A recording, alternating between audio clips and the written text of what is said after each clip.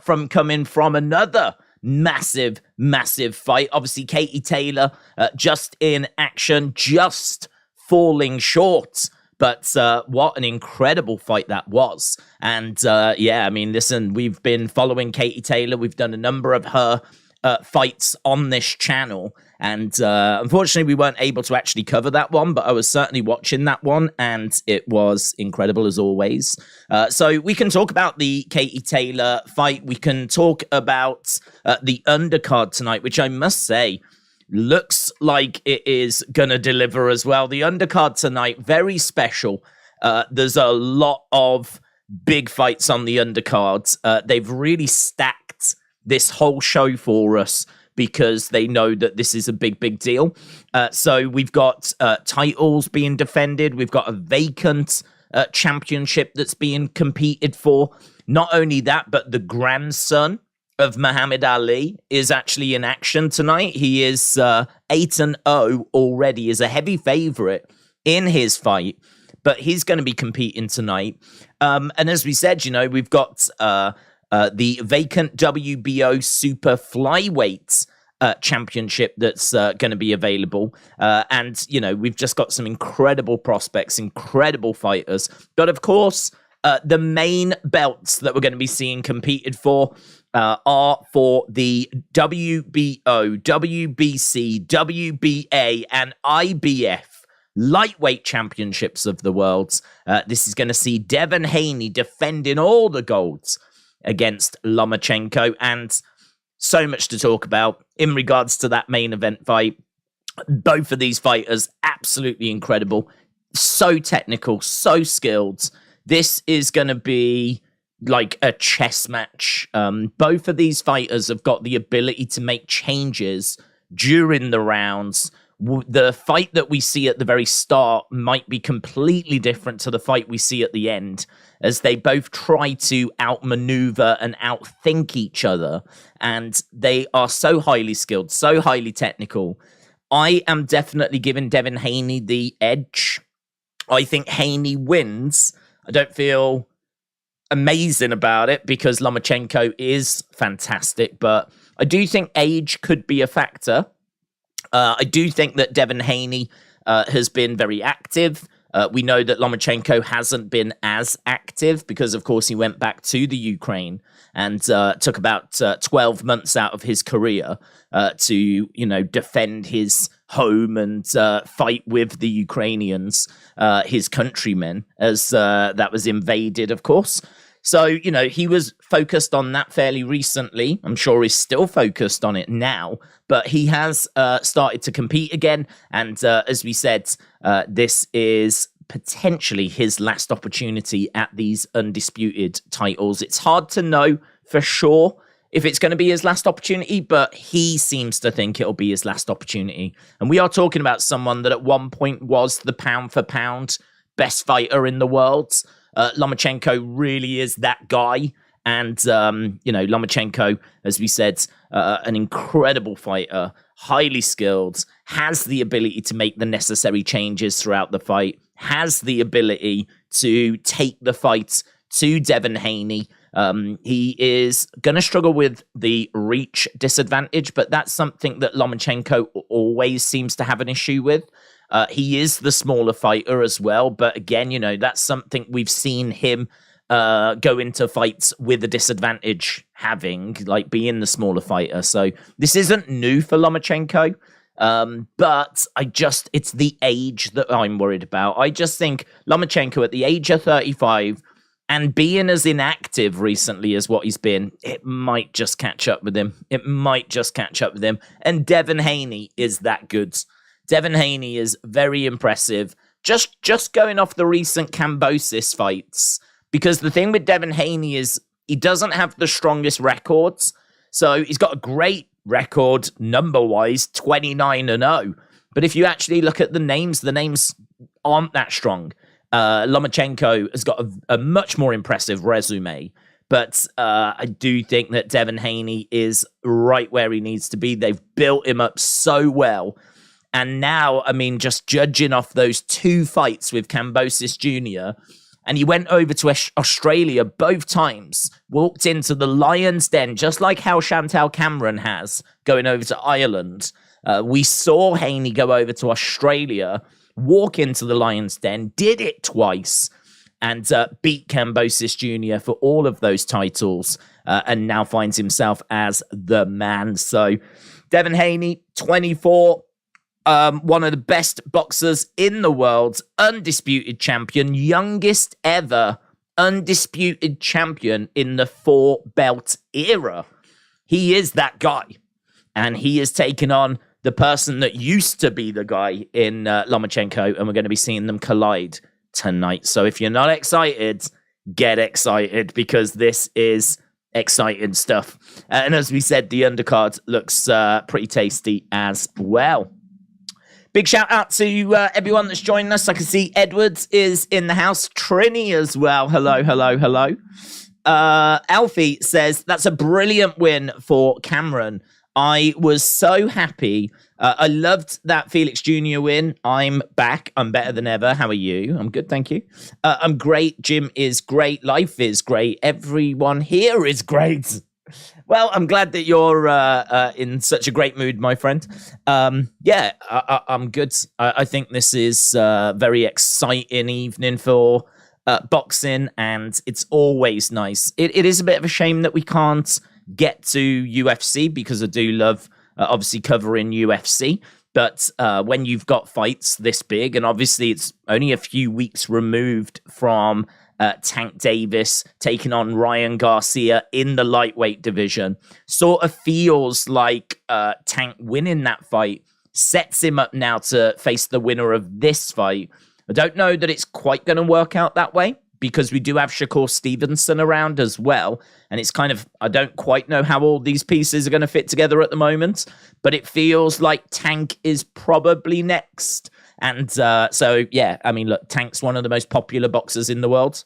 His last fight was like an incredible 1 million views for that fight, which really puts it in the upper echelon. If you can break 1 million pay-per-view buys, then, I mean, you are big time. You are serious. You're not just big time. You are all time, right? We're talking like legend status. And that last fight did those kind of numbers. I don't think tonight we're going to see those kind of numbers, just because this one really is for if you're a real fan of boxing, which sounds crazy because it does involve the champion and the championships. But Devin Haney is not the most exciting fighter to watch. He keeps things very tight, very clean. He does what he needs to do. You know, there's no wasted energy in there. He's not wild. He's not hunting for big knockouts or anything along those lines. He gets in. He's tidy. He's polished. He's highly skilled, technical. Like, everything he does by the textbook. And sometimes the textbook's a bit boring, right? So Devin Haney is someone that I think might struggle to get the kind of numbers that we see from Tank Davis, that we see from some of those like Canelo and some of those more eye-catching fighters.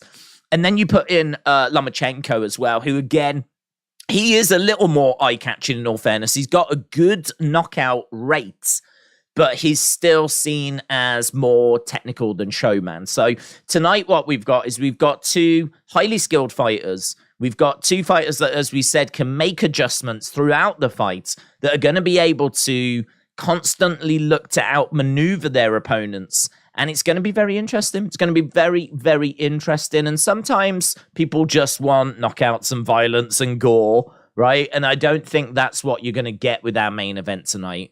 I think this will go the distance. I think whoever wins this wins it on decision. I think that's probably another reason why I'm leaning Devin Haney, because I think over that period of time, Devin Haney, the younger fighter, is just going to look a little bit crisper. He's just going to look a little bit fresher over that period of time compared to Lomachenko, who, as we said, is 35. A lot of people are saying that he's on the decline. He's on the descent. His prime is past him now, which could be. And so a lot of people are making those kinds of noises. And across 12 rounds, it could start to show. So I think that he really put in a shift if he's going to get his belts back. And across 12 rounds, going the distance, it's a big ask. It's at his age, the age of 35, which doesn't sound that old, in all fairness, in this day and age, right? And he's certainly looked after himself. So let's not paint this like he's 47 or something, right? He's 35 years old. It's just that he's not the same guy that he was like 5 years ago. There is a slight decline there, and which has been visible in his past few fights. Certainly seeing him as well losing that fight to Teofimo Lopez. There was definitely some bits there that needed to be cleaned up. But he is determined to get these titles back. And as we said, he's been very vocal about he thinks this could be his last opportunity. So for me, I'm leaning Devin Haney. It's going to be a case that it could come down. It could be very similar. It could be very similar to what we just saw in the Cameron-Katie Taylor fight, in the sense of, one judge had it a draw. The other two judges had it Katie Taylor by 2 rounds, and it could be that we see something similar along those lines. A very, very close fight that sort of swings back and forth at times, and we'll just see kind of where we go from there. So, right, looking forward a little bit. That looks a little better. I'm gonna run with that for a while and see if that'll hold. Right. Alfie said, I don't know if you saw, but my hometown, brackets Luton, beat Sunderland to get to Wembley. I'm glad you are well. I didn't, actually. I didn't see that news, so very good. I've seen that Luton's ground is kind of funky in the sense of how you get into one of the stands as you sort of go through people's houses. It's really weird.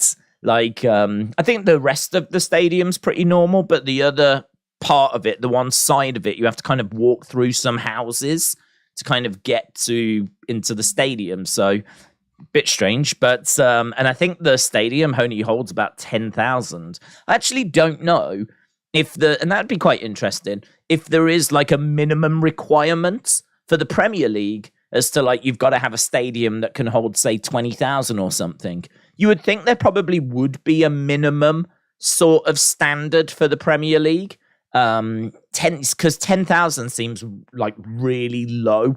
I don't know if there's ever been a club. There probably was back in the 90s. But I don't know if there's ever been a club with a stadium with a capacity of 10,000 in the Premier League. That's got to be amongst the all-time lowest. So I would imagine it's not going to be a problem. I've certainly not heard anyone saying if they win, they won't get promoted or whatever. But that does happen in lower leagues. Whereby if you've got a ground that doesn't meet the requirements for the league above, and because there's things like you've got to have 4 stands and things along those lines, or you've got to have a certain size clubhouse, or you've got to have a certain amount of parking and all these sorts of things in order to get to the next league if you do win your league. We have seen that happen in the lower leagues where teams don't move up because their grounds aren't good enough. And I was just wondering, I didn't know if there was maybe something like that for the Premier League. I've not looked into it. Edward said, Days, please read. I feel like Taylor was slower than usual, didn't land enough, and I had her 3 behind. I thought she won the last 3 rounds. I had it a draw, and I think that Katie Taylor will win the rematch. Interesting. James said, Arsenal bottled the league and now City are champions again without having to beat Chelsea. Miss Clown 1 says, I don't reach society's requirements to live in it, but hey, here I am. Of course you do. You exceed society's requirements. How dare you? How dare you? As we said, big night of action tonight. So we've spoke a little about Devin Haney and Lomachenko.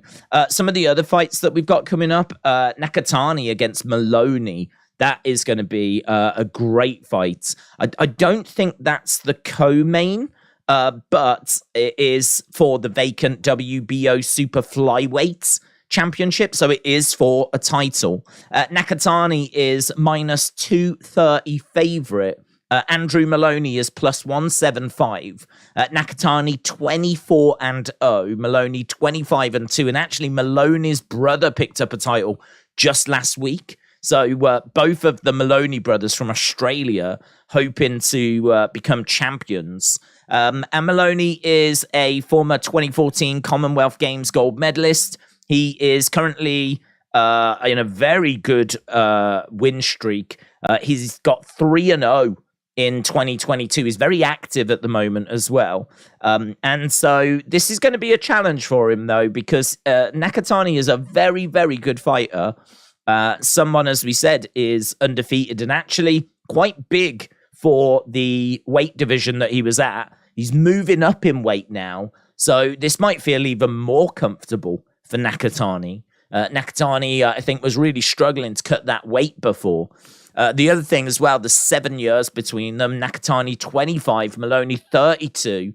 So again, you kind of think that the advantage will likely be with the younger man there.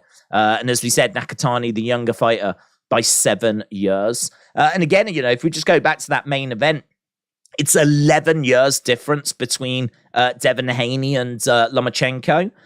Devin Haney, 24 years old. Lomachenko, 35.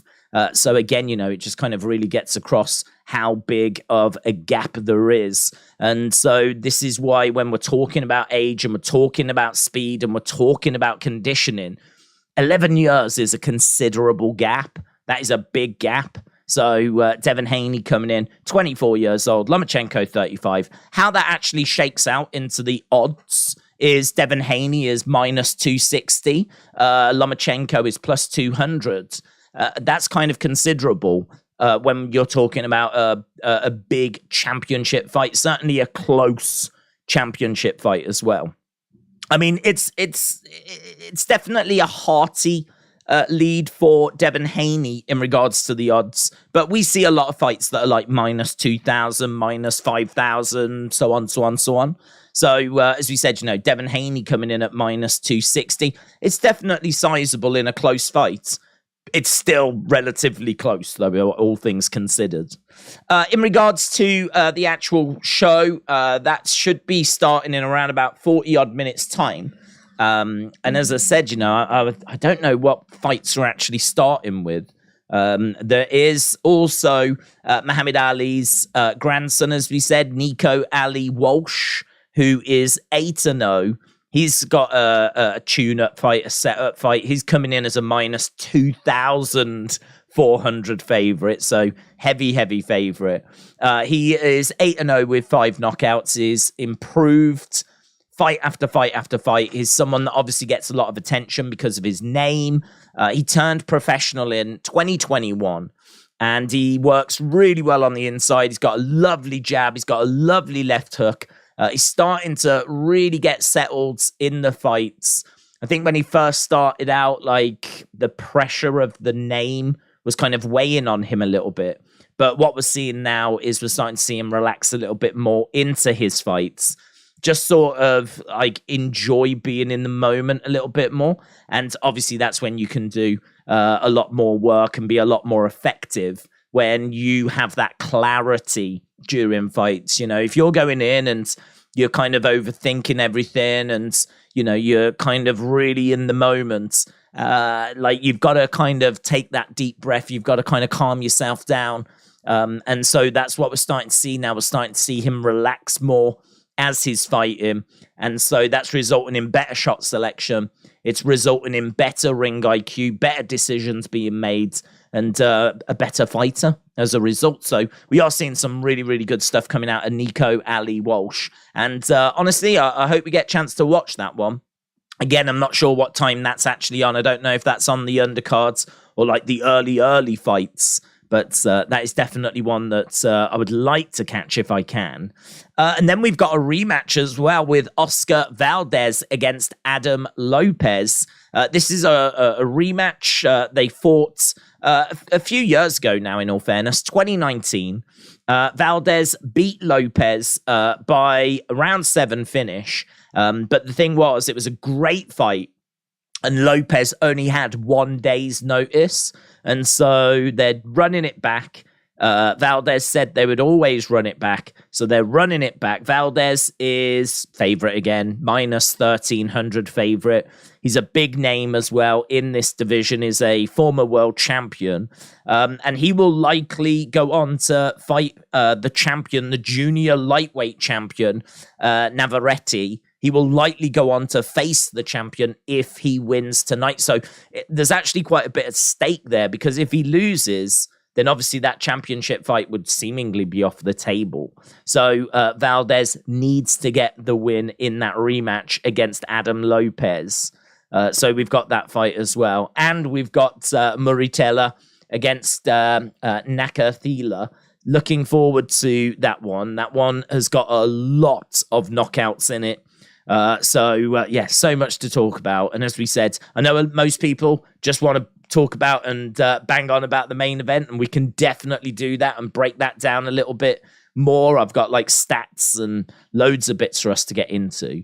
But really just to say it's a good card. It's a good card. JB said the USA is being charged $60 for this fight. Also, you need a monthly subscription to ESPN plus $9.99. In the UK, it's included in Sky Sports. We've got it so good. Yeah, so I didn't actually have Sky Sports, so I've just had to sign up for it. So it is good. I mean, certainly no complaints from me, but because we don't have Sky Sports, I've had to get it through Now TV, which is like $34.99. So in a way, I feel like I'm paying $34 because I'm not really getting Sky Sports for anything else. So in a way, I feel like I'm paying $34.99 for it. So this one is a little more expensive in regards to what we would normally pay. But that's really just down to the fact that I have BT Sport in the house. I don't have Sky Sports. But in all fairness, I think the Ashes are coming up soon anyway, the cricket. So I might have picked it up anyway, because I certainly would not want to be missing the Ashes. So who knows? Maybe I would have got Sky Sports anyway. But yeah, no complaints from me, because you're absolutely right. We've said a few times how, sadly, US friends get mistreated when it comes to pay-per-view prices. And we keep saying it as well, and I know I sound like a broken record on it, but there's a lot of talk about fighter pay, and I find it really frustrating because there's no talk on consumer pricing. So if the fighters are gonna get paid more money, and I think they should be paid fair, you want to see fighters getting paid enough whereby they can make a good living, they can look after themselves, their immediate family once they retire, because they are putting their bodies on the line, right? And it's one of those, I definitely want to see them getting treated right. Don't want to see anyone getting screwed over. I don't know where that balance is, but it is a balance, because you can't just keep paying fighters and expecting the public to be able to pay. And obviously, there's a cost of living crisis and fuel prices through the roof and food prices going up, and people are having to spend. And then you've just got all these big fights that happened and they're all charging astronomical prices in America. And the concern is, even though we don't have to pay those sorts of prices here in the UK, I can see it coming. I can see it down the road waving at me, because if they can get away with charging those prices in America, they'll do it here in the UK as well. I've got no doubt about that. The only saving grace is the fact that a lot of these fights take place in America in the middle of the night here in the UK.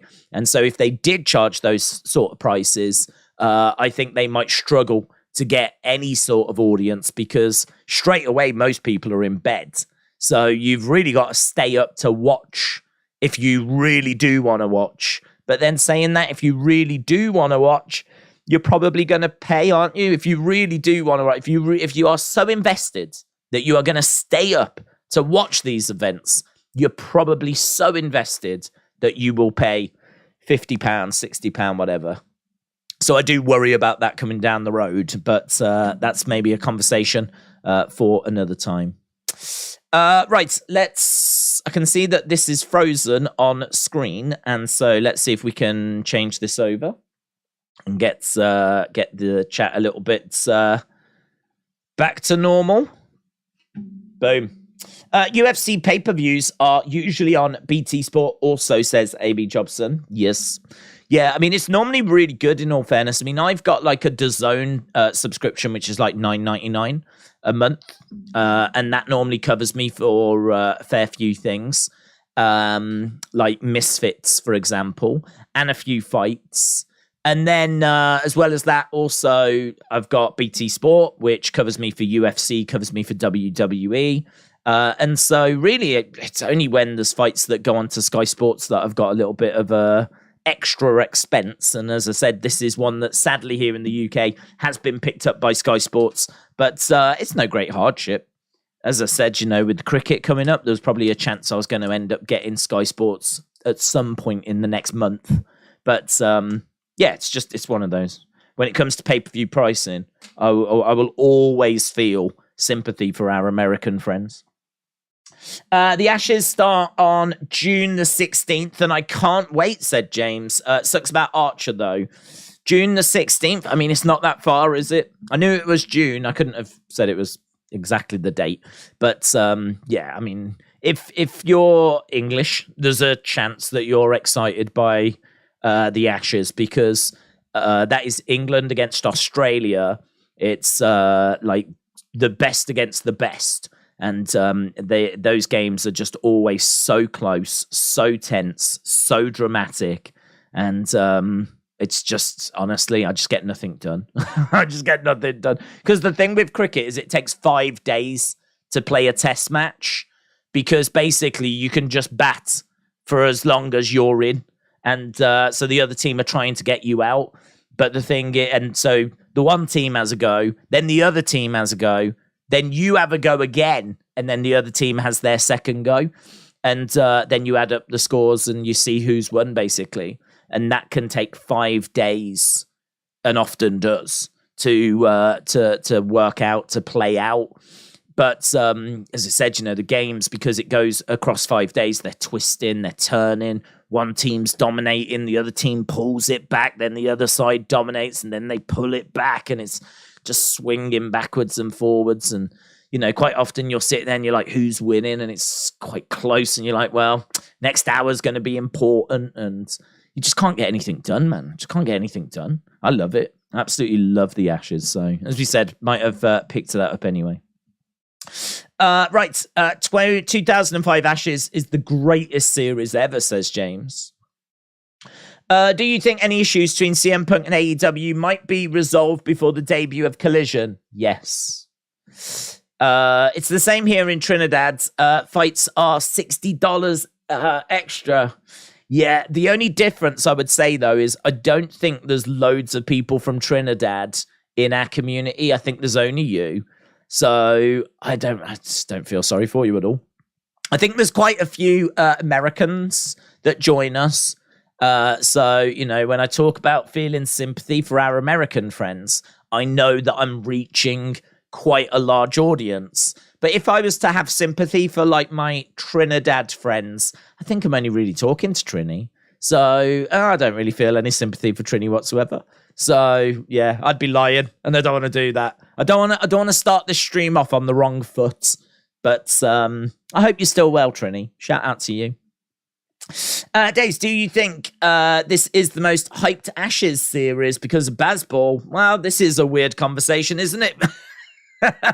we seem to have strayed into a cricket conversation. Is this the most hyped? I can't say it's the most hyped. I think that there's been. I think when you get close to an Ashes, there's always reasons to build it up, you know? I mean, I do think this one is a very intriguing one because of Stokes taking over captaincy and Bazball, as you said. And I think that England have just been absolutely scintillating to watch since making that change. But I don't know. I don't know that I can say it's the most hyped. I've been pretty hyped for all of them. I went to the one in 2005. I was actually, I don't know if you remember, we're only staying on cricket for a moment, don't worry, right? But in 2005, it captured the imagination of the country so much that I believe there was about 20,000 people turned away from Manchester that turned up to try and get into the ground to watch the fifth day's play, because normally you would try and get a game done in 4 days. And then the fifth day, if it does go to day 5, they basically sell the tickets on the day. I don't think they do it that way now. I think they sell day 5 tickets in advance. But in 2005, they didn't. And I was off. I don't know, for those that have watched the channel before will know that I had a broken ankle thanks to a hula skirt in 2005.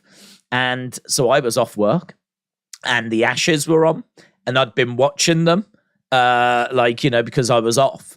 And so I jumped in a car, got to Manchester and got into Old Trafford. So I actually watched that day 5 in Manchester with 20-odd thousand people not being able to get in. I managed to get in, which was amazing and awesome and had a fantastic time.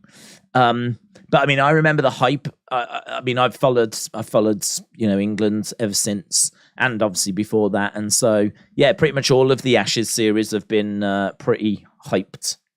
It's the Ashes, isn't it? It's the Ashes. The thing with the Ashes is it's got the history. You talk about Bodyline. You talk about the 2005 series. I mean, obviously now it conjures up images of 2019 and Stokes at Headingley. It's weird. The conversations that we could have, but we're not going to because of it being a boxing stream. But yeah, I'm very excited. I think the most expensive pay-per-views we get in the UK are the British mainstream boxing ones on BT Sport, around £30. I don't think I've ever seen higher than that, said JB. Yeah, no, I mean, I don't think I've seen higher.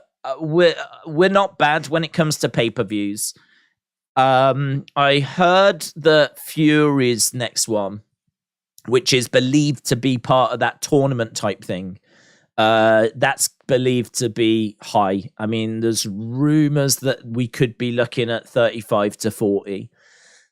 So again, it's sneaking up all the time, just like everything else. It's sneaking up all the time. But it's one of those things, as we said. I can see it coming. I can see the prices going up and up and up. Just have to be very thankful that for these sorts of events, we don't get stung for these. I mean, you just can't argue, can you? Devin Haney, Lomachenko, one of the biggest fights of the year, one of the most anticipated fights of the year, is just available on Sky Sports. Sky Sports main event, if you are looking for it in the UK, which it is. You have to subscribe to it. It's going to be like a subscription for ESPN, for example. But that's it. Once you've got it, there's no extra charge. Right. Today is not Boxing Day, said K-pop lover. It feels like it is. Kian said, hello, Days. Hope you're well and you have a good stream. Thank you. And weekend. Thank you. You too. I'll be in the chat after I've watched Transformers. Okay. So I'll pop in and out and I will be back after the film. Enjoy the film. Rivi says, hello, just popping in to say a quick what's up? What's up? Feel like we've strayed into the 90s. Keaton said, I don't watch UFC or boxing, but should I start? It's up to you, my friend. It depends if you enjoy it. I think that if you are a fan of wrestling, then it's a very easy step to take because to be honest, like for me, they all kind of came along at the same time as I was getting into wrestling. I feel like it was around that time I was getting into boxing. I think I was already aware of boxing before wrestling, though. I'm pretty sure I'd been watching like Frank Bruno. We had some of his fights on because my folks aren't really massively into sport, but when I was young, I definitely remember watching like Bruno fights, which I'm sure would be around the early 90s, certainly getting into the mid 90s. And then going into like Lennox Lewis fights. I don't remember watching many early Lennox Lewis fights, but certainly did towards the kind of end of the 90s, for example. But I think early 90s was more, we were watching Bruno. Late 90s, we were watching Lennox Lewis. Obviously, you had Prince Nassim as well. Obviously, Mike Tyson fights. I mean, Mike Tyson was probably the biggest sports star along with like Michael Jordan at that time.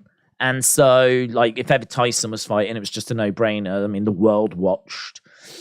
So yeah, you know, those are the kind of things that we were watching. I think I was probably watching boxing by the time I'd got into wrestling, but I feel like it'd probably be a very close. But because of wrestling being combat conflicts, you know, boxing, UFC, they're naturally sit alongside.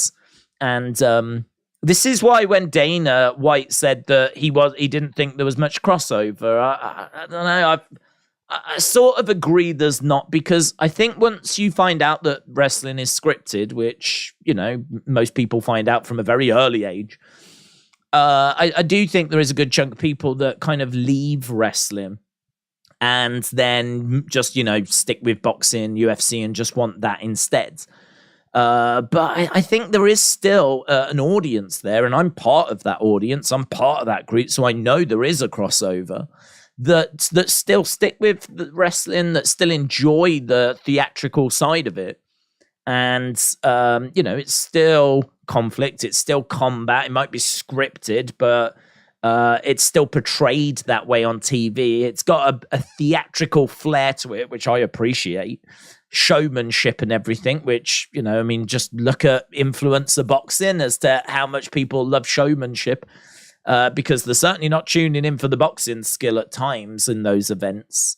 I'm not knocking influencer boxing. I'm just saying that sort of showmanship we know is definitely grabs people's attention and definitely is something people are looking for. In a way, I suppose it's just a bit of a shame that professional wrestling is scripted, because if it wasn't scripted, if you could have that kind of showmanship and not have it be scripted, you could have quite an interesting product. I suppose, I don't know, has it ever been done? I'm not aware of like real professional wrestling done real. Like, has anyone ever given that a go? I mean, and I know that wrestling, like UFC, kind of fills that void, but yeah, I think there is a crossover, but I don't know how much I agree with Dana. I find myself sort of agreeing, because I do see a different community when we do UFC streams compared to boxing streams. So it feels to me like there is a difference there. We don't see like loads of the same people doing like being in both. So I don't know quite what that number is. Certainly Dana doesn't think it's anything sizable. But it's an interesting conversation, isn't it? It's an interesting conversation. But I would say that if you're into wrestling, I think that you would enjoy boxing. I think you would enjoy UFC. But sometimes it can just be tricky to find a way into them. That's all. Although saying that, I have had so many people, and I'm not blowing my own trumpet, right? I know it might sound like I am. I'm not. But I have had so many people saying that they didn't watch UFC and they didn't watch boxing, but because we did it on the channel and because we did watch-alongs and because they know that they can hang out with people they hang out with normally for wrestling, and they know that they're not going to be like, you know, told they're idiots for not knowing this and that and whatever, right? They enjoy hanging out here, and, you know, as a result, they've enjoyed discovering UFC and they've enjoyed discovering boxing, and, you know, they can kind of understand the appeal of those things. So that's quite rewarding to know that there's people out there that have found new interest because of the watch-alongs that we do. So yeah, that's cool. That's a nice positive. And hopefully there'll be a few people that discover boxing tonight. Good night to discover it, in all fairness. Trini said, once combat is involved in a sport, scripted or not, I admit I enjoy it. But then the only sport I don't enjoy is golf. I mean, WTF is golf. Yeah, I must admit, golf is one I've always struggled with as well. That is one I've always struggled. I always, and I know I'm wrong on this, right? I'm quite happy to admit I know I'm wrong. But golf, to me, always seems like a sport that is way more fun to play than to watch. That's how it seems to me. Because every time I've sat down and tried to watch golf, I'm like bored. Unless it's the final part where you've got the people coming around for the final time to, like, you know, finish it off. And it's like, you know, Tiger Woods, he's got like 4 holes left and he needs to get all of them in, you know, 3 shots or whatever. And you're watching to see if he can do it. Like, I can understand the appeal of that, but all the rest of it. Watching a load of people go around that just ain't going to have a chance of winning this thing anyway. Do you know what I mean? Like, I just feel like there's a load of people out there. There's loads of people walking around at different holes, playing at different times that are just so far down the pecking order. I don't even know why we're watching them. Do you know, like, why not just have like 10 people or something? Like, you know, the best 10. Like, find the best 10 and just send them out and we'll watch 10 go. I feel like there's about 50 odd people that go wandering around or whatever. So, yeah, most of the time there's just a load of boomers I've never heard of. But I do remember walking into a warehouse. Right, this is a bit of a weird story. I used to work for a retail store company and went into the warehouse. I was sent to the warehouse to kind of learn a bit behind the scenes. And so I went to the warehouse. I was a bit nervous, in all fairness, because, you know, warehouses, didn't know anyone there. And it was a completely different world. I mean, there's no customers, there's no stocking of shelves. It's just, you know, completely different world. So it felt a little bit out of place. Walked into the office. The guy's office that ran the warehouse had a massive projector. I mean, it's still to this day one of the biggest things I've seen projector-wise outside of a cinema. It took up like his whole wall, and it was incredible, like the size of it. And they were just both sat there watching the Masters. And he was like, you know, don't tell anyone, but today's going to be a quiet day for us here. And then I realized that, you know, it's a very different world in the warehouses. So yeah, so I know I'm wrong. I know there's people that enjoy watching it because like the guy that ran the warehouse was quite happy to sit down and just watch the Masters. I think his second in command was just sat next to him as well at like this massive board table. Like, you know, this is clearly where they have big meetings. And they were just sat there just watching the Masters. He even at one point got up, grabbed a golf club. He had some golf clubs in the corner of his office. And he was like practicing his swing as they were both watching the action on screen.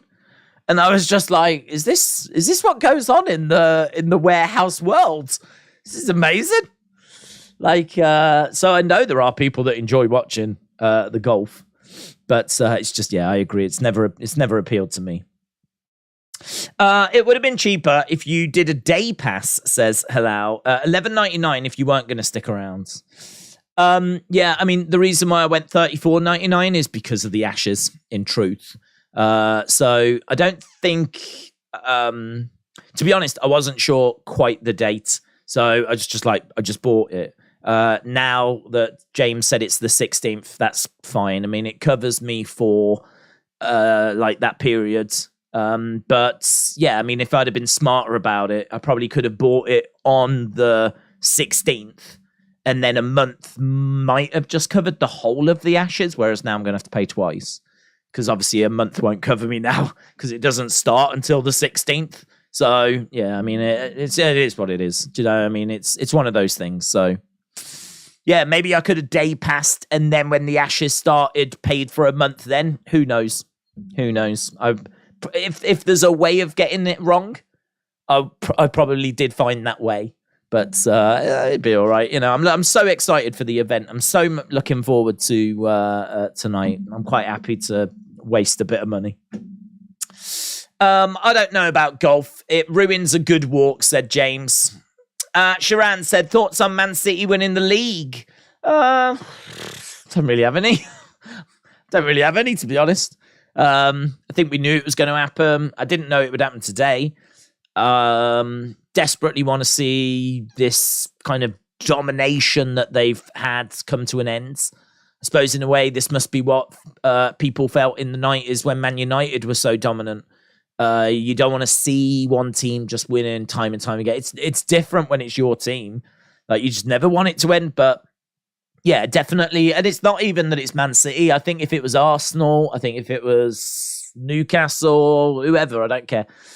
Unless it's Man U, you definitely want to see. I think it would be better if it was just the teams and it was like Arsenal this year, and then it was Chelsea last year, and then it was Liverpool the year before, and then it was Man City, and we were just like, there was constantly, you never knew who it was going to be. A lot of people thought it'd be Man City, because I think this is their 5th in the past 6 years.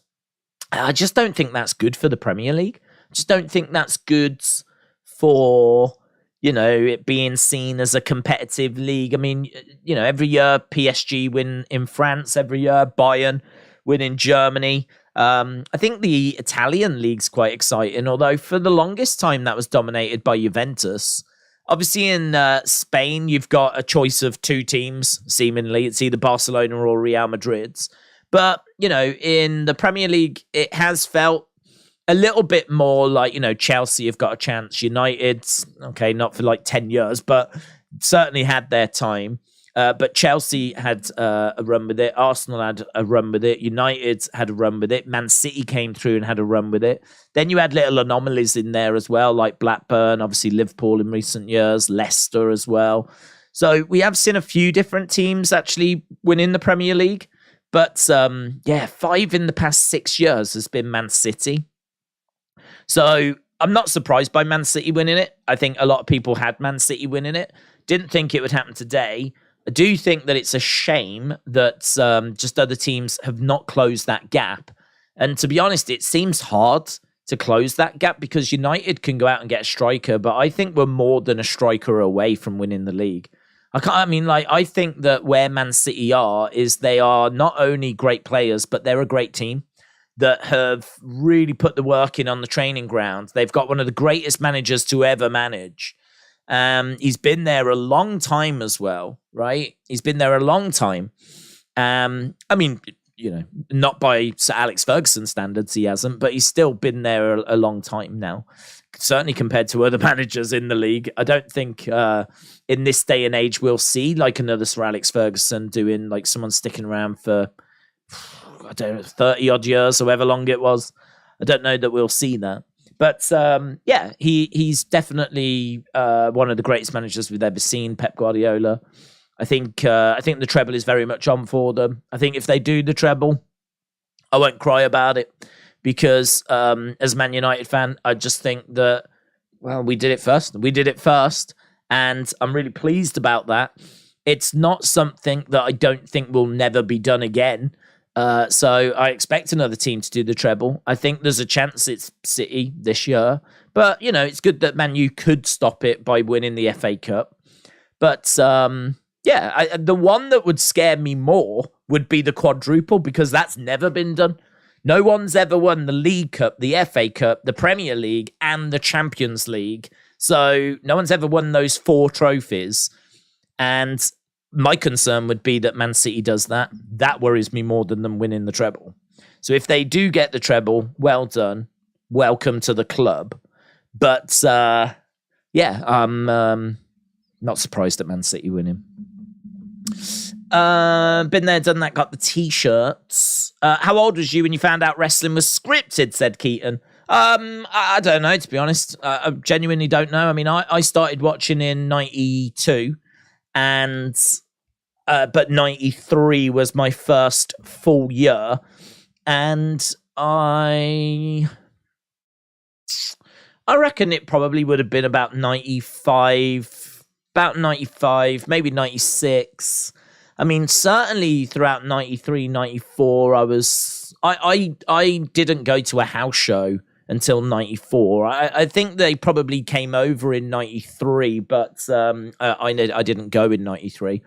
I've never actually looked to see what the show would have been if I had have gone, but I definitely remember going in 94, and we even looked at the card on a previous stream, and it had the likes of King Kong Bundy, Alondra Blaze, Undertaker, Shawn Michaels, I think Adam Bomb was on the card as well.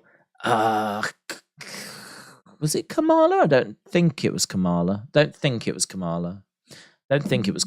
trying to think who Undertaker might have took on. Can't remember now. Oh, IRS comes to mind as well. I think IRS was on the cards.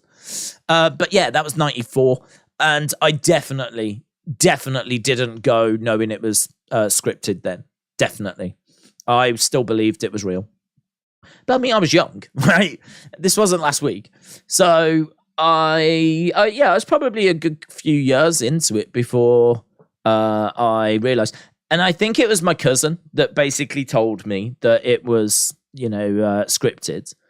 And I didn't believe him at first. But once someone puts that seed of doubt in your head and you start looking at it, then you can start seeing things that you didn't notice before. I've said before, professional wrestling, I never saw any botches when I was young. It's funny because now, like, people point out botches or you see botches and, like, you go, botch, whatever. That'll be on Botchamania, right? And I distinctly remember going, oh, they never used to botch when I was young. Isn't that like, it's like a modern thing? And of course you go back and you go, oh, they did. And they did. Of course they did. Never saw it. Never. I mean, either you just dismissed it because, to be honest, botches don't really exist in real fights, do they? You can swing and miss for something, right? Or you can try something in a boxing thing or a UFC. It's not necessarily a botch. It's just part of a fight, isn't it? In a fight, you might go for a shot and completely miss. You might try for something and fall over or whatever, because in a fight, you're in a fight. It's a scrap. And I think if you view it as a fight, as a contest, as a battle, then you kind of accept that it's not going to be perfect. Like, the fights aren't perfect because it is back and forth. It is slips, trips, scrappy.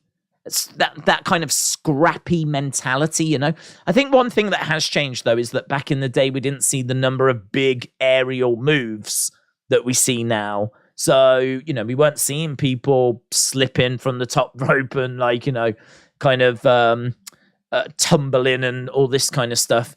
It's hard to kind of botch a clothesline. It's hard to botch a leg drop. It's hard to botch a bear hug. And so, those are the types of moves that we were seeing. Those are the kind of things that you would see in wrestling matches. Whereas now the move sets are so much more advanced and intricate. I think there probably is some truth in the fact that, the move set is a lot riskier now, which means that it's easier to botch and the botches stand out more. But there are botches from back in the day. There are things that went wrong back in the day. But just, because it was all within a fight and because you're not looking for them as a kid, just didn't stand out. None of it stood out. So even those types of botches and things just didn't register as this is fake, First time I saw wrestling was at a mate's house in 92. His dad was watching SummerSlam in the living room. Very cool. That's very cool. Why don't you stream UFC anymore, says Billy. It's just because of how competitive Saturday nights are. So it's not really a conscious decision to not stream UFC. It's not so much about not streaming UFC. It's more about streaming boxing. Like, we have to do this event tonight. This is a massive, massive contest. This is for the 4 belts in the lightweight division. We did Haney Kambosos. We did Kambosos Lopez. We did Lomachenko Lopez. So this isn't something new that we've started doing. It's not like we've just discovered boxing. What it feels like, actually, is I think boxing took a while to wake up from the pandemic. So during the pandemic, boxing went into hibernation. We did get some boxing, but the events were, greatly reduced. And so I think there was nothing else going on, to be honest. Wrestling was on a Sunday. Boxing was greatly reduced. And so we just went through a period where we could just hammer UFC week after week and loved it. Love UFC. Still love UFC. That hasn't changed. But I think what's happened is wrestling has now switched to a Saturday, which causes problems because that means once a month now we're out the picture. And then boxing's woken up from the pandemic. And now we're starting to see big boxing events coming along. And as we said, it's just been a little bit of a change. And one that I think has been kind of a positive change. It's nice to have some variation and to be able to, get stuck into some of these big events and get hyped for seeing big championship fights. I do think that UFC have sort of shot themselves in the foot a little bit with their just staying in the apex as long as what they have with fight nights. I think that their big pay-per-view offerings are normally fairly solid, but I think the fight nights have been lacking for a long time. And as a result, we've seen the views of those fight nights really struggling for a long time as well. So I sort of think there's not much of a decision to make in regards to do we tune in for this 4 belts undisputed lightweight mega fight between Lomachenko and Devin Haney, or do we tune into the fight night?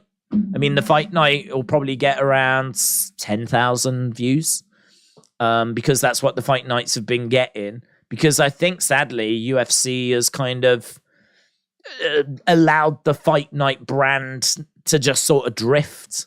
And so I think that for too long, they just stayed in the apex. I don't think they made their fight nights, you can't miss this kind of offering, which meant that just week after week after week, we were seeing the views just being around 10,000. It started to even dip below that, which means now when you do have something like this event tonight, which is a no-brainer to watch, the decision isn't that hard.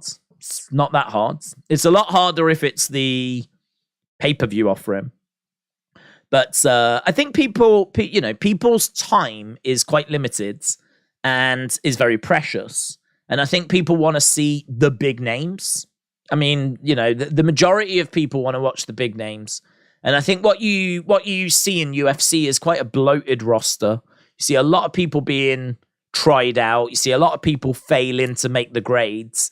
And the end result is that you do get a few diamonds that come through. But to be honest, as long as you tune in for the pay-per-views, you'll see the people that largely you need to see. I do think they need to sort of have a little look at a few bits and just make that product a little bit, a bit stronger. It feels like UFC are missing some big personalities as well. Conor was such a driving force for the UFC that, he was 1 in a million. I mean, it's hard to say they don't have another Conor because there just isn't another Conor. But I think they've really struggled with finding personalities. And this was actually brought up to Dana where Logan said, why don't you media train them? Why don't you bring out their personalities? Why don't you help them to be better at press conferences? Because I agree with Logan on this. When you watch some of the press conferences, it can be very frustrating and with boxing as well, because you get a lot of fighters that work hard in the gym. And to be honest, I think this is part of the issue. They work so hard in the gym. I don't think they have much in the way of personalities, because I think their lives, they're just told what to do. You eat this, you go here, you do this, now you rest, now you're back in the gym. And they're just like, Do you know what I mean? Now you do this, now you do that, now we're going here, now we're going there. And, they've got managers, they've got people that look after them. And when do they actually, because I think like your personality develops as you're put into, various situations, life situations. And, you have to learn to kind of stand on your own 2 feet and talk for yourself and, find yourself, let your own voice come through. I just think a lot of these fighters just don't do that, don't have to do that. And so I think that might be a reason as to why I would say the vast majority of fighters are very quiet, to the point. There's a few that have got a few things to say, but even some of those that have got a few things to say, they're not the most captivating of speakers. Like, we hear people just like making noises and like throwing out lines you would hear in a playground. Just real low level kind of trash talk. And they don't really have anything more than that. And what made Conor stand out was, wow, he could talk, man. He could talk, not only from a projection point of view, but the things he was saying. He was so quick. He was so witty. Someone interrupted him. Stevens interrupted him, and that classic line of, "Who the F is that guy?" Right? Who the F is that? Who is that? I don't even know who that is. He's on the stage with a load of top names, load of top fighters. Someone starts having a pop at him, and he's like, "Who the F is that guy?" Such a great put down line. I don't even know who you are. You might be on this stage, but I have no idea who you are. Such a great line. But he was always coming up with witty lines like that. And I think that ability to talk is so important, because that is part of what made him a star. Yeah, stepping into the ring and being a killer definitely helps. And, his shot against Aldo and so on. But I think that, when you talk about Conor, you think about a lot of those press conferences. And I think UFC definitely have struggled. Dana said he doesn't want to do media training because he wants people to be themselves. But the problem is, if you're surrounded by a load of boring people and they're just going to be themselves, what you're surrounded in is a lot of boring people. And so it does feel like there needs to be a little more fire. I don't know. Maybe they just need a bit of help to kind of come out of their shells.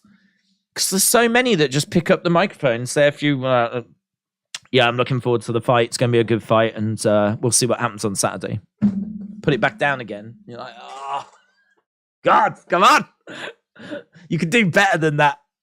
I mean, what I will say is the build for this one between Haney and Lomachenko has been fairly interesting, because Devin Haney wanted Lomachenko 4 years ago when Devin Haney was 20. I mean, you got to give him props, man. I mean, he was calling out Lomachenko 4 years ago when he was only 20 years old, which is mental.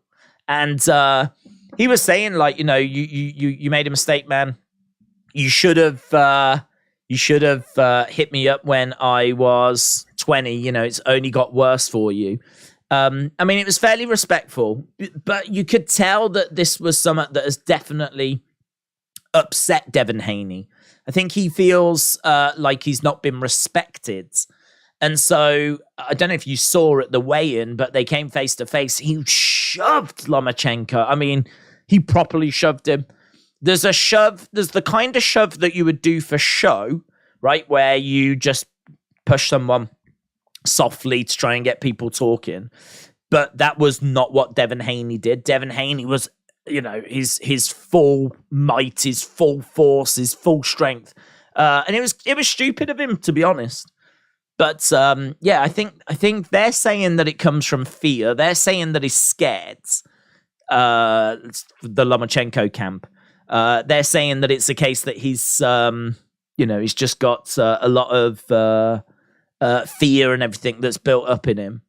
I don't know if that's true, but I think he feels disrespected. I think there's disrespect.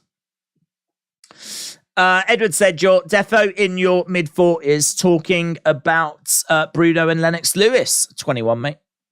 21. Have you ever heard of YouTube? Big Chugs said they did that when everyone was emulating Connor, but people can sense ingenuousness versus fake. I don't want boring personalities, but I don't want scripts. No one's saying get scripts. I think what I'm saying is you don't train people to be Connor, but what you do is you basically show them the advantages and try to do a few sort of training sort of scenarios with them, just to bring them out of their shell. I mean, I think sometimes some fighters don't necessarily see the value to it. They know that as long as they win, that's all that matters. But I would make the argument that there is potentially just as much value to showing off and stealing a press conference as there is to showing off and stealing the fight. Because, if you can talk and you can get like people, and certainly in this day and age with social media, like you could be trending and people could be talking about you all throughout the build up to the fight. The fight is just one moment, whereas the actual build to that fight is months. So if you're a good talker and you're a good showman and you're someone that can grab attention, you can dominate the news for months. And then you get to the fight, which is just one night. Now, I know there's going to be an after effect. I know the winner will obviously go on and have a boost to their career, whatever. But I mean, if you're someone that can bring eyes, if you can shift pay-per-view, right? And the chances are you will if you're a good talker, you're going to have value anyway. Your value is that you can shift pay-per-view. And if you can do that regardless of if you win or lose, I mean, you are just untouchable. So I kind of think there's so much value to people being able to talk, but no one wants scripts, because then you're just going to have a load of people that just sound, as you said, fake and whatever. And look, it's not going to be for everyone. Not everyone's going to be able to do it. But I do think that there are some that are going to be able to do it that just haven't been, kind of not forced, but helped, shall we say, to come out of their shells. I just think that, it's there. You've just got to help them bring it out.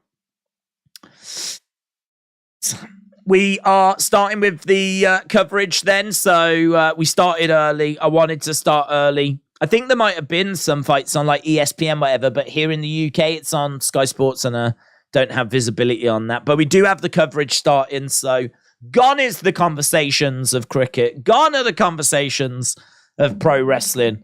We're fully dialed in now to boxing, and it should be a fun evening, as we said. Matt, shout out to you, mate. Hope you're well. Matt, in the chats. We've had, I haven't looked at our poll either as well. We've had 345 votes. Let me just quickly look at this. 63% of people have said that Devin Haney is going to be victorious. So 63% of people are with Devin Haney. 37% with Lomachenko. Matt said, Days, what will we see more of tonight? Primal savagery or technical skill? Technical skill. Both are equally enjoyable to watch, but what do you personally prefer? It'll be technical skill tonight. I don't think that these two... I think you do have to have a degree of primal savagery, but that is not what these two are known for. Devin Haney and Lomachenko are both very calculated, very technical. If you was to sit down with a couple of fighters right now and write the textbook of boxing... these are two good fighters to sit down with, to be honest. Lomachenko, as we said, was pound number one. And Devin Haney, I think he has just been so savvy in the ring. He is someone that has done a fantastic job of breaking down his opponent's game plans fighting a game plan that works. I mean, we saw him pretty much completely neutralize Kambosos Jr. in Australia. He just went in there, kept it tidy, worked the jab. He's got a great lead hand. He was just like, jabbing away, working away. And he was just not allowing Kambosos to get in and do the work that he needed to do. Devin Haney, very good with that lead hand. Very, very good at dictating the pace. He tends to win rounds, like do what he needs to do to win rounds. And then he just doesn't allow you to get into the fight. And he did that against Kambosos. And as we said, there's no primal savagery that's on display. He just knows what he needs to do. And so, yeah, I think it's definitely going to be technical ability that we're going to be seeing tonight. Right, we've got our first fight that's going to be starting, and this one's quite exciting because this is the grandson of Muhammad Ali, Nico Ali Walsh, 8-0, 5 knockouts. He is minus 2,400 favorite, and 99% of people on Tapology have said that he is going to be victorious tonight. So let's go Ali Walsh. He is taking on Rosenberger, and I really don't know much about Rosenberger. All I know is that he has got a record. I think he's a journeyman because, well, he's not a journeyman per se, but he's 13-9. So it's not the strongest record. It's all right, but, in boxing, we see a lot of people that are undefeated or only have like 1 or 2 losses. This guy's coming in with 9 losses and 4 draws. So he's got as many losses and draws as he does wins. And as we said on Tapology, a good chunk of people only give him 1% chance of winning this. So, this is the grandson of Muhammad Ali, turned pro in 2021. Good on the inside. He's got a good jab. He's got a good left hook. He looks more relaxed, as we said. He's been working with Sugar Hill Stewart as well, the trainer of Tyson Fury. So they've been putting some work in. And his last 2 wins have been by unanimous decision, which is a little disappointing. Obviously, you want to see him getting knockouts in these kind of early fights in his career. But he's looking good. He's definitely improving. And I believe he was the WBC 2022 Prospect of the Year. So that's quite exciting. First 8-round fight of his career now. So this one is going to be 8 rounds. First 8-round fight of his career. And we'll see how this goes for him. Brett has said he is embarrassed to watch what wrestling has become. Kyle the Smile said KSI should fight Haney. Haney wouldn't last 30 seconds. No, you're right. I don't disagree. I really don't disagree. Elbows are hard, man. If you're going to get smashed with an elbow, you're probably not going to last that long. He's trash on the inside, but jab and range control, says Smooth Realism. Luke said Katie wasn't good tonight. She lost it in the early rounds. Yeah, she did. You're right. It's a hard one to score. I think that Cameron just edged it, but had it have been a draw, I don't think that would have been the biggest robbery. And I don't know if it's the kind of Katie Taylor fan in me that wanted a draw. It was one of those where I didn't have Katie winning. Katie winning I would have had an issue with. But for me, I really got to the end of that fight thinking this I feel pretty good for the draw here. Conor, of course, thought it was a draw as well. They spoke to Conor McGregor after. He said it was really close. He thought it was going to be a draw. But sadly, it just didn't go that way. And I'm saying that being English. Obviously, Chantal Cameron from England. But I really rate Katie Taylor. I've so enjoyed watching her fight that, I think Cameron might have just edged it. But as I said, Part of me was like sat there kind of hoping for the draw. Katie straight away though said she'd be up for the rematch, but I don't know. She has just looked a little slower in recent fights. Katie Taylor, she used to be so quick, and she still shows that speed at times. But yeah, she's definitely showing signs of slowing. I don't know if we're seeing her like on the back end of her career now. I just don't know if it's catching up with her. She's been in some real battles, and it really could start to be catching up with her now. Right, the bell has sounded, and we are underway. So round 1 of 8. Ali Walsh in grey shorts, Rosenberger in gold and black.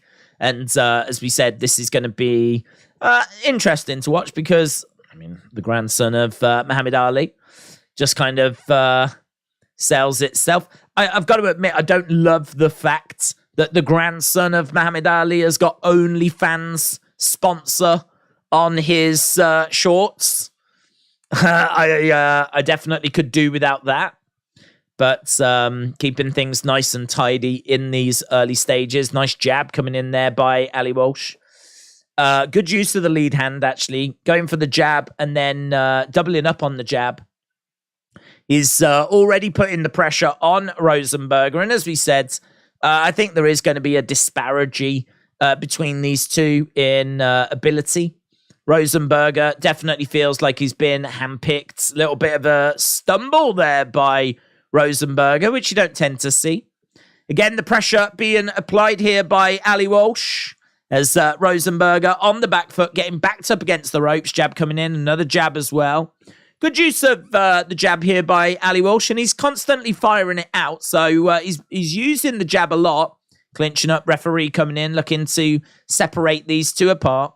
And again, we've got Ali Walsh just stepping forwards. Jab coming in there again as Rosenberger is struggling to get into this. Definitely an Ali Walsh round at the moment. Rosenberger hasn't really offered anything in response. And again, a couple of jabs coming in. Really would like to see Rosenberger trying to get in. Some of these shots, though, look really heavy by Ali Walsh. And again, just going right back out to that jab, throwing it out, constantly working. Lovely. That's a lovely counter hook that's come back by Rosenberger, though. And that definitely has just given Ali Walsh something to think about. Body shot coming in there by Ali Walsh. Rosenberger is trying to measure his counter shots.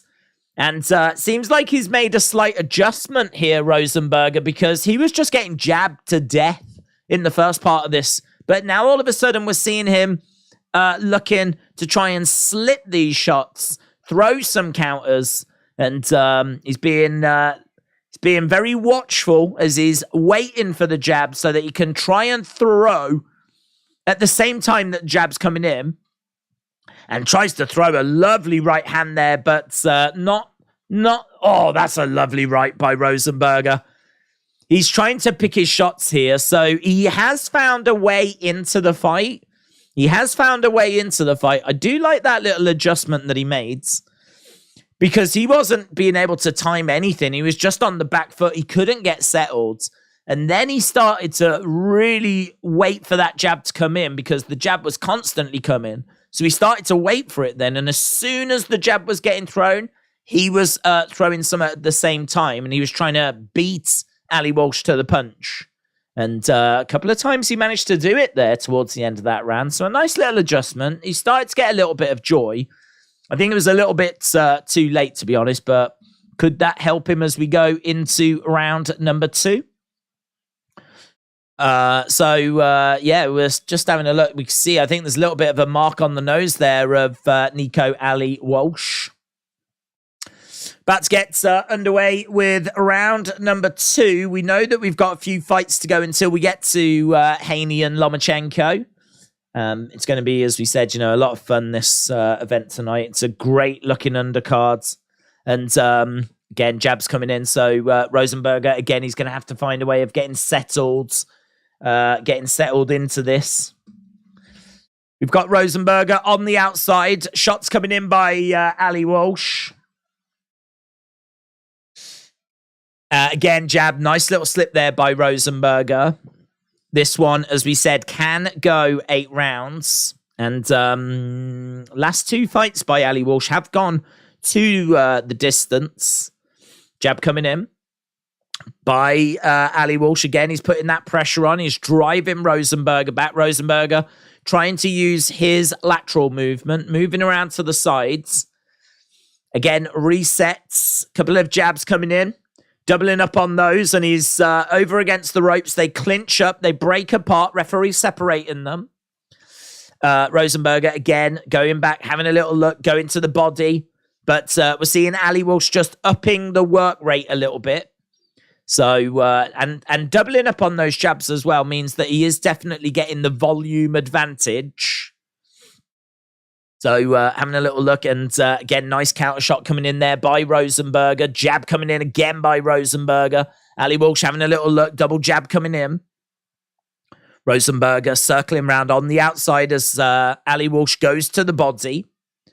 Rosenberger backed into the corner, tries to throw a big overhand right. Camera angle is a little strange. We're kind of we're elevated here, so can be kind of hard to see how over these shots are, if they're hooks or if they're overhands.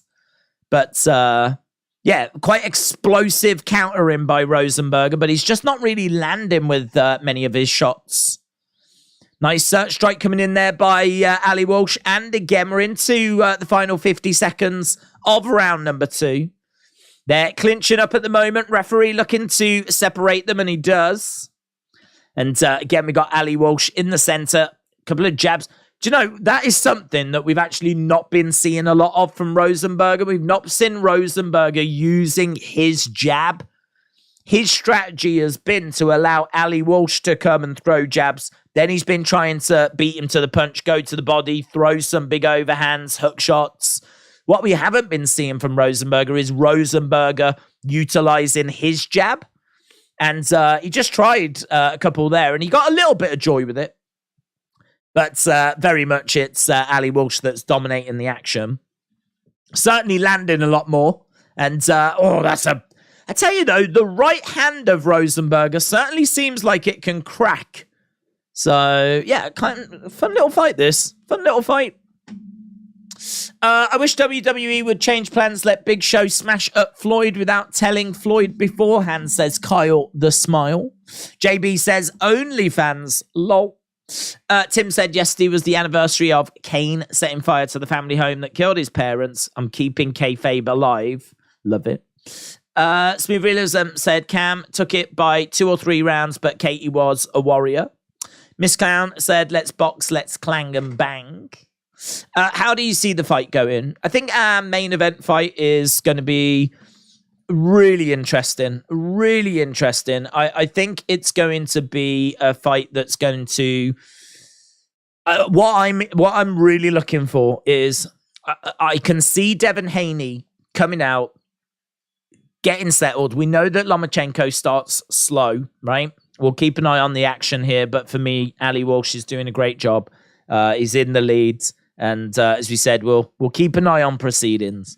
But in regards to our main event, I think we're going to see Devin Haney come out. He's going to settle himself in. He's going to work the jab. We all know about his jab. We all know that his lead hand, very effective, very versatile as well. He uses it as a range finder. He uses it as a jab.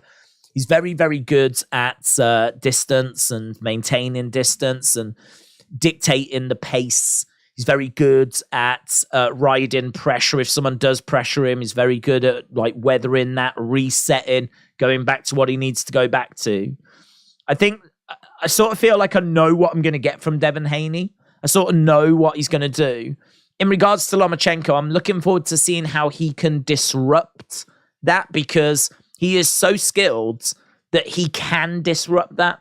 And I think that it's going to take a while for Lomachenko to get into the fight. I think that's a concern, because the concern I've got is that he's not going to have the gas tank to look great in the later rounds. We know that Devin Haney is 11 years younger. That is massive in boxing. 11 years difference is huge. And we know that Devin Haney has just gone the distance with Kambosos. We know he can go the distance. We know that he can fight throughout that time. We know that he's consistent. He looks good from round 1 through till round 12. Lomachenko always loses the early round or rounds as he downloads information.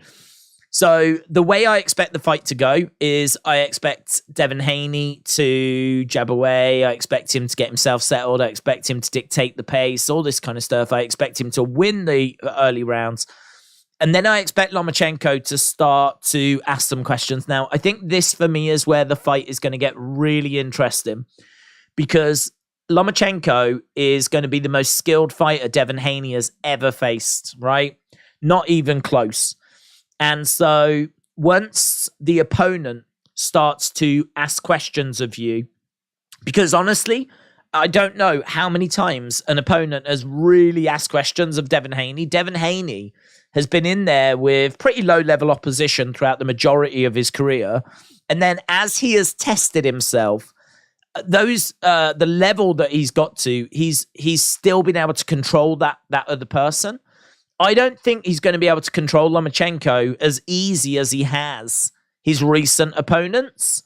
So once Lomachenko starts asking him questions, is Devin Haney going to be able to make adjustments? Is he going to be able to dictate the pace? Is he going to be able to ensure that Lomachenko is kept at distance? Like, is he going to be able to do what he needs to do, basically? And honestly, I don't know. I think that he is. I think that he is going to be able to make those changes. I think he is going to be able to reset. I think he is going to be able to always find that slight advantage. I think if Lomachenko moves, I think Haney can move. If Lomachenko makes a little change, I think Haney can make a little change. But this is where it becomes a chess match. And at some point, someone's going to make a move that the other person's not going to easily be able to counter. Someone's going to make an adjustment where, it might be like, we know about Lomachenko's footwork. We know that he can throw from angles, right? This is stuff that I think Haney will be aware of.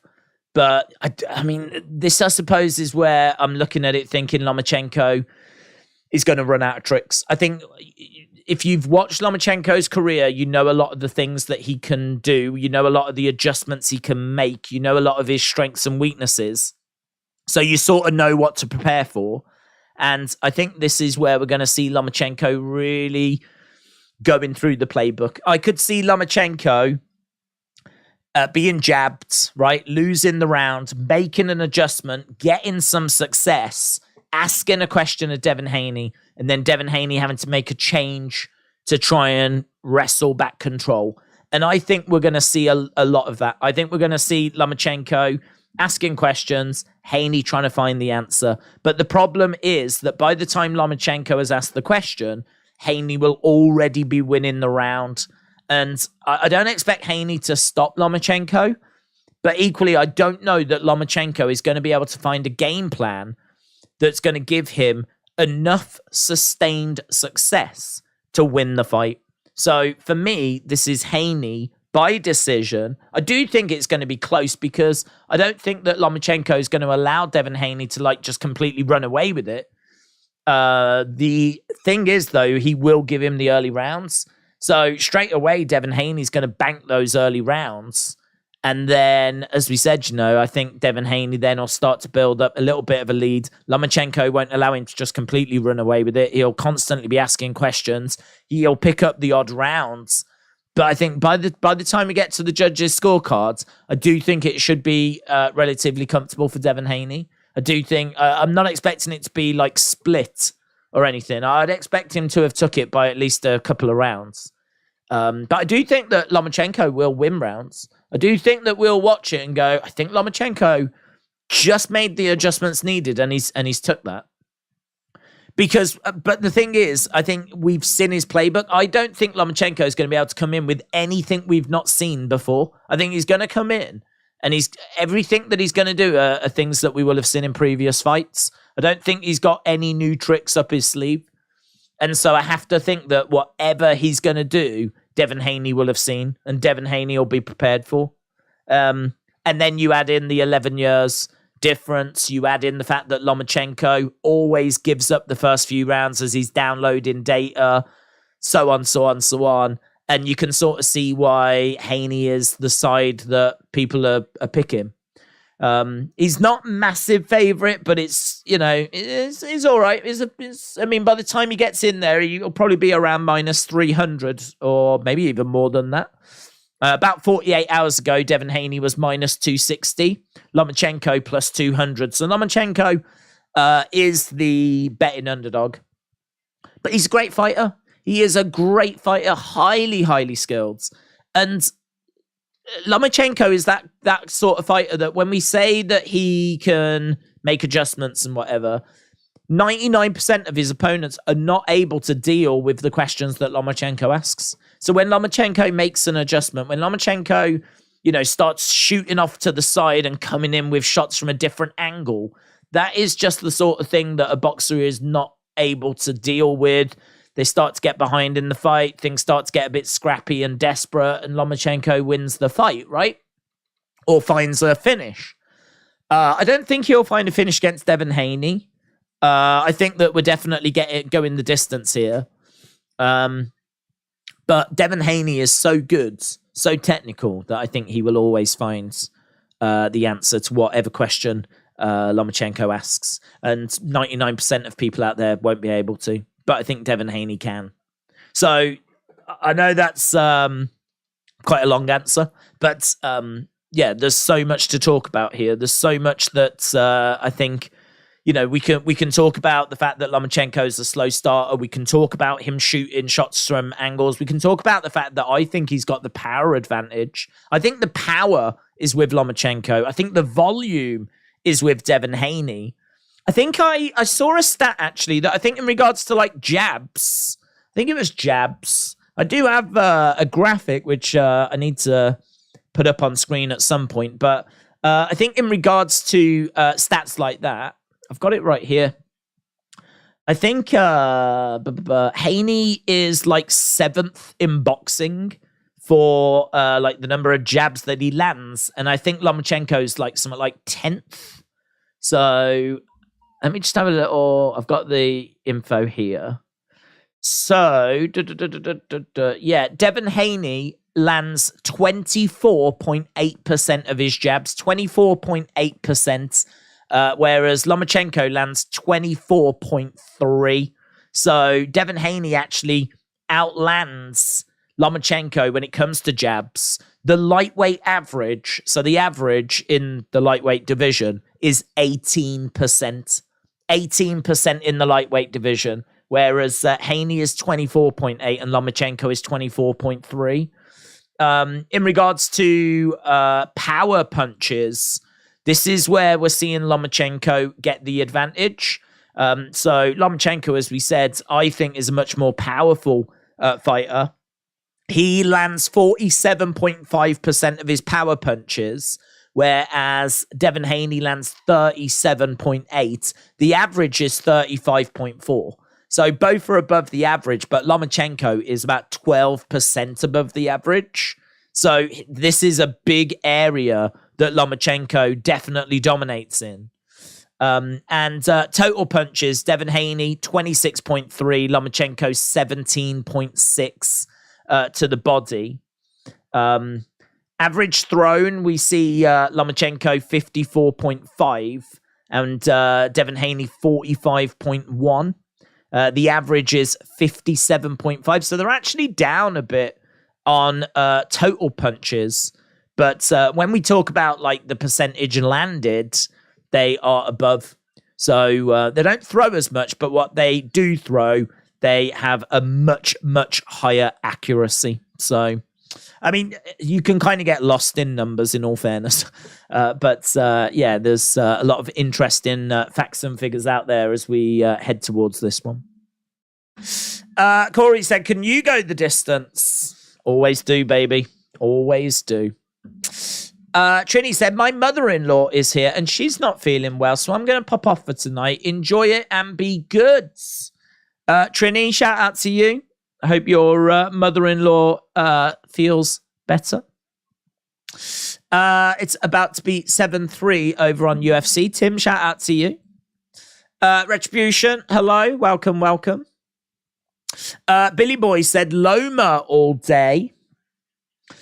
Well, we've got nearly 500 votes. We're at 442 votes. And at the moment, it's 60-40 for Devin Haney, which I think is probably about in line with the betting odds. And, yeah, you know, this is definitely one that's going to divide opinion. This is definitely one that's going to split opinion. Some people are going to be with Lomachenko because he is such a legend of the sport. And, I mean, such a great fighter as well. I mean, two-time Olympic gold medalist, over, I think it's nearly 400 wins in amateur and well over 400 fights.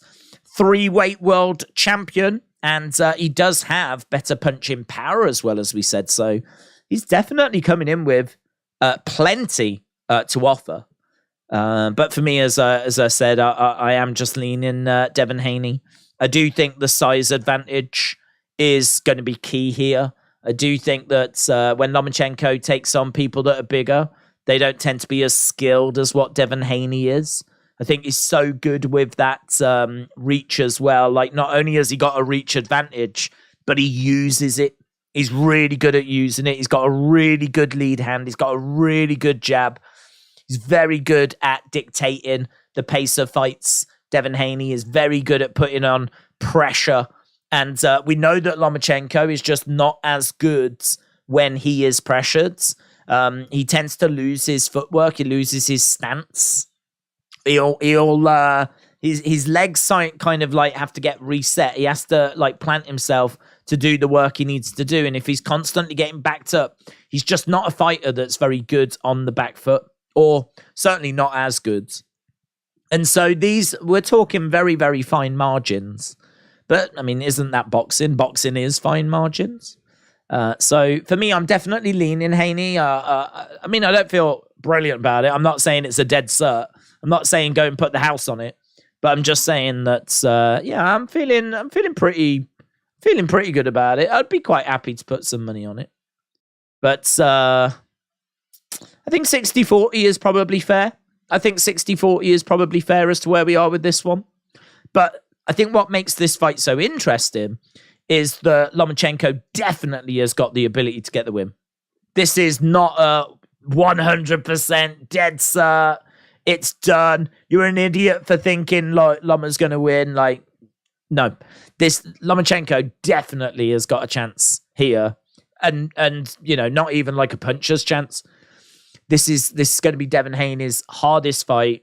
And if he comes through this, I think he gets a lot of respect. I don't know what Devin Haney does after this, though, because does he move up in weight? Is he going to stick around and face a few more challenges in this division? I don't know what he's going to do. I mean, if he sticks around, it's either Tank or Shakur Stevenson next. To be honest, those aren't easier fights. Like, but though you could argue they're harder fights than this Lomachenko fight. So we know this lightweight division is stacked, but we'll get into a really interesting point, because if Haney does win and he does stick around, Haney against Shakur Stevenson would be absolutely mouthwatering. Haney against Tank would also be mouthwatering. I tell you, we've got some fireworks in this fight. We've got some fireworks here. We are seeing Rosenberger just really starting to get some success in these rounds. That was round number 6. So it's a lovely right hand that got through. Big power shot there by Rosenberger. And into the clinch. So round 7 coming up in this one. This is our first fight on the main cards. Don't know how many more fights we've got after this, to be honest. They did very quickly show a graphic earlier, but I think the ring walks for the main event are in around about 2.5 hours. So I know that we've got a little bit of time to kill till we get to that main event. So about 2.5 hours. We've got around about probably 2 or 3 fights after this. 2 more rounds here. This can go 8 rounds, and it feels like we're going to go those 8 rounds. But right now we're seeing Rosenberger just starting to have a bit of success in this fight. Both fighters in the center right now. Ali Walsh coming forwards. Lane said Loma would have won this, no question, 4 or 5 years ago. He destroyed Rikanzu, and Haney will win. Yeah, I think this is what Haney's been saying. I mean, Haney called him out 4 years ago, and I think it's a bit harsh by Haney and Haney's dads to kind of throw a bit of shade on that, because, you know, 4 years ago they'd only been pro for 3 years, and they were prospects, but they were not at the level, nowhere near the level that they're at now. I mean, you know, they were a long way away from even competing for titles, let alone winning them.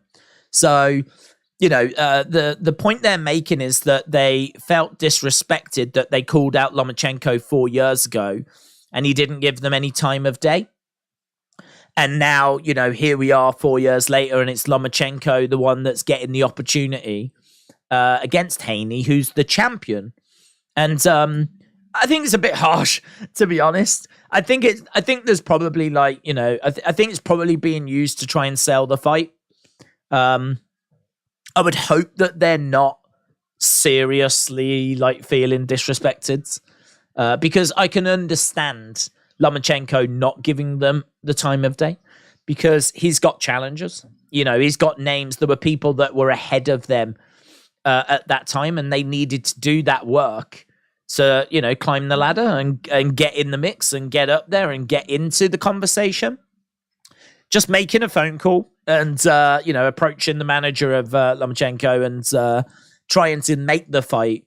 You know, you're not going to be able to jump that queue, are you? So, I don't know. I must admit, I've been a bit perplexed by that. I don't know if that is something that they're using as a way to try and get into Lomachenko's head.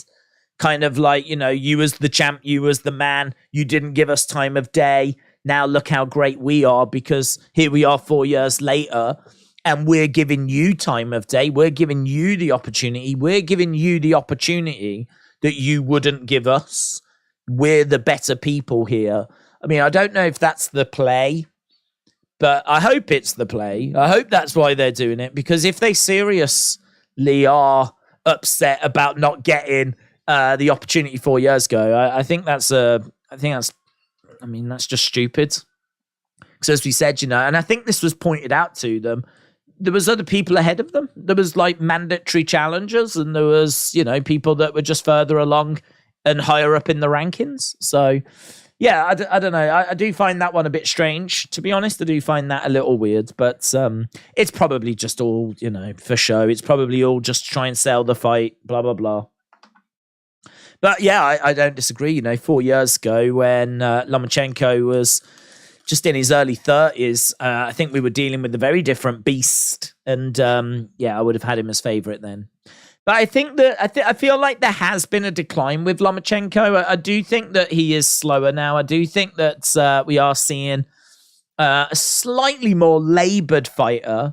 You know, I mean, he lost those belts to Teofimo Lopez, and look, losses happen, but I think that was definitely a bit of a warning sign there that things aren't quite right, because Lomachenko, I mean, you just didn't expect him to lose against Teofimo Lopez, and he did, and it was a bit of a wake-up call. And granted, you know, he has gone on to win, I think, 3 fights since then, but he's not looked brilliant at times in those fights either.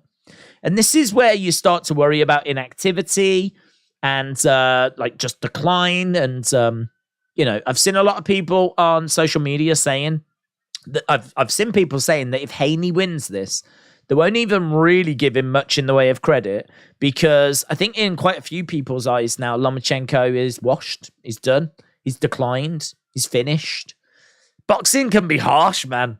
It can be really harsh because we're talking about someone that was like a pound-for-pound great and is someone that's only lost once in recent years against Tiafimo. He has won his last 3 fights. He is someone that, you know, was a pound-for-pound great. He's one of the big names in the sport. But, yeah, I mean, if you are seemingly past your best, people are pretty much moved on to the next hot thing. And listen, in the lightweight division, there's plenty to move on to as well. There's some big names in this division. As we said, Shakur Stevenson, Tank seems to be the people's champ. People love Tank Davis. And then you got Shakur, of course. A lot of people have got so much respect for him. I've seen a lot of people saying that he is the uncrowned champion, that if it is going to be Shakur and Tank, Shakur will take Tank to school. And, I mean, that'd be a great fight, man. That fight would be, you know, again, another box office smash, as would Devin Haney against Tank. But any title fight for Tank, Tank's definitely got the people behind him, definitely got that crowd support. And we saw with the pay-per-view buys for his fight against Ryan Garcia. Obviously, Ryan Garcia brought a large fan base as well, but the support was seemingly for Tank. And he got a big win that night. We got 30-odd seconds left here. All the best fighters are again and retiring. This is the time for Haney to puff his chest out in his career, says Big Chungus. Who's winning the fight? I've got money on Walsh, says Bradley. Well, Walsh definitely took the first early rounds. Then we saw Rosenberger coming back in the kind of middle rounds. And from what we've seen, it's been a little bit more of a scrappier affair. Neither guy has really given an inch here. We've actually made it through to the distance. Both guys think they've done it. I think it's going to go to Walsh. I think Walsh is the one that's going to get his hand raised. He certainly seemed to have the volume. But he did get clipped with some big, powerful shots. But, yeah, Rosenberger thinks that he's done enough. Both guys putting their hands up at the end of this one. So we're going to have to wait for the scorecard.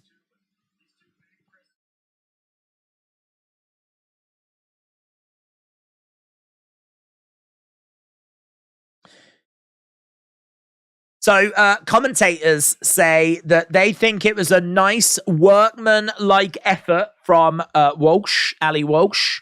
They think that he put in the work rate and they expect him to get the win, as we said, but definitely things for him to work on because this probably was closer than it should have been. And obviously we don't even know what the scorecards are yet. Tim said 8-3 over on UFC. Well done. Lee said Loma is too small and Haney won't give him a sniff. Muntin says who won out of Nakatani and Muratala. I don't think we've had that fight yet. So far, this is our first fight on the main cards. As we said, they did show a graphic as to what fights were coming up. And I think that one is still to come. I don't think that one has already been and gone. So we are just waiting for these scorecards, as we said. And we should have them very soon. Coach Co, shout out to you. I can see Coach Co in the chat. Kian said, I am back from the film. As any fight started, we have seen one. 77-75 Rosenberg. 77-75 Walsh. It's split.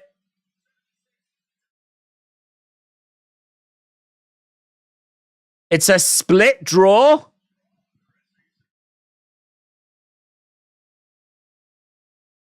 So the commentator said he had it 78-76 for Walsh, but a draw in this one. 78-76 for Walsh, 78-76, and then I think it was like 76-76. Wow, there we go.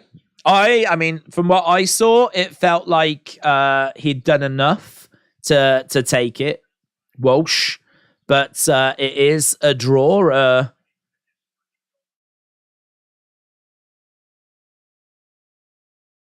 Okay. Did you see the Katie Taylor fight? I did. Yes. It was good. It was crowd were amazing, as you would have expected. I think it was always going to be a challenge for her going up in weight. I must admit, I didn't quite understand why she was taking that fight, because I think that is such a challenge. It is such a big ask. This is kind of why she gets respected, though, because she has always accepted those types of challenges and has always wanted the toughest fights. But it just felt a bit strange for her to do that as her kind of homecoming fight, you know? I think those fans wanted to cheer and celebrate, have a good night out, and I think you could have found a really good opponent for her in her division that would not be a walk in the park, would be a challenge, but would be the kind of fight that I wonder if she did it because she knew it was going to be a tough fight. She knew it was going to be like one of the toughest fights of her career. And she sort of thought, well, if I need that little extra, the crowd will give me that extra. I wonder if the reason why they did that fight in Ireland is because it was in Ireland. And she thought that it would just give her that little extra just to get her over the line. But it was a crazy fight to put on, in all fairness, because as we said, you know, she very much had been looking forward to going back home, and so she goes back home and then loses. But it was always going to be a difficult fight because she was moving up in weight. She was moving up in weight against a very, very skilled fighter, and that is always going to be a big gamble. I mean, Chantel Cameron is a fantastic fighter. She is a undisputed unified champion in her own right. That was never going to be a walk in the park, and Kate Taylor knew it wouldn't. But I think that it was such a close fight. I think both women did themselves proud. I think Katie, there is a concern that she is starting to look a little slower than she was in the past. I mean, I really think that she could probably hang it up now. And what else is there to achieve? I mean, outside of Croke Park, what else is there for her to achieve? There's big fights. I mean, there's always the Serrano rematch. But what's the point? What's the point? If she is going to be really honest with herself, if she believes, like it looks, that she is just starting to decline and that she is like a step behind, why not just start to think about wrapping it up? Why not start to think about, you know, maybe do Croke Park, do a fight against an opponent that'll be a challenge, but not a Serrano, and just, you know, finish it, end it. Because I don't know. I mean, she's talking about maybe doing the Cameron rematch. Obviously, she's interested in a Serrano rematch. I think the concern I've got is that I think she has tested herself against the very best. I think she's been able to come through those tests. But if she is now declining, I think we are now starting to see her losing those fights. I think a lot of those fights she's had in the past that have been really close, I think this version of Katie Taylor would lose those fights. I think she's still a great fighter. She's still one of the best female fighters, but I don't think she's the Katie Taylor of old. And I think for a lot of those battles that she's been in, she had to be that little extra better. And I think that little extra better might be going. So all of a sudden now, a rematch against Serrano, she could lose it. A lot of people thought she lost the first one. A lot of people think that first one was a draw or Katie lost, but she got the victory. She got the judge's decision. And, you know, is she going to be as fortunate next time? Because there might have been a little bit of fortune in there, you know. It's difficult. It's really difficult. Only she will know how she's feeling. I thought she did a great job after clearly going behind in the early stages of the fight. I thought she did a great job to come back. Great job to come back. And, you know, she was starting to really come off with the combos. She was really starting to, like, apply herself. She just couldn't seem to get into the fight. Connor afterwards said he thought it was nerves. He thought it was nerves, which maybe that was true. But he said, you know, it wasn't the Katie that we know in the early stages. But I don't know if it was nerves. I don't know if she was just second best. And what changed was the fact that she had to dig deep, real deep, and she had the Irish fans behind her. I mean, she got to the point where I think that she needed to win pretty much every round from the halfway point. Otherwise, she was losing the fight. And I don't think she quite managed it. But I think she did pick up the majority of the rounds in the second part of the fight. But she'd got herself into such a bad situation. She'd dug herself into such a hole that, you know, it was what it was. She really did need to put some graft in, put some work in to try and get herself out of a very bad situation. And she did put that graft in. She did put that work in. The crowd did give her that lift. Cameron as well. I think Cameron, if she does take something away from this fight, Chantal Cameron needs to find that killer instinct, because I think she had Katie Taylor. And I think that rather than like really putting the foot on the gas, really putting her, like, you know, putting Katie Taylor down, she allowed Katie Taylor to come back.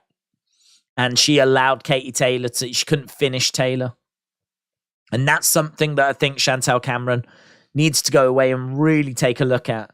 Because I think Taylor was definitely there in round 5 for the taking. But instead, she left a bit of a back door open. She allowed her to come back in. Taylor started to get a bit of momentum. Crowd started to get lifted. And, you know, the momentum of the fight started to swing a little bit. But, I mean, what a great fight. Really enjoyable. And, you know, if this main event's going to be as good as that, then we're going to be blessed. I was afraid she was going to get gifted. Again, they might have called it right this time with Cameron said smooth realism. Yeah, it's a really good point. I think that the win over Serrano is a little bit of a gift. I think at the time I had it as a draw. So had they have called it for Serrano, slight Serrano, I wouldn't have argued. They called it as a slight win for Taylor. I didn't argue it. I had it as a draw. I thought it was very, very close. So, you know, it's one of those. I think it's really close. I think you can see the fight going either way. So I'm fine with it. But the thing is that we're starting to see Katie in these really close fights. And I know that the level of competition is very, very high. But I just think that slight step is just missing. I just think we're seeing her get herself into some bad situations. This isn't the kind of thing we saw from Katie in the past. And I do just worry about, like, is this now the start of her going on a losing streak now? Is this it? For her at this level, like, you know, she is still a great fighter, but is she the kind of person that's going to be able to, you know, beat people of this caliber on a consistent basis going forward? I've got my doubts. Right, here's Nakatani. So is this Nakatani Maloney? This is going to be a great fight if it is. Yeah. It is going to be Nakatani Maloney. So this is our second fight of the evening. Matt said, as someone who watches combat sports for the blood, pain, and slaughter, I have now come to appreciate the technical sides. mainly due to the fact that you explain the side so intelligently. That's very kind. I appreciate the kind words. I've always been fascinated in both sides of it. I mean, I think it's the blood, pain, and slaughter, as you say, that draws people in initially. And certainly it's the element that I think there's something quite primal about it that keeps people around. You know, I mean, everyone tunes in. You can appreciate the technical side, but everyone still tunes in hoping and waiting for knockouts. You know, people aren't tuning in hoping for split decisions per se. But what I would say is that I really enjoy, looking at fighters, looking at their fighting styles, seeing how the fights are going to go, looking at where the advantages are going to be and seeing if the fighters can exploit those advantages, because it does feel, I mean, like chess.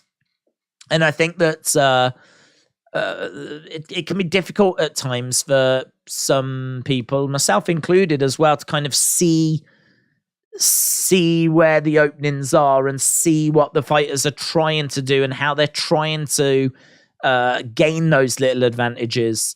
But it is once you can, it's like seeing the Matrix.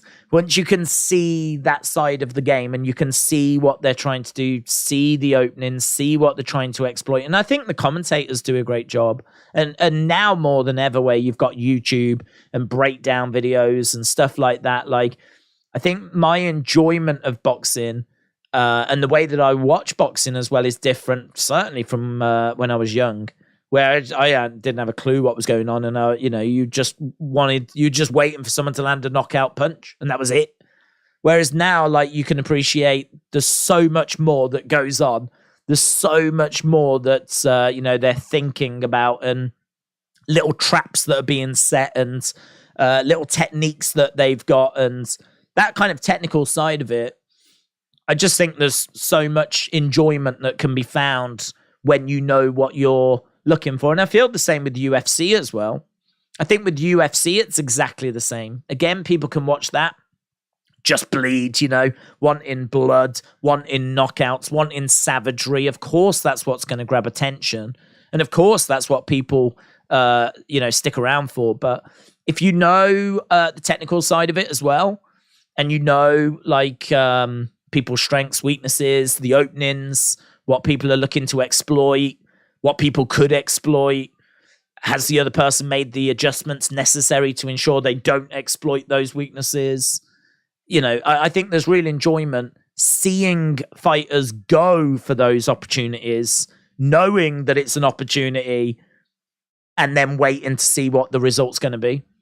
If you know that someone is susceptible to takedowns, certainly if they're being driven back against the cage in UFC, for example, and then you find a moment in the fight where they're being driven back against the cage and now this person is shooting him for a takedown, to the average person, that might not be an exciting moment. But to me, if I know that that's a key moment, and if this fight goes down to the ground, we're in a whole different world then.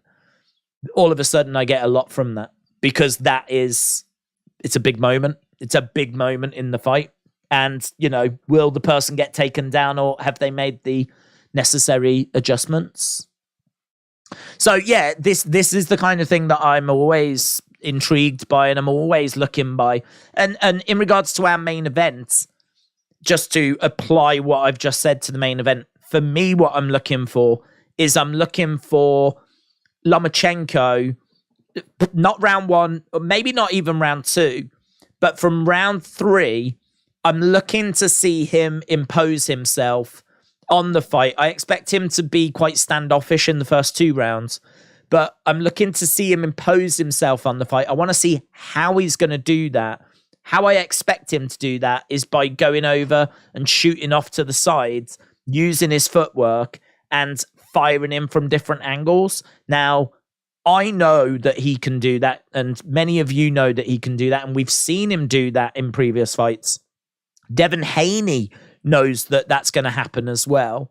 And so I expect Haney has been sparring and training and preparing for that. I expect Devin Haney to have an answer for that. But this is where things get interesting, because as soon as Haney answers that problem, I expect Lomachenko to then ask another question. What's that question going to be? And does Devin Haney have an answer for it? So this is what I'm intrigued by. Is I think the first few rounds are going to be quite quiet. I think they're going to be quite simple, and then it's going to be a case of, right, where do we go from there? And can they keep up with each other? Basically, I expect little adjustment, little tweaks, and I expect the fight to constantly be evolving. I think it's going to be, from a technical point of view, one of the most interesting fights you'll see this year, as I do think both guys have such a great understanding of boxing. And it's not just like they've got good jabs or whatever. I'm talking footwork, I'm talking distance, I'm talking working on the inside, I'm talking using their size. I mean, even Lomachenko, being the smaller guy, he knows how big he is. He knows he's the smaller guy. He's been the smaller guy so many times. He knows how to play that role, if you will. And he knows how to use it to his advantage as well. But against someone as skilled as Devin Haney, like, who's going to win that battle? Can Lomachenko work the angles, slip the jab, get on the inside? He's great on the inside because he's the smaller guy. As I said, he knows how to use it as an advantage. And one of those ways is by getting on the inside and just being the better fighter on the inside. So can he get on the inside of Devin Haney? Devin Haney is not great on the inside. Clinches a lot. But actually, in close distance, Lomachenko is going to have a big advantage. So this is what we say about, like, he knows how to be the smaller guy. And that's by getting inside and doing work better than arguably anyone else. But he's got to get inside to do it. So yeah, really, man, that main event, so good. Right now, we need to keep an eye on this, though. This is Nakatani against Maloney. This is for the vacant WBO super flyweight title. And Nakatani in white and gold is in there with Maloney. Maloney in white. If you are watching and you've not left a like, leave a like. It's greatly appreciated. We've only had 100. We can definitely pick that up. So leave a like if you haven't already, as we start to really settle into this event. We're an hour in, and beautiful uppercut there by Nakatani. So just so you know, Nakatani is 24-0, and he's got 18 knockouts. He has got some serious power and really good reach as well. Maloney is obviously a great fighter, former gold medalist at Commonwealth Games. He is someone that is very active. We spoke about that earlier. He went 3-0 in 2022. He is a fast starter, and he's showing that here as well. This is, as we said, for the vacant WBO Super Flyweight Championship. There's lots of buzz around this fight. There's lots of excitement around this fight. And at the moment, it's living up to it. It's very, very fast-paced. There is a cut above the right eye of Maloney. So we are seeing, look at that work on the insides. So there was a knockdown in that round where Maloney just went down. There was, I think, 3 uppercuts in a row. Bang, bang, bang. Look at that.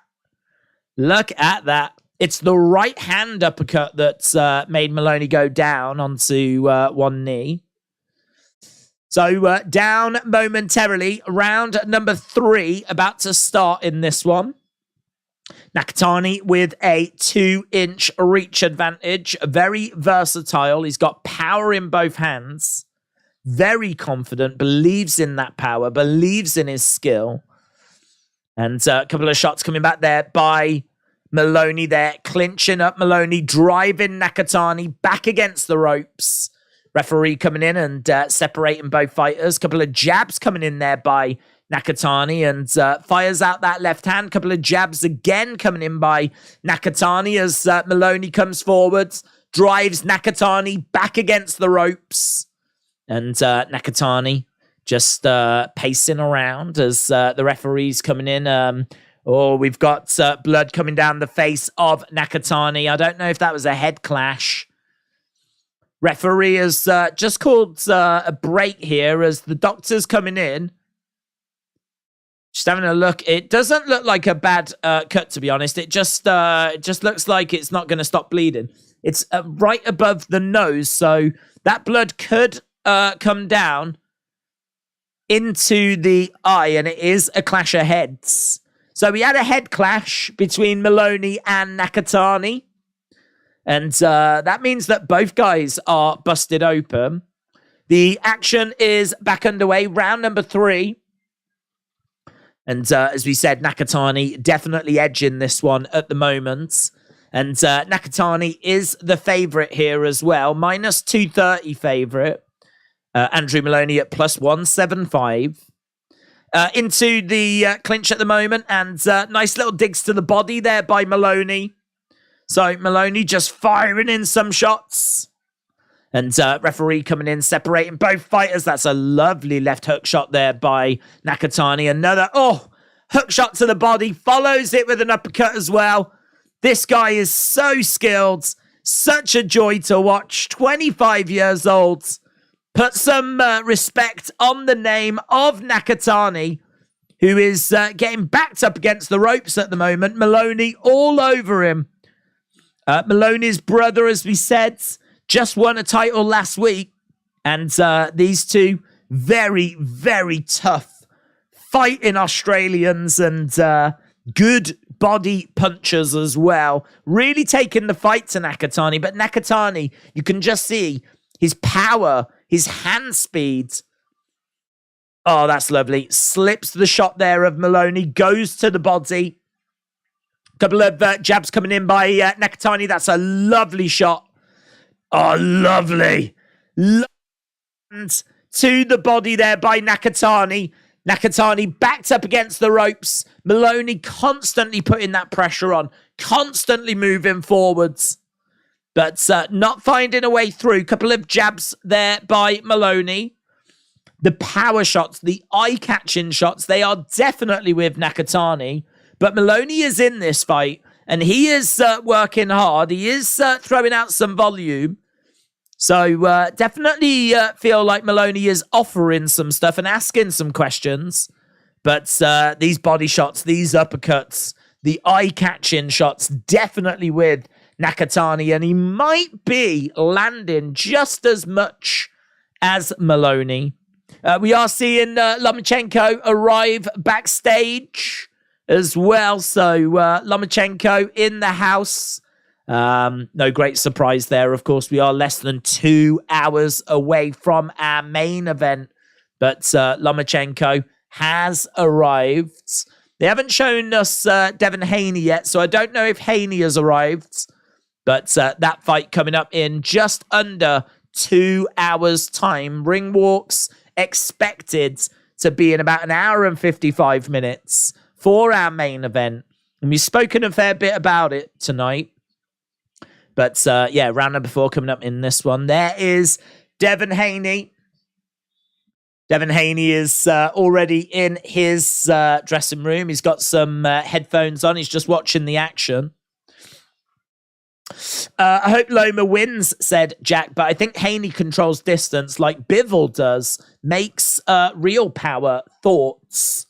Yeah, I don't know that Devin Haney has got the power to stop Lomachenko. I mean, what I would say is that Lomachenko is on the smaller sides. So it does mean that the power of Devin Haney is probably going to feel he's going to feel it a bit more than someone bigger may do.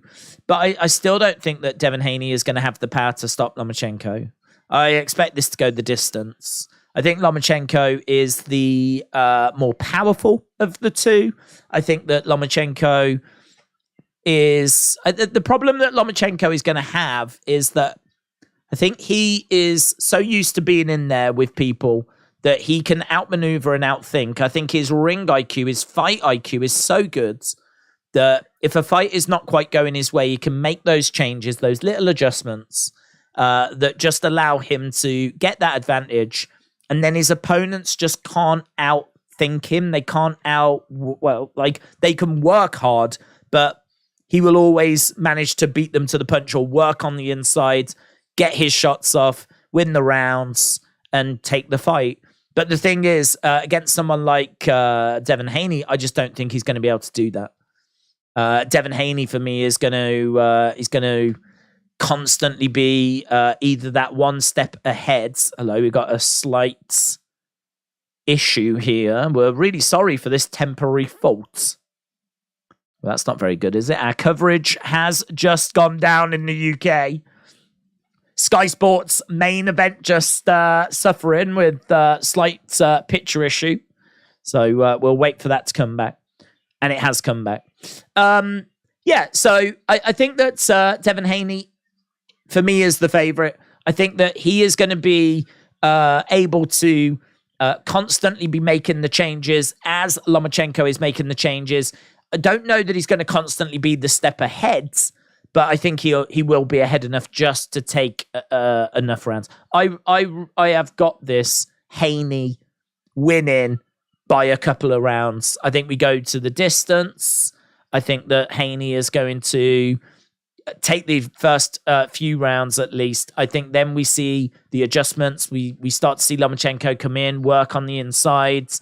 I think he'll take some rounds, but I think that Devin Haney will just keep coming back. We'll keep asking questions, keep making adjustments as well, and we'll end up taking it by a couple of rounds. But I want to know people's thoughts, man. I want to know what do people think? Do people think I'm wrong? Do people think that Devin Haney has got the power to stop Lomachenko? Do you think Lomachenko is washed? Do you think he's done? Do you think that Devin Haney is going to throw bombs and Lomachenko's going? I've seen people predicting Devin Haney by stoppage. I've seen people saying early stoppage as well, which I really am not expecting. I will be shocked if this is early stoppage. I mean, to be honest, I'll be shocked if it's stoppage.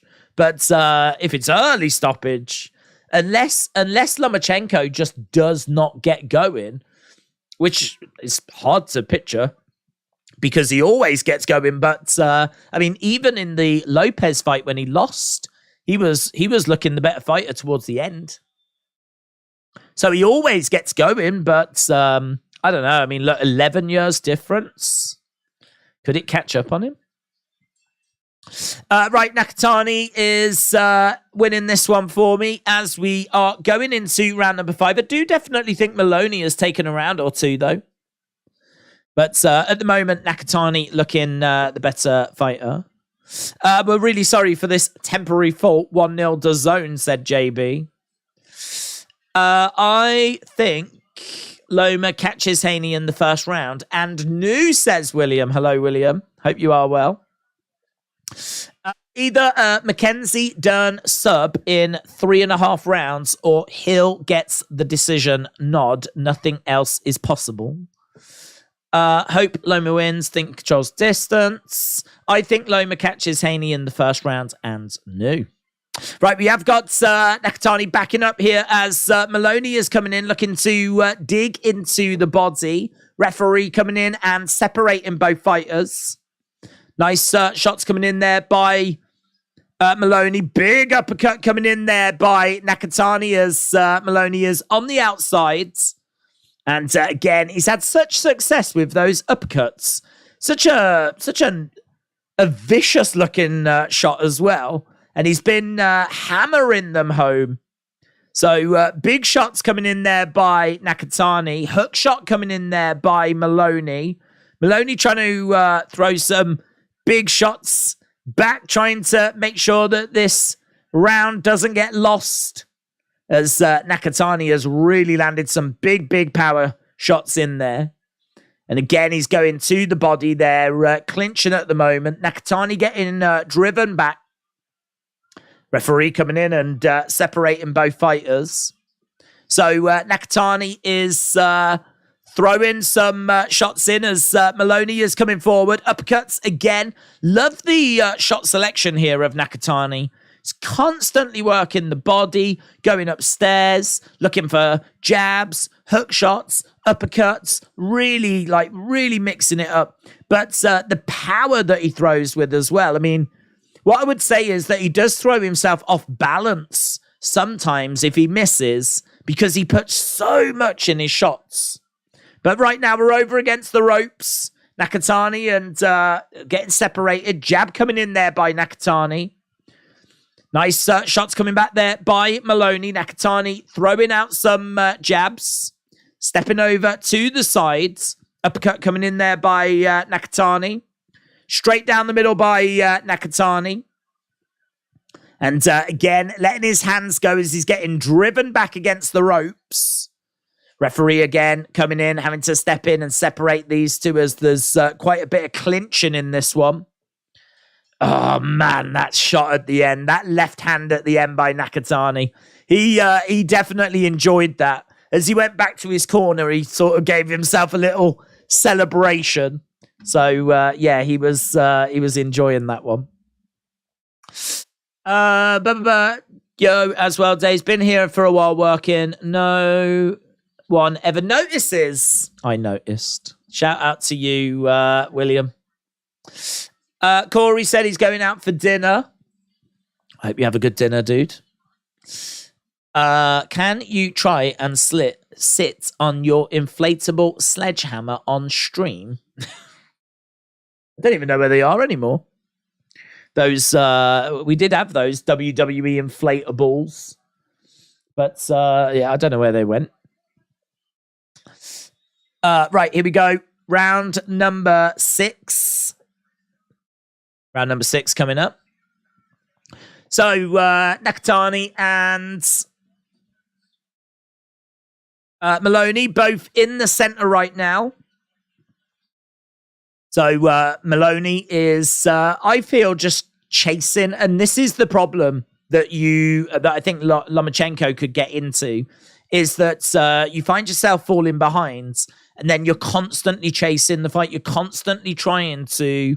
Because I think even from a judging point of view, if you score the first few rounds for someone, you are constantly waiting for the other person to show you something, give you a reason to go the other way. If a round is close, I don't think that you would necessarily give it to the person that has been losing, because there's not really a reason to give it to the person that's losing.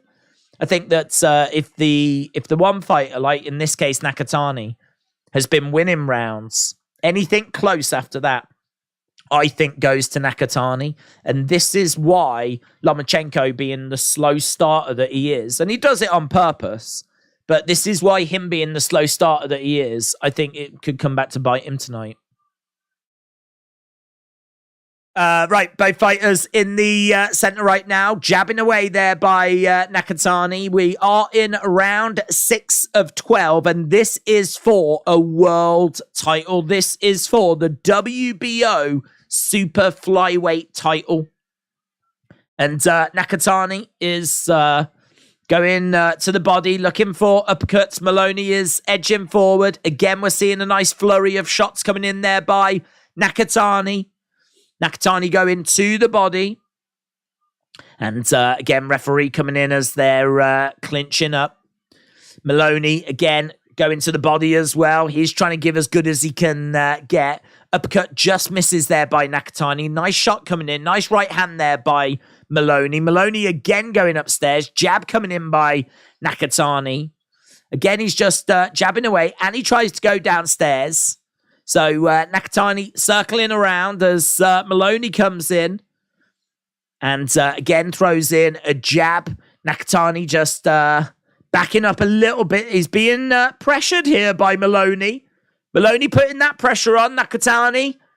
Not seeing the output from Nakatani now. This definitely feels like a moment that we were just talking about. If you're a judge and you want to be shown something, this is the kind of thing you want to see from Maloney, because he's managed to drive Nakatani back against the ropes And now they are tying up, though. He was getting a few shots off. But, yeah, now they tie up. Couple of jabs coming in there by Nakatani. And end of the round. And that's an interesting round. Nakatani taking the first part of it, but Maloney taking the second part of it. Double bowls of canned pasta for me, says Tim. I'm tired of pizza. I didn't make it to Taco Bell today. Cool Cat said, what time is the main event? Main event is going to be coming up in around about an hour and 40 minutes. So ring walks, I believe, are expected to be at about that time. So yeah, about an hour and 40 minutes. Nakatani, rock me, Nakatani. Haney bumped the ring girl twice, bad manners, then pushed Loma. He looks under pressure, says Dean. Maloney landed a nuclear body shot, said Smooth Realism. We've had nearly 700 votes. Devin Haney, 57%. Lomachenko, 43%.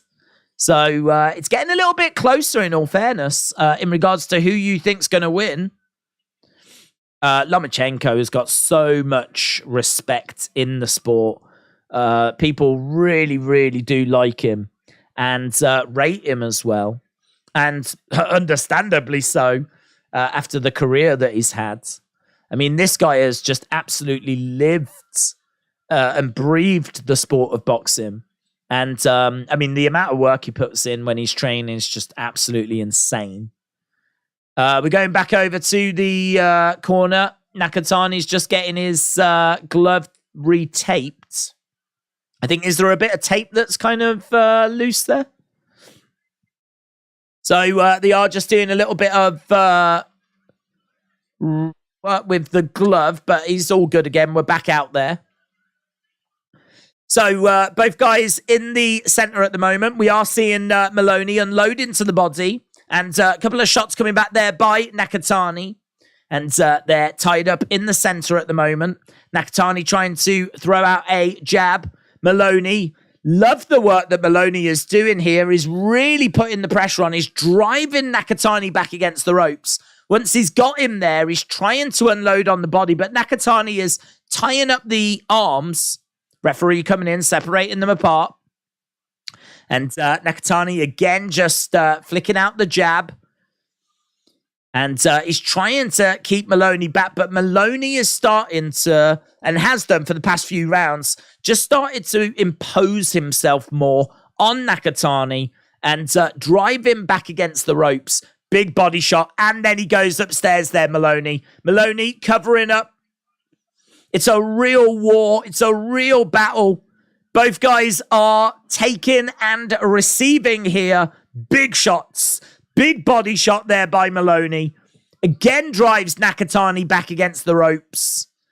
And Nakatani does a great job of stepping to the side, coming round. And now it's Nakatani that's in front of Maloney. He's going upstairs, goes to the body. Some big, wild shots coming back by Maloney. Referee coming in and separating them as they get in close again. Maloney really trying to get into the face of Nakatani, really trying to close down that distance. And as we said, once he gets in there, he just keeps driving and working. And you can see pushing Nakatani back against the ropes. And uppercut just misses there by Maloney. Close little rounds. Oh, I love those little body shots. Lovely work there by Nakatani. But again, Maloney grabs him. And we start edging back against the ropes. He's kind of using his shoulder a little to usher and coax. But again, he's got him back against the ropes. Visually, this looks good for Maloney. It looks good seeing him like dictate where the fight is being held. But referee comes in and separates both fighters. It's a real fun little fight, this. It's a real fun little fight. Just wanted to pop in and say hello, says WWE and AEW fan. Shout out to you, buds. William said the life of a pro fighter usually lasts 1 to 3 years at the peak. Longer title reigns are rare in real combat sports. Tim said, I never understood boxing champions and how they are so many under one roof. Seems like everyone is undefeated with 4 titles. Yeah, I would say that's actually something that boxing could really do with just getting cleaned up a little bit.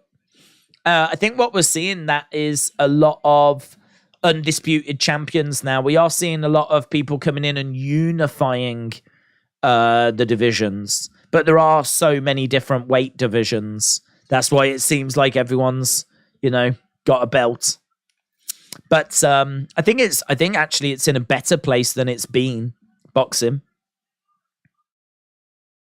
But nice shot coming in there by Nakatani. We've got Maloney on the outside. Maloney circling round, stepping into the center. Shot coming in there by Maloney. Maloney covering up rim, round 8 of 12. Jab coming in there by Nakatani. Lovely little combo there. 1-2, straight down the middle. Finishes it with an uppercut. And Maloney in the center. Oh, that's a lovely shot coming in there by Nakatani. Really nice. Again, fires in a shot. Comes in with a jab. Couple of jabs coming in there by Nakatani. Uppercut just misses there by Nakatani. Is covering up. Jab coming in by Nakatani. As Maloney edges forward. As Nakatani takes a few steps back. Real close rounds this. Real close rounds. Nice body shot coming in there by Nakatani. Clinching up again as Maloney's trying to drive Nakatani back against the ropes. Jab coming in by Nakatani. Maloney again just edging forwards. Nakatani again throwing out a jab. 1-2 straight down the middle. Lovely work there by Nakatani, and I love that hook shot. That is great. Maloney just for a moment struggling here as Nakatani has upped the output. Work rate, really good. Really good by Nakatani. This feels like a clear Nakatani round at the moment as he's moving on the outside. He's not getting pressured as much. Starting to see him using the distance well. He's getting backed up by the ropes here, though. Just as we said, he wasn't getting backed up as much. He just gets backed up, but he's managed to get out of there. Both fighters in the center at the moment. Nakatani circling round. Couple of jabs coming in there by Nakatani. Letting the hands go. 1-2 straight down the middle. Throws the uppercut. He loves that 1-2 and then uppercut. And he's getting some success with it as well. 30 seconds left in round number 8. Referee coming in, separating the two fighters apart. As Maloney steps into the center, tries to get something going, but it feels like Nakatani has landed more in this round. I had Nakatani with a lead, and I think this is just going to help him grow that lead. And lovely head movement there. He does get caught with a hook shot, though. End of the round. Paulie says, listening to Top Rank announcers, days better and exciting. Pauline, shout out to you, my friends.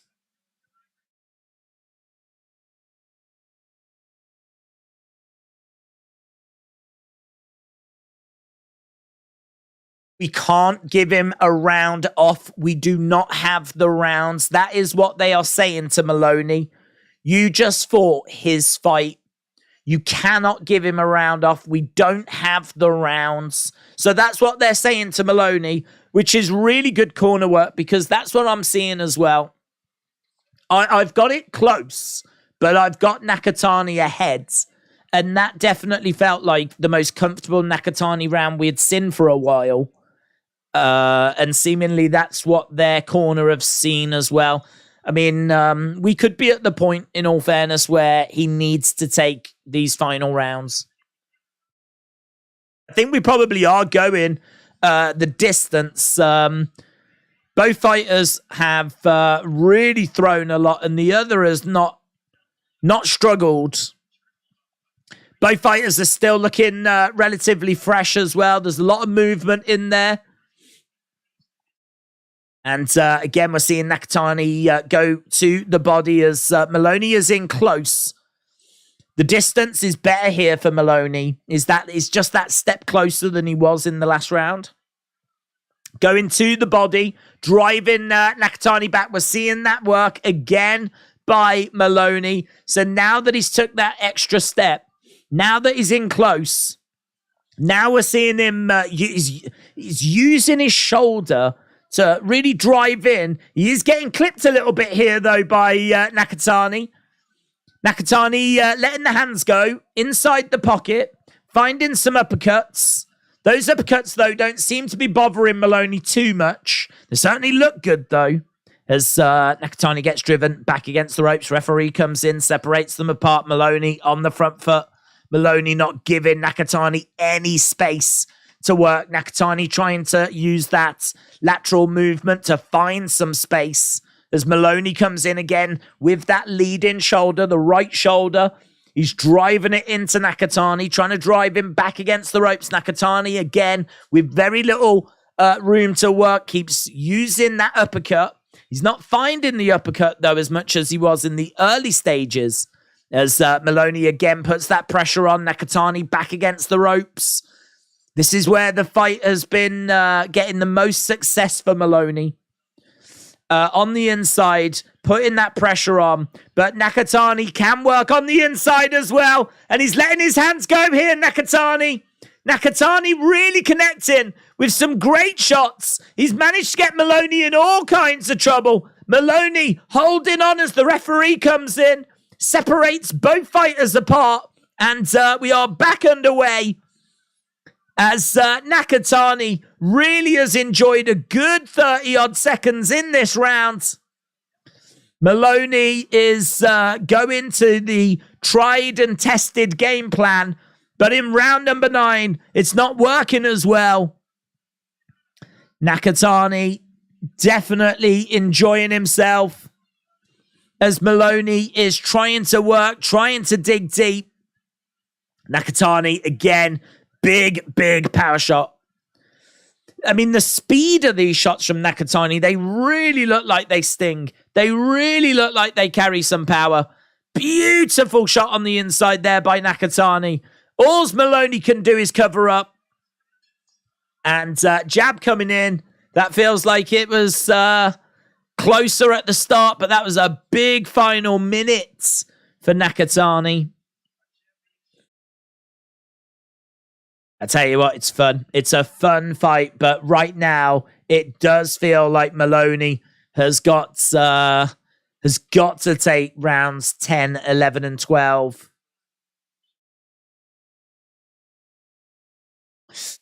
Both fighters are letting the hands fly, said Paulie.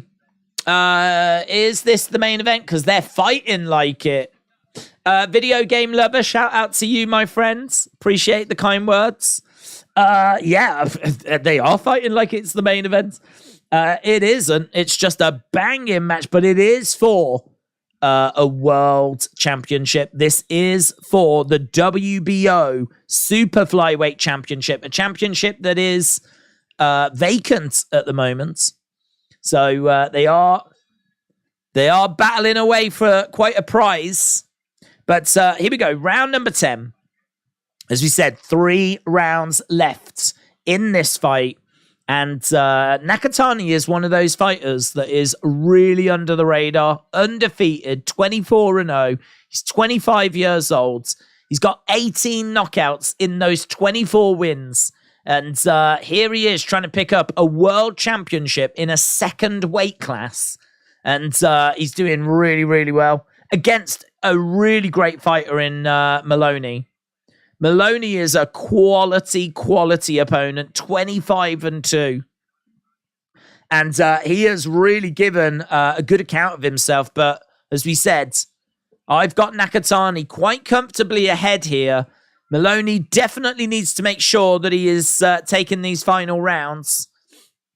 And at the moment, he's struggling to impose himself. Nakatani is the one that's letting the hands go. Maloney, I don't know if he's slowing. But Nakatani is the one that's throwing out the volume. Seeing some great combos coming in by Nakatani. Nakatani with a few left hands to the body as Maloney is coming back. Uppercut coming in there by Nakatani as the referee comes in and separates both fighters. Maloney stepping in there, clinching up. Referee again coming in, separating both fighters. Telling both fighters to step in as shots are coming in by Nakatani. Referee again having a little look. As lovely work on the inside. The uppercuts are vicious. And they've been vicious all night by Nakatani. Nakatani again just, I love that little step back that he made. So as he was punching, as he was throwing the uppercuts, there was just a little step back as he was working, which then meant that he could get to a different distance, different range.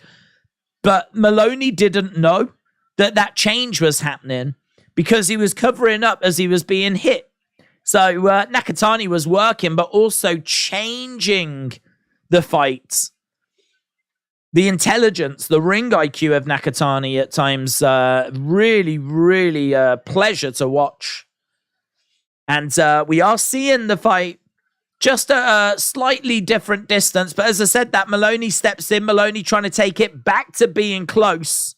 This is where Maloney wants it. He wants it on the inside, even though Nakatani has given a good account of himself on the inside. And it feels like Maloney has given himself a bit too much to do to take this round. And shots coming in by Nakatani. And I think it's another Nakatani round, I really do. We might be getting to the point where Maloney needs a finish now.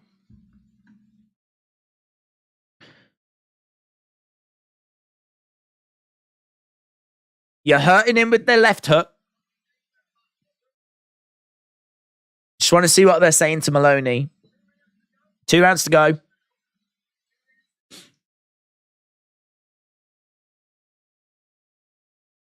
He's not really offering anything here in the corner. Just breathe.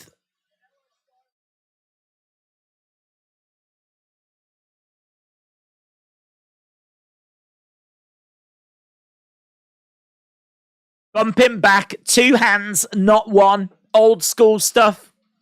He says Canelo style. The old school tough stuff. 2 hands, not one. He says you're hurting him with the left hook. So, yeah, I mean, look, he's trying to keep things simple. He's trying to keep things clear.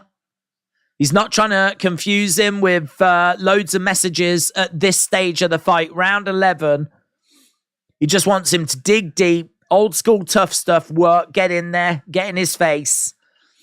And in all fairness, you know, Maloney's been doing that. He's been trying to do that. But Nakatani, I just think, is the more skilled fighter. He's just got the better hand speeds. He just seems to be a bit more aware. Maloney seems to be a bit more covered up. Charging him with the shoulder. Doesn't quite have the same visibility as what Nakatani has. Nakatani constantly with his head up. Not really charging him with shoulders or anything. A bit more square. And as a result, you know, he just seems to be able to pick his shots a little better. Whereas Maloney seems to be more keeping things tight. But whereas Nakatani, as we said, a little bit more open. And he catches Maloney with a beautiful shot. Maloney goes down. He should be able to answer the count. And he's back up on his feet. I think they knew in his corner there was a lot of silence at times in his corner. They kept things simple, but they were just saying to him, keep breathing, take deep breaths. They were trying to get his recovery right. I think they knew that their fighter was not in the best of shapes.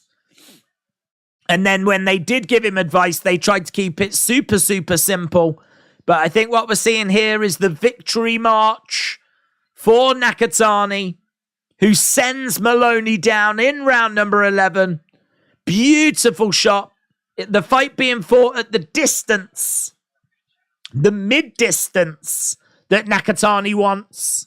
And a couple of jabs coming in there by Nakatani. Here's the one that's hunting Maloney. Maloney is on the back foot. I think the momentum is all Nakatani. And Maloney really struggling as Nakatani is taking the fight to him.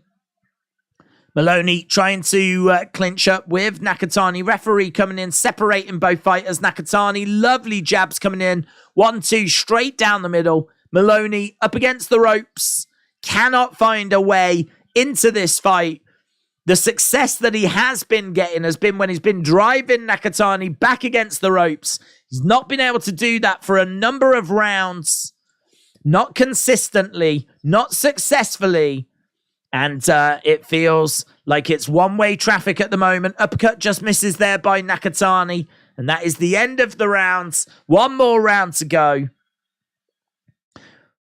And we are going to need a finish.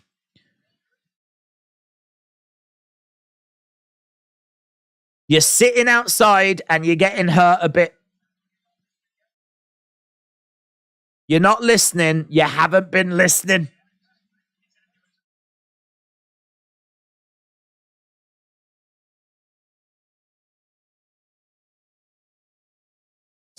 We've got a term called punch up, push off the same leg. You are throwing the punch with upward from the back foot. Paulie said KO is what's happening. Old school, tough stuff. Smooth Realism said it was bound to happen again. He's been taking a beating. Well, one more round to go in this great fight. I mean, this is a fight that had a lot of buzz about it. Believed this was going to be a back and forth scrap, and it has been a back and forth scrap to some degree. But I think what we've seen as we've approached the final straight here is we've seen Nakatani just be that fresher fighter, have that more in the tank. Whereas Maloney, I think the fight has kind of caught up with him. He has been taking some big shots. And those big shots have, as we said, just caught up. Lovely shot there by Nakatani to the body. 1-2, straight down the middle. Into a clinch at the moment. Wes, shout out to you, my friend. Appreciate the kind words. And we got a couple of jabs coming in there by Nakatani. We got Maloney on the inside, trying to use some head movement. 1-2, straight down the middle there by Nakatani. Again, Maloney just trying to get out of the way of these shots. He's not really offering any attack. Just trying to defend, just trying to get out of the way, just trying to survive. With 1 minute 50 odd left on the clock. Body shots coming in there by Nakatani. Uppercut coming in as well. And lovely work by Nakatani. Maloney trying to get on the inside, trying to find a way into the rounds. But with 1 minute 37 left on the clock, it's all too little too late. Right now, it's he needs to find a massive shot. He needs to find a knockout shot. Otherwise, this should be a relatively comfortable win, you would imagine, for Nakatani on the judges' scorecards. But right now, Nakatani not doing anything too risky. We're seeing a lot of clinching. But those clinches aren't being initiated by Nakatani. It's just as the fighters are coming in, they're just finding themselves getting separated. As Maloney is not really even putting much work in on the insides. He's kind of leaning on Nakatani. And now we're seeing Nakatani on the outsides, throwing a few shots, just trying to keep Maloney away. 40-odd seconds left to go. Quite a scrappy round at times. Certainly this second part of the round. Jab coming in there by Nakatani. Maloney's still on his feet, though, bouncing around. It's not like he's looking laboured or anything. It's just we're not seeing the output when he does get on the inside. He just cannot get his hands going. And Nakatani again throwing out a jab. Overhand! Oh! Catches Maloney! Maloney is out! Maloney is out! It's a KO by Nakatani! Ah! Beautiful! Beautiful! Maloney was hanging on. He's still down. He's still down. He's taking some deep breaths. In the 12th round, it looks like an overhand that comes in by Nakatani. It's not a punch. It's not a shot that we've been seeing from Nakatani. We've been seeing straights, crosses, uppercuts, work on the inside. But this was like an overhand that came in. Cracked Maloney. Maloney down, still down, but he is responsive. They're just asking him some questions and he's responding. Wow. What a great finish. What a great finish.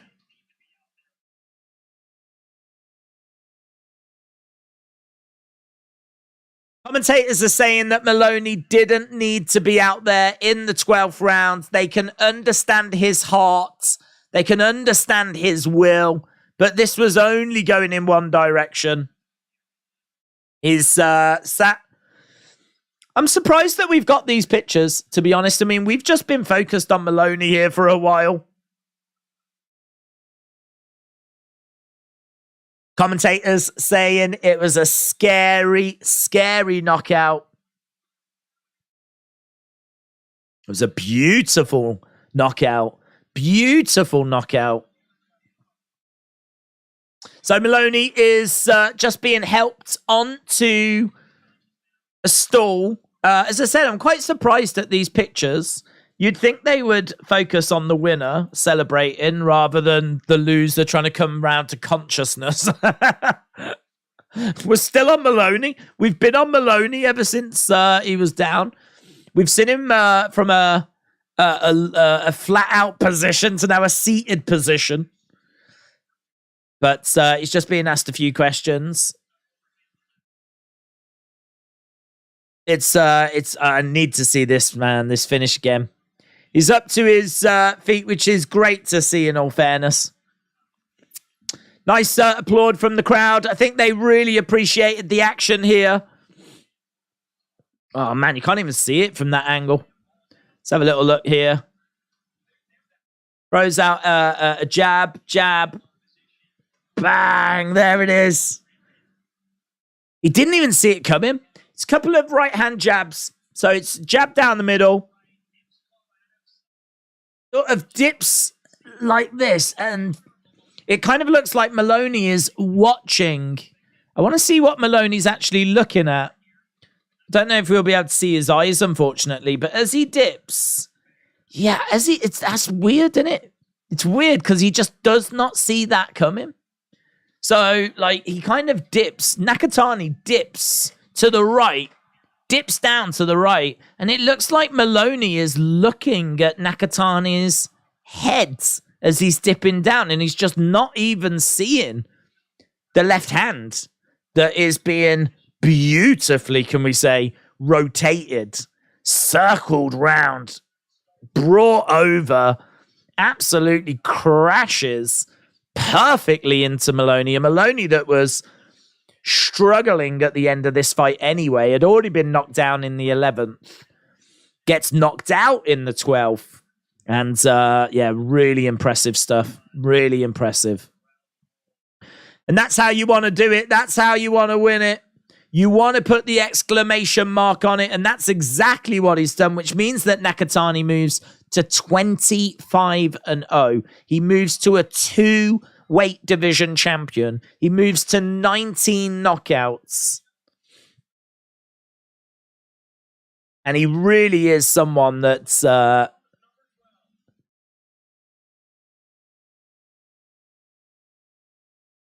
could be on a lot more people's lips.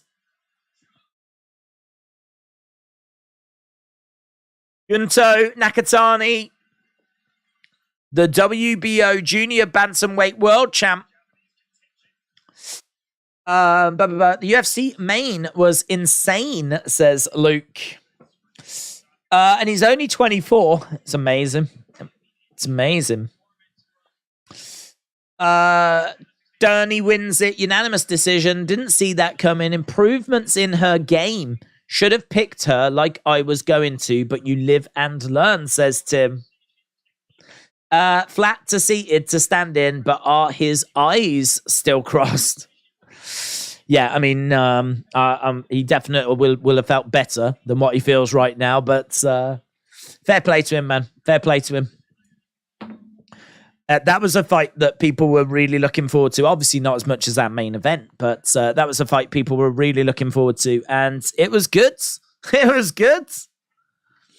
If you are just joining us, leave a like if you haven't already. It's really appreciated. I have no idea how many likes we could get tonight. I have not been doing a very good job of asking for those likes, but if you are just joining us, leave a like. It definitely helps as we continue to work our way towards that massive main event, undisputed lightweight championships on the line. Devin Haney against Lomachenko. And as we said, we've done quite a few of these fights for both of these guys before, and watching them now step up to each other, such an exciting fight. Devin Haney 29-0, 15 knockouts. Lomachenko 17-2, 11 knockouts. But as we know, Lomachenko nearly 400 amateur wins. Where these two took very, very different paths. Very different paths.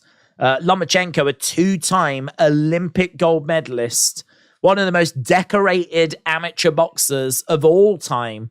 And Devin Haney skipped that, just turned pro at 17, and has just been an absolute sensation in the professional game.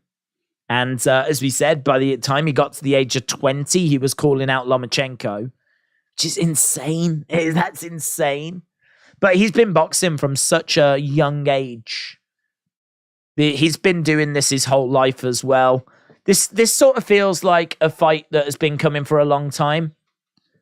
And it's finally here. This is a fight that Devin Haney wanted. It's a fight that Devin Haney has wanted for a long time, as we said. And yeah, I think what's one thing we haven't really spoke about, and we probably should speak about it, is the push at the weigh-in, because I do think that's very interesting, because that is not what you see from Devin Haney. Devin Haney is very religious. He's someone that you don't really associate with that kind of... It's not something we've seen from him in the past. And I don't know. It's really hard to know exactly what's going on in his head. I don't know if this is a little bit of gamesmanship. I don't know if he's just trying to find a way of kind of getting some sort of psychological edge. But by and large, he's always been quite respectful. And even at the press conference, there wasn't really much that was said. Probably the biggest disrespect was talking about the fact that they wanted the fight 4 years ago. It wasn't given to them. And Devin Haney was like, you've made a big mistake. If you fought me 4 years ago, you would have had a better chance. You would have had a chance. Whereas now you've got no chance. So I think it's really interesting that when they got face-to-face, it's Devin Haney that was trash-talking Lomachenko. It's Devin Haney that's, going off at Lomachenko. And it's Devin Haney that seemingly worked himself into a kind of mindset where it was a hell of a push. I mean, that is not just a little moment. It was a hell of a push. To the point where I believe he's been fined. Because, of course, if you push someone that hard, they could stumble. They could easily go over on their ankle. I mean, could you imagine if you pushed him and he fell and knocked his head and there was some sort of issue and the fight was off? Or he went over funny on his ankle and the fight was off? You're talking about two fighters that need to be wrapped in cotton wool, as we're only just 24 hours from the actual fight. So for him to lash out like that and push him like that, and for Lomachenko, Lomachenko went flying. with that put. It wasn't, if you didn't see it, it wasn't just a little shove. It was real. He put everything behind it. And the reason why we're talking about it is because what does that say about Devin Haney's state of mind? Because we don't see him react this way. That's not Devin Haney. That's not the Devin Haney that we've seen. Now, this is either Devin Haney looking at Tank, looking at Garcia, looking at boxing, and understanding that if I'm going to get those kind of views, those kinds of buzz, then I need an edge. I need something. Like, is this him trying to get a bit of aggression added into his pre-fight game? Could it be that? Could it be that he is trying to get a psychological edge over Lomachenko by doing something that I don't think Lomachenko would have been expecting, because I wasn't expecting it? Could it be that? Or the other option is maybe the more exciting option, and that is that Devin Haney is legitimately scared and legitimately concerned. You know, this is a 24-year-old guy that is finally standing opposite someone that I don't know that he's got doubt that he can't beat him. I don't think there's any doubt. But he's finally standing opposite someone that he knows is an incredible fighter. And to be honest, I just don't think he's done that before. He's just come off 2 fights against Kambosos Jr., who is a very good fighter, but has never been at the level of Lomachenko. So is it a case that in that moment, he is standing opposite a grandmaster, right? He is standing opposite someone that is, dare I say, a legend of the sport of boxing. I don't think that's unfair to say, certainly if you add in his amateur career as well. But, I mean, we're talking about a former pound-for-pound great and everything as well. As we said, a multiple weight champion. We're talking about someone that was absolutely reached the very, very pinnacle. Devin Haney knows that. He's never stood opposite anyone like that. And is he trying to fire himself up? Is he trying to get himself into some sort of a headspace that he doesn't normally go to? And did that show itself with him trash talking Lomachenko and pushing Lomachenko? Because that would show some sort of weakness, wouldn't it? That would show a weakness in Devin Haney, in the sense of he's not cool, calm, relaxed. He's not standing there like, I've got this. He is having to fire himself up. He is having to take himself to some sort of mental place that he doesn't normally go to in order to get the aggression he thinks he's going to need for this fight. I mean, we could be massively overthinking just a nothing moment, but it was so out of character that it was such a talking point coming from the weigh-in. It was one of the biggest moments in the build to this fight. And I don't know. I'd be interested to know which way you think Devin Haney has gone with that. Do you think it was nothing more than just a message, or is there something more to it? Right now, we just got a video package, as we are probably about an hour away from this one starting. Grapplers turned strikers in quite a few fights in the UFC tonight. Diego Ferreira knocked out Michael Johnson, the boxer, and Mackenzie Dern forgot her jiu-jitsu and boxed up Angela Hill. JB said, any betting tips for round decisions on Haney versus Loma? I got £30 sitting on my Ladbrokes account. I'm tempted to go Haney round 5 at 50-1. I think it's going the distance. I don't fancy Haney to... I mean, look, Haney didn't stop Kambosos Jr. Haney has had 29 wins. And of those 29 wins, he's managed to get, I think, is it 15 knockouts? So he operates at around about... I've got the stats on screen, actually. He operates at around about 51% knockout rate, right? Lomachenko is undeniably the best fighter he has ever faced. the most skillful fighter he has ever faced. I just can't make an argument for a finish. I can't make an argument for unless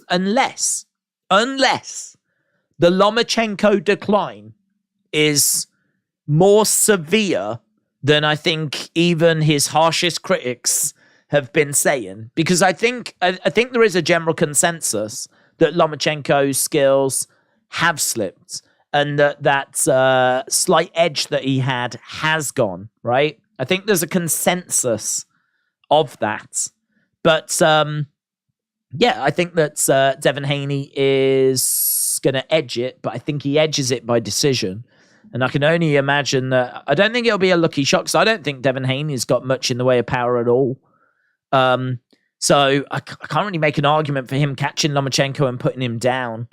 But if Lomachenko's skills have slipped to the point where we know he's a slow starter, he could get caught quite a bit in those early rounds. If he just cannot get going, just cannot get into the fight, Devin Haney just does not let him in, which is very realistic. And those shots just add up, and before he knows it, he's down. I don't know, man. I can't see that happening. I just can't see it. What I can see Devin Haney not allowing Lomachenko in the fight. Lomachenko always takes the first few rounds to download data and get going, right? So I think there's a real possibility that we see that, and then Lomachenko tries to get into the fight, but before he, or whatever he tries, Haney might already have the answer. Devin Haney might already always be that one step ahead. And as a result, he just cannot get any kind of rhythm going, cannot get into the fight before he knows it. 3 rounds down, 4 rounds down, and Lomachenko could be chasing. I could definitely see that happening. I do think Lomachenko will find a way in at some point, and I do think he'll take rounds, but I can't say a finish, man. If there is a finish, I mean, Haney, late. I think late. I think he's going to have to really wear down Lomachenko. He's going to have to keep catching him. But, Devin Haney is someone that works the jab a lot. He's someone that wins rounds through points, and he'll out-volume, and he'll outwork, and he'll get rounds as a result. He's not the kind of person that's going to come in with these big power shots, smash Lomachenko around, and Lomachenko's just going to feel the power of Devin Haney. Because as I said, his knockout percentage, Devin Haney, is 51%, which isn't that great. It ain't that great. Out of 29 wins, 15 knockouts. And don't forget, he's faced a lot of cans in the early stage of his career. He's faced a lot of people that you would expect him to knock out. And granted, when he first started, he was young. So, maybe that counts a little bit against him. The fact that he was young, he was learning the game. He didn't have much of an amateur career. So he was having to do a lot of learning on the job. So, maybe that reflects in his record as well. But yeah, I can't see it. I can't see it. But who knows? I mean, listen, it's boxing. You can catch someone with in the sweet spot, in the right spot. And if there is a bit of a decline with Lomachenko, as we said, could catch up with him. I was going to ride off to get some food, but I'm going to stay and finish this stream, says Tim. Tim, shout out to you, buds. Nakatani won by knockout. Yes. Shout out to the broke boys in the chat. No fair, don't care. Yeah, well, look, shout out to everyone joining us. I can totally understand people that don't have the money for this fight because I think $60 or whatever. I know it's not the most expensive of fights because in America, they can go up to $80 but so 60 is not the steepest, but even so, it's still a considerable amount of money. But I think in America in particular, I think what tends to happen is you get a load of mates around and share the cost, kind of a thing. Which I don't know. In this country, I don't think you tend to do that quite as much because in this country, in England, it's currently 3:00 in the morning, by the time we're going to get the ring walks, whatever, you're going to be looking at like super, super late. Like you're looking at 4, 4:15, something along those lines. So, yeah, I don't think you'd tend to have mates around unless you was making a big night of it. Unless you're writing the night off and people are stopping over. Maybe just another reason as to why we don't have those crazy pay-per-view prices that you do in America. If you are just joining us, we are at a video package. So we have just been watching a couple of fights. I think we've still got the co-main to come up. But right now we are just looking at a video package for Lomachenko and Devin Haney. It's a video package that's been doing the rounds. I saw it on YouTube. So nothing that we've not seen before. But we should be going over to our next fight very, very soon. Dean said, if stoppage, it would be Haney. Haney doesn't have the best chin, but it's most likely for sure going distance. Yeah, I agree, buds.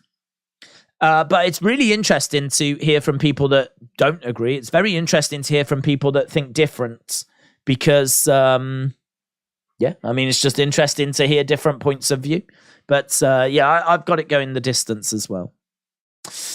We're looking to have it for free with a sports package here in the UK, said Retribution. Retribution said it's hard to justify buying any redemption. Said it's hard to justify. We've got Retribution and Redemption. It's hard to justify buying any pay-per-views unless it's a once-in-a-lifetime kind of a fight. I think just using sites for 90% is good enough, says Redemption. Yeah, I think it's difficult. I mean, if you are a fan of boxing, and certainly if you're like me, you get sucked into the hype of things. I mean, I'm the worst for that. You know, if I see like everyone talking about something, about a fight, and then I see the press conferences and I see like, you know, I don't know, some training footage and some prediction videos, whatever it might be. Like if I get caught up in the hype or something, like I really do want to watch the fight then. And I really do get involved. And I can totally understand that. Totally understand that. And as I said, you know, we are fortunate in the sense of, you know, the pricing over here is a lot more reasonable. But, you know, it is what it is. And we are sneaking our way towards that main event. Blood, sweat, and tears. Of course, we are at the MGM. The MGM Grand. We are just seeing the Strip in Las Vegas. And we are looking at the card still to come. So we got Nakatani and Muratalla coming up next. Then we've got Oscar Valdez against Adam Lopez. Then we've got Haney Lomachenko. So we've still got 2 fights to go. They did say 4 o'clock UK time in the morning, depending on how the undercard was going to go. The undercard has seen fights go the distance, so maybe we are just running a little bit behind, but we should be going over to our next fight soon. Okay, so Muratalla coming up next, who is 17-0.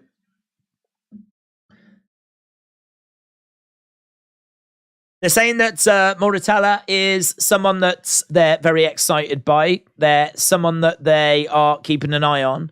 And this is a big, big step up for him.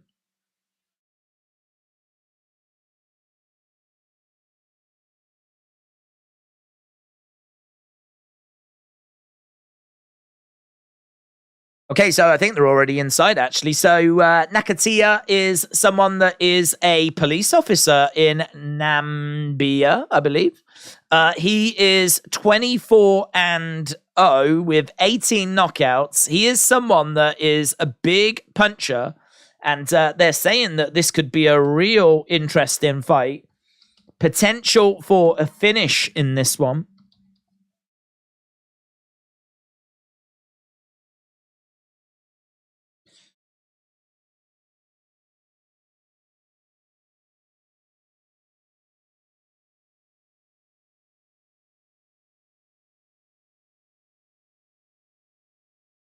Right. I would like to visit Applebee's when I go to the States, says Retribution. I think the WWE Network has shown the best way to do events. It feels like a good deal. I agree. The only thing is, though, that the amount that the wrestlers get paid compared to how much some of these boxers get paid. I mean, there could be a disparity there. We know, I think the highest paid professional wrestler is Brock Lesnar at like 12 million a year. And then I think you've got Roman on about 10. And then I think there's quite a bit of a drop off. I mean, there's your Seth, your Becky, your Charlotte's. They're in the million range, 2 million, sneaking up to about 5 million. But that's a year, and so then everyone else is kind of in the hundreds of thousands. So I don't know. I mean, like there's a lot of people. They're paying a lot of people, in all fairness. But whether that would work with boxing, probably not, would be my guess. Probably not. But this is where that balance is. We keep talking about the balance, where we keep talking a lot about fighter pay, but no one's really talking about how much the consumer has to pay. And who knows, at some point the conversation might get around to that, but right, the Buffalo Fire Bites and Moz Sticks at Applebee's are what's up. I'm watching from Namibia. Is it Nambia or Namibia? Namibia. I think it's Namibia, isn't it? I don't think it's Nambia. I think it's Namibia. Not very good with geography. I know where I am, and that's all I need to know, in all fairness. But yes, Murat Taya is 26 from the US. This is a big step up in competition. 17 wins, 14 knockouts. He's got momentum. He's got confidence. He's got good work rates. He can overwhelm his opponents with body shots. He's got good accuracy, good volume. Likes to work the head, the body, mixes it up very, very well. Good hand speeds.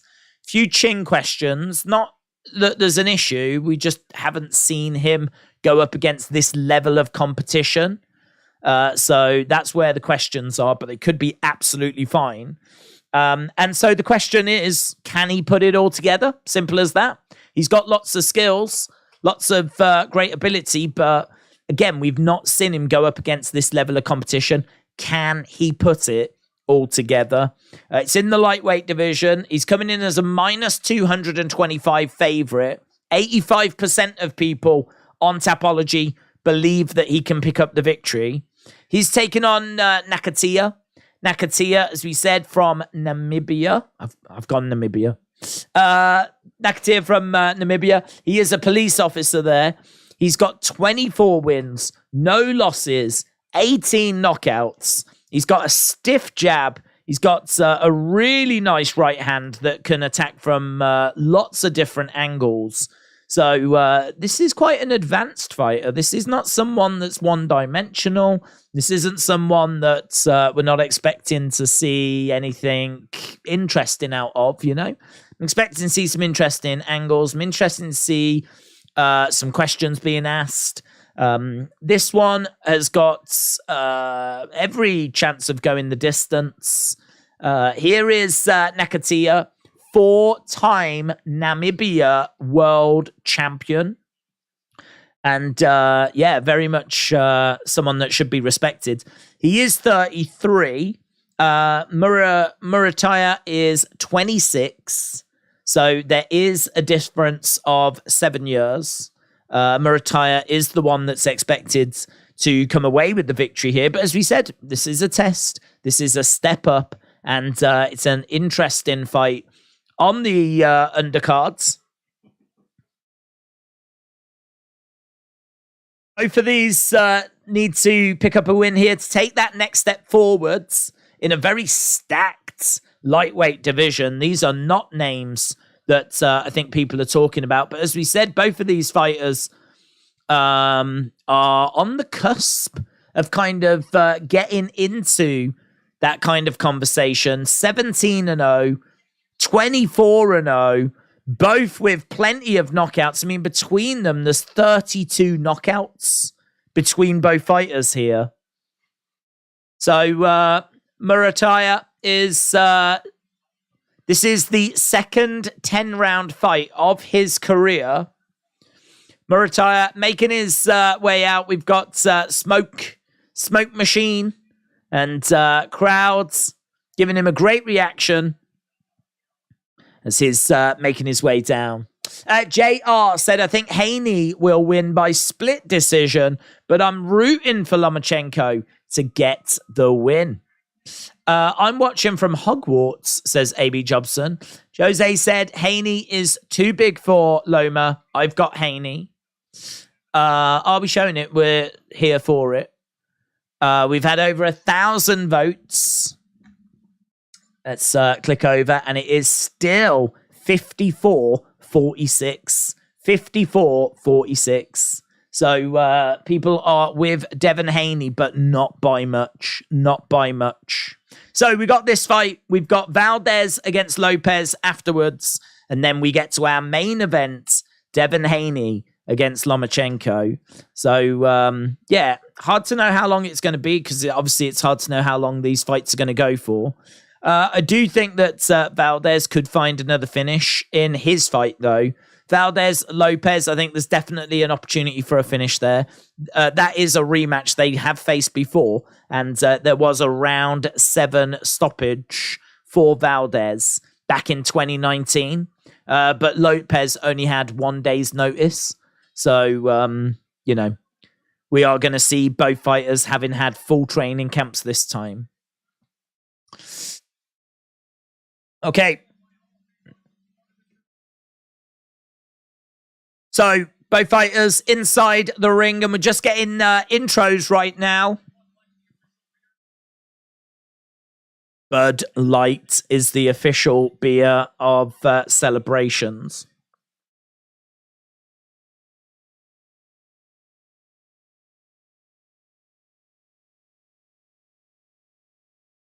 Okay, so this is for a couple of global lightweight titles.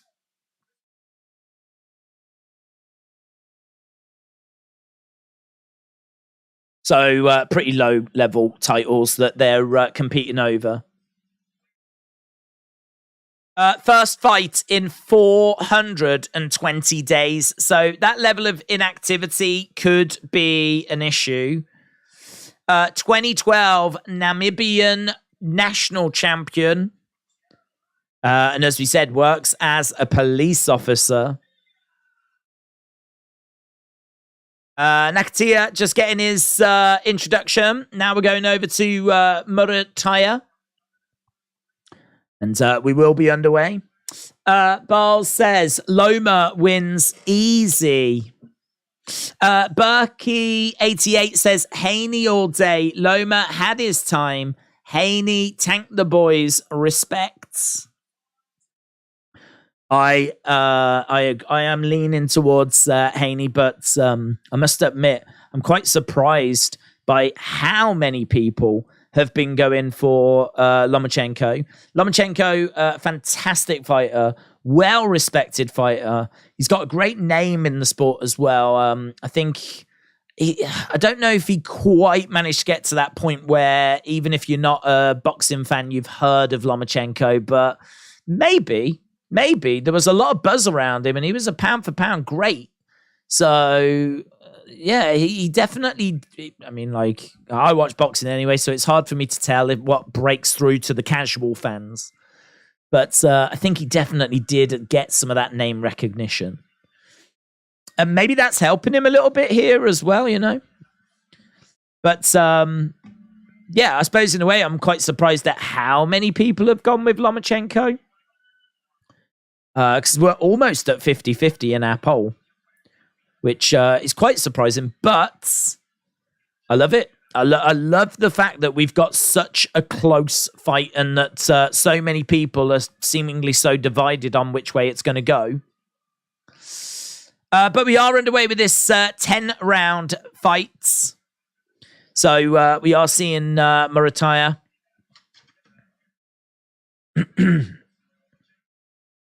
trying to find a way of closing this distance, is having to lunge quite a bit, which is never ideal. Trying to go to the body at the moment, staying on the outsides. Nakatani is both at the moment just being a little bit cagey. We're in the center of the ring. Jab coming in there by Nakatani. Murataya again circling rounds. Murataya from the USA, Nakatani from Namibia. And as we said at the moment, these two just being quite cagey. We're in the center. Lots of feinting at the moment. As they're both trying to find reads. See how the other reacts to certain shots. Nice strike coming into the body there by Nakatani. Yeah, both guys just settling in, and we are seeing Murataya moving forwards, taking a few steps back. He did just manage to land with a couple of shots there. Nice jab upstairs. And, heavy hands coming back there by Nakatani. And, again, Nakatani just throwing a hook shot, but misses with it. Goes to the body as Murataya takes a step back. Neither guy really able to impose themselves at the moment. Lovely hook shot coming in there by Murataya. Nakatani coming back with a lovely right hand. Nice. Better. That was good there by Murataya. I've never watched a fight live, but I like boxing history and I like YouTube videos, says Walsh. I'm a casual fan and I know Loma. That's good. That's interesting. I always like to hear from like casual fans because that's not even a disrespectful term. I think sometimes it can be perceived as disrespectful, but if you're the kind of person that just jumps in for the odd occasional fight, like I would say that you're a casual. You're a casual. You're not someone that's like constantly in the sport, keeping up with all the developments, keeping up with all the weight classes and the champs, and who the next challenges are, and all this kind of stuff. It's interesting to know if how far Lomachenko's name got. So I appreciate that. It's interesting. But, I think it could be a case that his name, if that is the case, it could be that his name is kind of driving some of that support. Whether people have kind of watched his most recent fights, I'm not sure. He has looked a step slower to me. Yeah, he does look like he's on a decline. It's one of them, isn't it? I mean, like, he's managed to still get the wins. And you can't look perfect all the time. So, I mean, like, now he's here. He's managed to beat the opposition. You can only beat who's in front of you. He's managed to beat them. Now he's here against Devin Haney. We could see classic Lomachenko, couldn't we? He could dial back the years and look amazing tonight. And he could put on, like, a fight for the ages, win the titles, shock the world. I think it would be. I mean, it sounds crazy, but like, I really think that if he was to win, I think he would shock the world. Which seems crazy when we're almost at 50-50 in the poll, but referee coming in and just checking on both fighters as, again, this one hasn't exploded into life yet. But we are seeing some nice work by both guys. We're seeing that Murataya is just struggling a little bit to really put too much together. But he had a nice combo at the end of the first round. Nice head movement there as a jab comes in by Nakatani. I'm casual. I love watching and rewatching Loma's highlight reels, says Ernest on purpose. Stick and move. Oh, that was a lovely shot there by Murataya.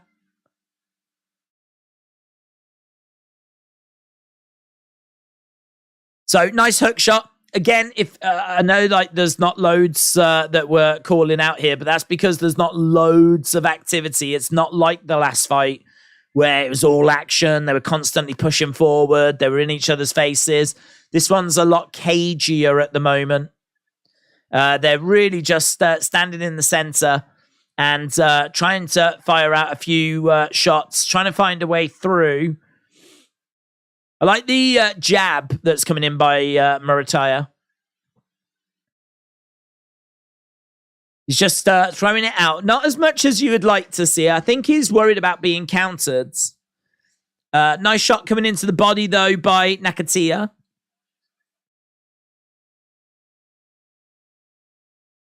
Murataya just moving his head there, having a little look. That's nice. Quick hands. So Nakatani came in. Murataya driving him back. This is good. This is good. Oh, wow. Seems really early, man. That seems really early. Ref stopped it. Yeah, that's totally premature. So he started to unload on him. Started to drive him back. Got him back against the ropes. Referee steps in and calls it.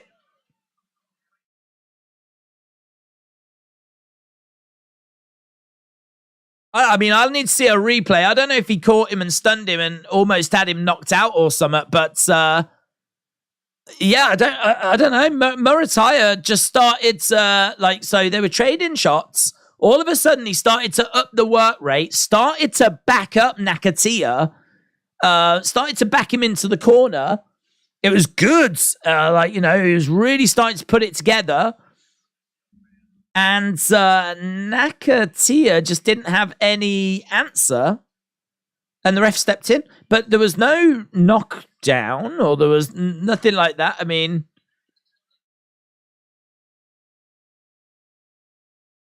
that's a BS stoppage, said Smooth Realism. I need to see the replay on that, man. I don't get it. I don't get it. He's driving him back. He goes back into the corner. And it just gets stopped. Nice shot. Couple of jabs. Goes upstairs again. So he does land a hook shot there. Oh, right. There is one moment. There is... Okay. Yeah, I still think it's premature. So he does... I mean, he does land some lovely right hands. There's that one there. That one there. So there's a big hook shot that comes in that just momentarily Nakatani falls against the ropes and sort of looks like he's gone. He looks like he's gone. So he looks like he goes against the ropes. He looks like he's gone. I think he's just stunned, to be honest. I don't think he's out. I think he's just stunned. I think he gets caught and he's like, whoa, goes against the ropes. As he's coming back, I mean, you can see that he's still with us, but as he's coming back, refs in and it gets stopped. In the actual fight, when you're watching it at full speeds, it feels premature. Looking at the replay, I can see why the ref stepped in at that point. Commentators still say they feel it's premature, but it's not as bad on the replay as what it looked at the time, I don't think. Hello, Ledge Killer. Hope you are well. Daniel says they should have let it go on. Never mind. It was probably a good call. Smooth Realism said it was ruined by that bad call. He was rolled with the punches. Okay, so Murataya picks up the win. Winner by technical knockout. And to be honest, I would imagine most people are quite satisfied because a lot of people are just waiting for Haney and Lomachenko. And that fight obviously is getting closer as we've only got one more fight to go. And then we are at our main event. If you are watching and you've not left a like, leave a like. It's greatly, greatly appreciated. So if you are watching and you've not left a like, leave a like, because they're just doing an interview with Murataya. Third straight win via knockout. He now improves to 18-0 with 15 knockouts.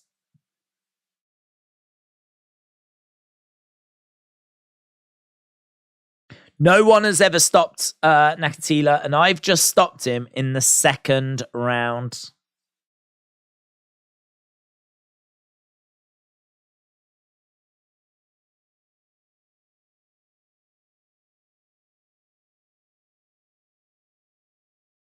So, Murataya wants the winner of the main event.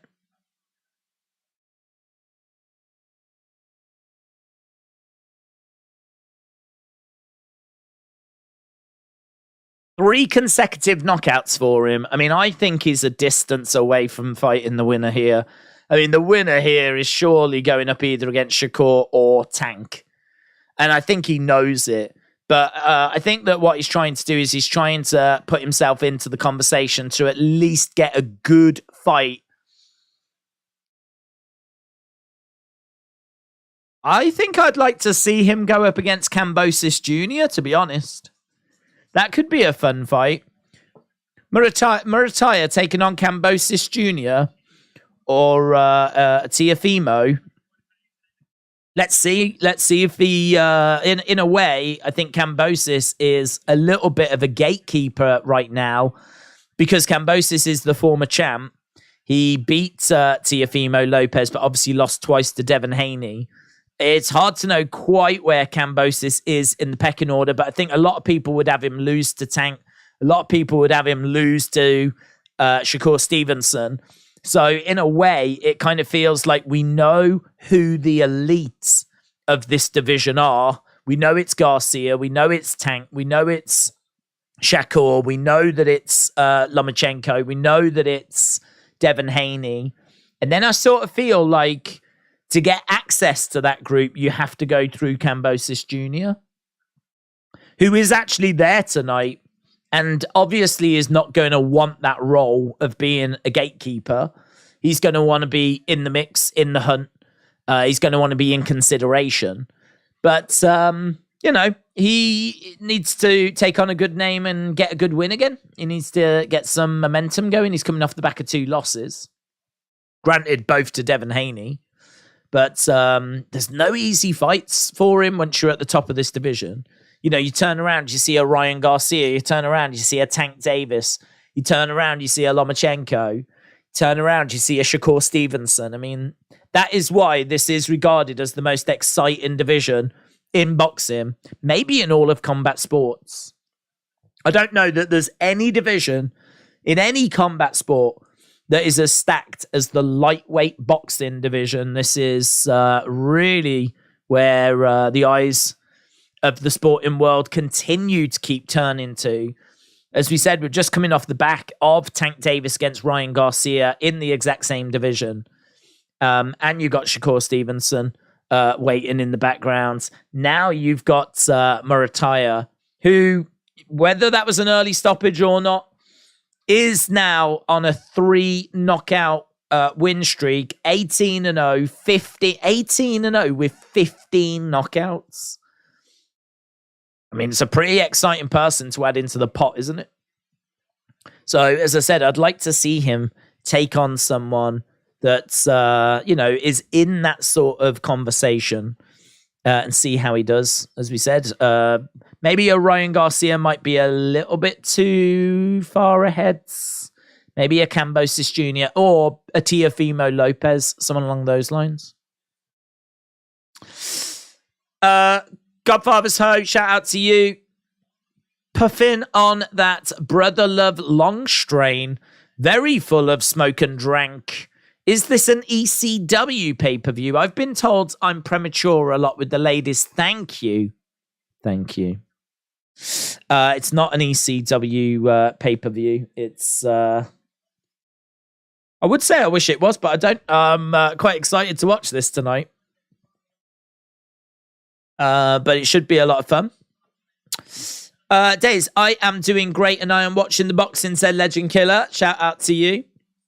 William said, it's not the fights that I'm a fan of, it's the ring girls. They need more time. We need some sort of stats so that we can discuss as they walk. Maybe the judges scored their performances. Okay. Maybe. Right, we've got the bell tolling for someone that passed away, an American football player, which Jim Brown.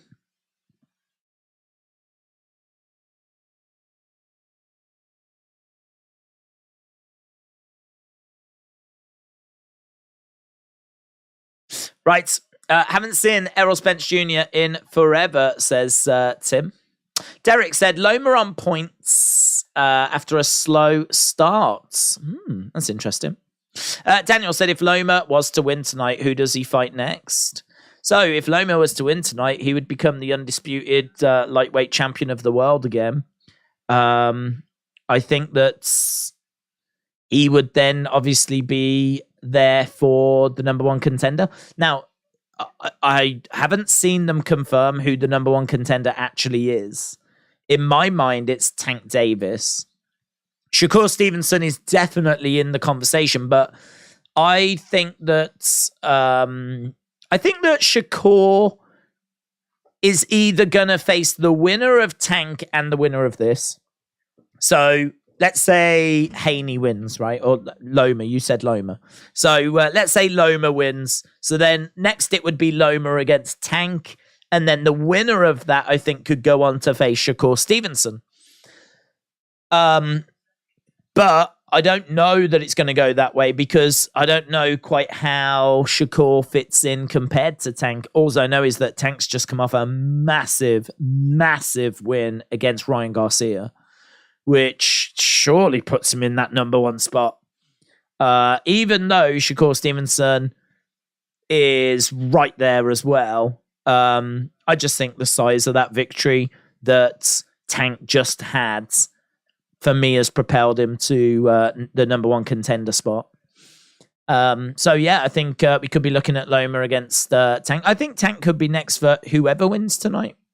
But as I said, some out there might think Shakur Stevenson should be the next in line. There's a lot of people that think Shakur Stevenson is the best fighter in this division. So for a lot of people, he should be next because he is the uncrowned champion in this division. For me, I would go with Tank. I just don't think there's a rush. I don't think there's any need. There's no rush to get Shakur in that spot. If he is the uncrowned champ, well, then he'll take the titles when he gets his opportunity. But I just think that Tank has done that little bit more. So, yeah, I'm going with Tank next for whoever wins the main event tonight. We are looking at Teofimo Lopez.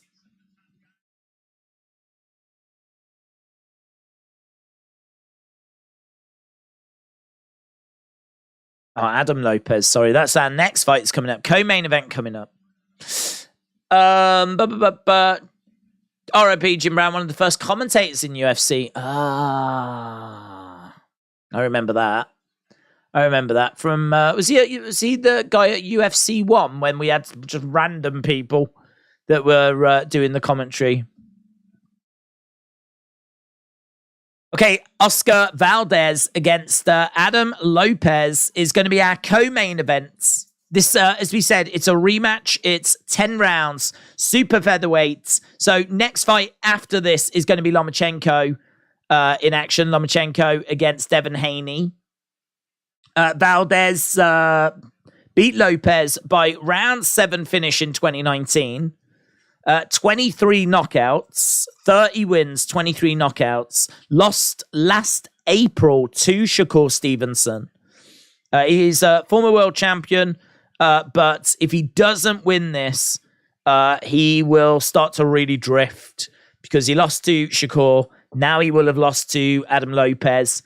And so, yeah, that's going to be an issue. But if he wins, then it looks like he could be set up for a title opportunity against the WBO junior lightweight champion, Navarrete. So this is one that Valdez really does need to make sure he gets the win in.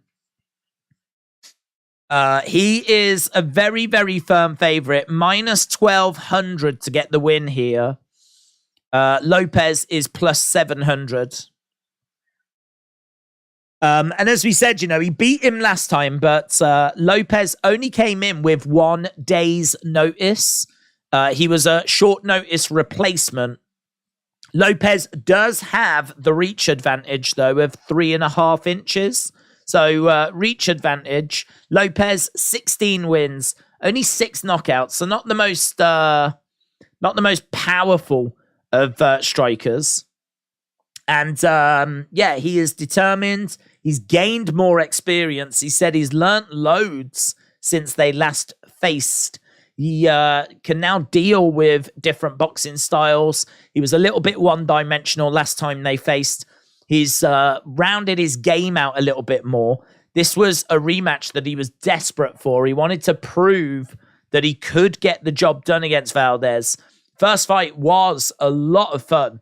The reason why they're doing the rematch is because the first fight was a fight that people were really excited by. And it's believed that a rematch, was something the fans really wanted. Certainly something that Lopez wanted, because obviously he had that caveat of not having had a full training camp. So now he's had the full training camp. There's no excuses. He's got the rematch. This is the rematch. Not only that, but as we said, Valdez on the verge of a world title opportunity. Can't afford to drop the ball here. So, fun little fight, this one.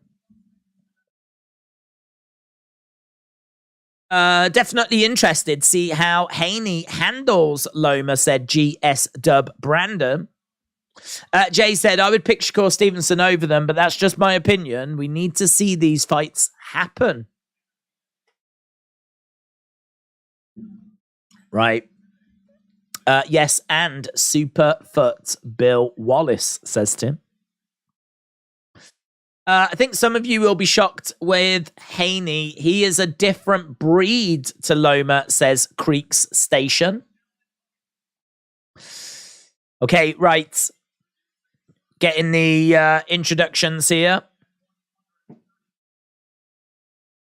So, intros, and then we will be underway with our co-main events coming up very, very soon.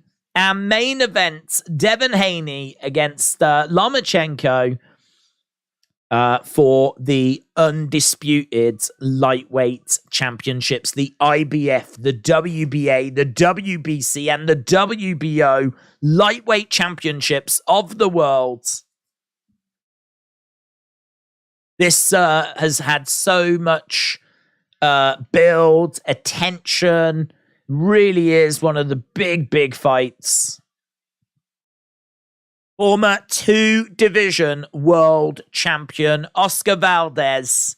He is 5-1 at the MGM Grand in Las Vegas with 5 knockouts. Definitely looking to bounce back, as we said, following that loss to Shakur Stevenson. Certainly no shame in that loss, but I had Bill Wallace's book once, but I forgot it in the rain. Never got a chance to read it, says Tim. Definitely interested to see how Haney handles Loma. Right, here we go. We're about to get underway with our co-main event. Co-main event coming up. Don't forget, if you are watching and you've not left a like, leave a like. It's greatly appreciated. Right, let's go. Bell sounds, and we are underway. Valdez in gold, Lopez in blue. And we are seeing Valdez edging forward, keeping it quite tight. Nice jab coming in there by Valdez. Valdez again throwing in a jab into a clinch at the moment as the referee comes in, separates both fighters. Jab coming in there by Valdez. Nice quick hands coming in there by Lopez. Valdez again trying to go to the body. Big hook shot upstairs. See, the thing is, a lot of people have looked at this fight, and even though Valdez is a very, very heavy favorite, a lot of the conversation, I think, has been around the fact that Lopez looked good last time, didn't have a full training camp, and, now, he's going to look better kind of a thing. But the same is true for Valdez. Valdez was not preparing for Lopez. He went in there, fought Lopez, and still managed to beat him, even though this opponent was brought in on 24 hours notice. So now Valdez has also had a full training camp of being able to prepare for Lopez. So I do expect this to be a finish. I do expect it to be a case that Valdez should get a finish, and it could even be an early finish, to be honest. Nice shot coming in there by Valdez. Valdez, again, keeping things quite tight. He's already managed to land a couple of nice-looking shots. Lopez on the outside, circling round. Couple of jabs coming in there by Lopez. Lopez going into the body. 1-2, again to the body as Valdez fires some shots back. Lopez circling round on the outside, digging into the body again. Nice jab going in upstairs there by Valdez. Lopez again going back to the body, circling round as Valdez is keeping an eye on him. Lopez firing out a couple of jabs. And again as Valdez takes a step back. Neither guy able to really impose themselves here. They're both having moments as Lopez moves around. Valdez in the center. Having a little look as Lopez comes in. I think I expected more out of Valdez in the early stages. He's just keeping it a little tight at the moment. And that's the end of the round. It's the end of the round. Feel like Valdez might have just edged that round, but as I said, didn't really kind of kill that game off or kill that round off. Sky Sports, temporary fault again, says JB. Lopez took the fight on 30 hours notice. Lomachenko pushes Haney before the bell, says B. What, it's like payback.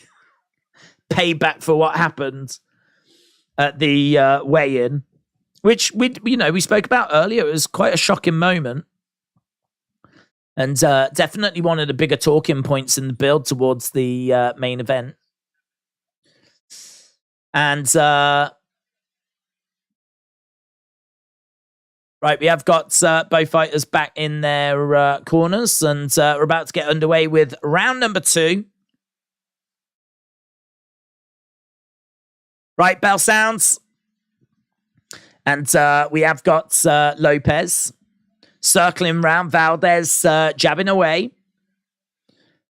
Lopez trying to find a way of getting past the jab here of Valdez as he's fired it out a couple of times. Hooked to the body there by Valdez. A couple of jabs coming back by Lopez.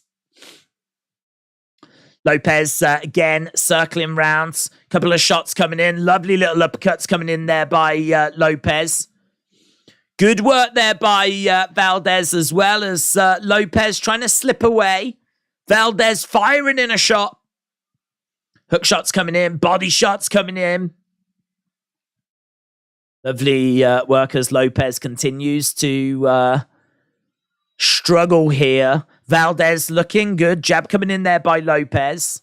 Valdez putting the pressure on Lopez. Oof. Hook shot misses. Lovely right hand connects. Back against the rope goes Lopez. Lopez trying to fire back with some shots. And Valdez putting the pressure on. Quick hands coming in there by Lopez. Body shot coming in. Shots coming in. Driving Valdez back. Valdez having a little look at the moment. Body shot coming in there by Lopez. Valdez in the center. Jab coming in there by Valdez. Another jab coming in as he goes to the body. Couple of strikes coming back by Lopez. Lopez stepping around on the outsides. Jab coming back by Valdez. Quite cagey. I mean, Lopez showing that he does have such some great skill and really fast hands as well. But Valdez keeping things quite tight at the moment. Jab coming in there by Lopez. And again. Nice jab coming in again there by Lopez as Valdez tries to explode out with a jab of his own. Lopez on the outsides. Again, trying to reset, trying to find a way past the defenses of Valdez. This can go 10 rounds. Lopez, good head movement, but on the back foot a little bit here. Valdez is stalking after Lopez. Couple of shots coming back by Lopez. Couple of jabs. Oh, nice combo. Nice combo. Couple of hook shots to the body. Went upstairs as well. Nice little flurry on the inside there. Swing and a miss by Valdez. We've only got about 12 seconds left to go. Definitely the aggressor is Valdez, but I feel like Lopez might have landed more. Close. I think it wouldn't be unfair to... we haven't changed the names. It wouldn't be unfair to say Valdez might be taking that 2-0. I think it's either 2-0 Valdez or it could be 1-1 at the moment. Co-main events, Valdez versus Lopez. As we said, Haney, Lomachenko coming up after this. If you are just joining us and you are excited for that main event coming up next, make sure you vote as well. We've had 1,200 votes. And last time we looked, it was like 54-46. Right now it's 53-47. 53-47 is where we are right now. Right. And again, if you've not left a like, it's greatly appreciated. We're at, I think, about 211. So we just have to see where we get to with that tonight. Couple of jabs coming in by Lopez. Shot coming back there by Valdez. Big hook shots coming in. Big winging shots. As he's trying to work a few different angles here, Valdez. Ask a few different questions. Nice jab. Lovely. Straight down the middle. That was a great right hand. That's what Valdez hasn't been landing so far. And that is one of those shots that really makes the opponent think. Really makes the opponent, question. The kind of have to really reanalyze. He's been landing a few jabs and he's been stalking Lopez, but he hasn't been landing any of those kind of big power shots that really rock his opponent. But he did just land that on Lopez there. Jab coming in. Lopez has took it well though. And he's still moving around, backing up a little bit as Valdez is edging forwards. Jab coming in there by Valdez. Lopez, again, continuing to move around. Couple of shots coming in straight down the middle as Valdez throwing a beautiful right hand. Couple of shots getting in. And look at Lopez. He's in the corner. He's relying on his head movement. He's saying, I'm right here. Come and hit me. And Valdez doesn't take the bait because he knows that the counters will be thrown if he does commit. There's an uppercut that comes in by Lopez. Lopez really relying on that head movement, and it's worked well for him, in all fairness. The hands were dropped, and he was moving the head around. Valdez couldn't connect. And Lopez comes out of the corner. That was a real opportunity there for Valdez, but equally, I think you've got to praise the fact that he didn't rush in and get caught with a counter, because he easily could have got caught with something and ended up coming off worse there. Instead, he was calm. He was calculated. He did throw some shots, but couldn't land as Lopez's head movement was so effective. Oh, that's a lovely hook shot coming in. And this fight has really opened up now. This fight has really opened up. Couple of jabs coming in there by Lopez. Valdez circling round as Lopez is putting that pressure on. Again, nice head movement. He's backing up a little bit here. Jab coming in there by Lopez. That's definitely a Valdez round, but Lopez showing some real skill. Making sure that a bad situation didn't get made worse. But some nice defensive skills on display. Little bit risky, but certainly pleasing to the eye. Backstage, we're seeing Devin Haney putting on his gloves. GS Dub said, I'm just sleepy. I just want to see what happens in the main events. Sky Sports temporary fault. Yeah, it has. Sky Sports has dropped out a couple of times. Joe said, I feel like it should have been the real main event. Well, we've got Haney backstage. Just getting the gloves on, getting comfortable with them.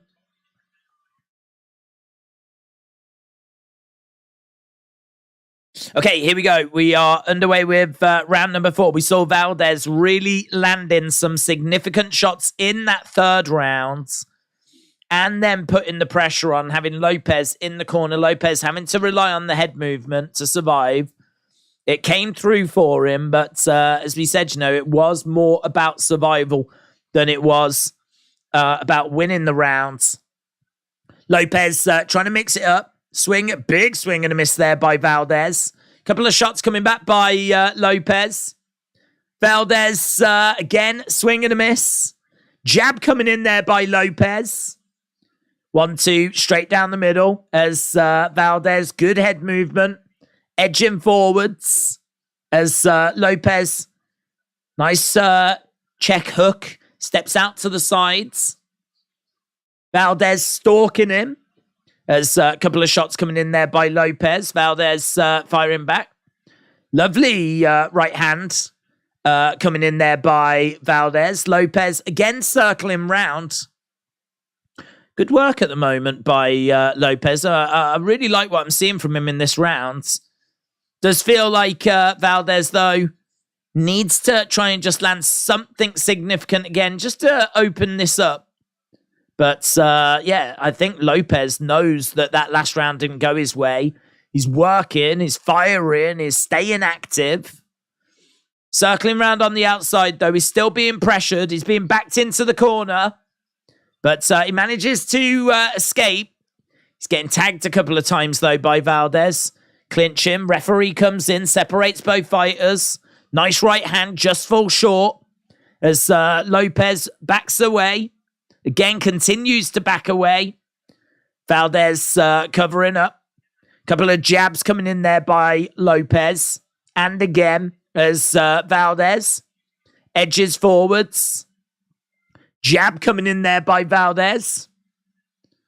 Lopez again circling. Jab coming in by Lopez into the clinch. They break apart.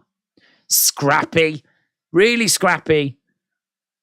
It feels like the aggressor is Valdez. But I don't know. The volume might be with Lopez in this round. He definitely in the early stages of the round got in, got some shots off, got out of there. But saying that, Valdez has just been doing his work, throwing out some jabs, landing some shots. Oh, and I tell you what, there's nice little flurry at the end here by Lopez, and he's actually backed Valdez up against the ropes. That's a nice ending to the round there by Lopez. That might have been, I think that was a Lopez round. I think it was quite close. And then that little flurry at the end might have just given him the nod. Good answer for that third round, which certainly didn't go his way. I am awake after 3 beers, says Tim. Lance, shout out to you, buds. Interesting tactics and psychology from Lopez, says JB. Hopefully no one gets knocked out with a KSI special. Hey, did you see that fight got changed to a no contest? So, we was watching Misfits last week, and we did say at the time, we weren't alone. A lot of people said it as well, that it should be a no contest. There was a few people making arguments that KSI had hit the punch first and blah, blah, blah. But, the fact of the matter was, he knocked out Joe Fournier with the forearm, with the elbow. That's what put Fournier out. And you can't do that. But I do agree it was accidental. I never thought that he did it on purpose. But, I think that's the right result. Nice jab coming in. Big, heavy hands there by Valdez. Jab coming back by Lopez. Nice head movement there by Valdez. Valdez edging forward as Lopez circles round. Heavy hands coming in by Lopez. Valdez standing in the center. Valdez bouncing around. So let's see what Lopez can do in this round, because as we said in the last round, much better performance, much better showing. Nice shots coming in. Couple of jabs there by Lopez. Valdez edging forward. Nice jab. Snaps back Lopez's head and then follows it with a left and a right. This is better by Valdez. Valdez is putting the pressure on, really closing the space. And really catching Lopez as well. Lopez constantly trying to move around the ring, trying to find a way of just getting some space to reset himself. And he does, in all fairness. Sets the legs, starts throwing out the jabs. He backs up Valdez against the ropes. As we said, these two fought back in 2019, and it was a really good fight. And actually, it might have took a round or so to get going, but we're in a really interesting place now with these two. Oh, that's a big shot that lands by Valdez. That's a lovely shot, and he looks for a little uppercut there. Lopez circling round. Oh, lovely hook shot. Some lovely work. So Valdez is backing Lopez up. Valdez having a little look, keeping his gloves up. Couple of jabs coming in here by Lopez.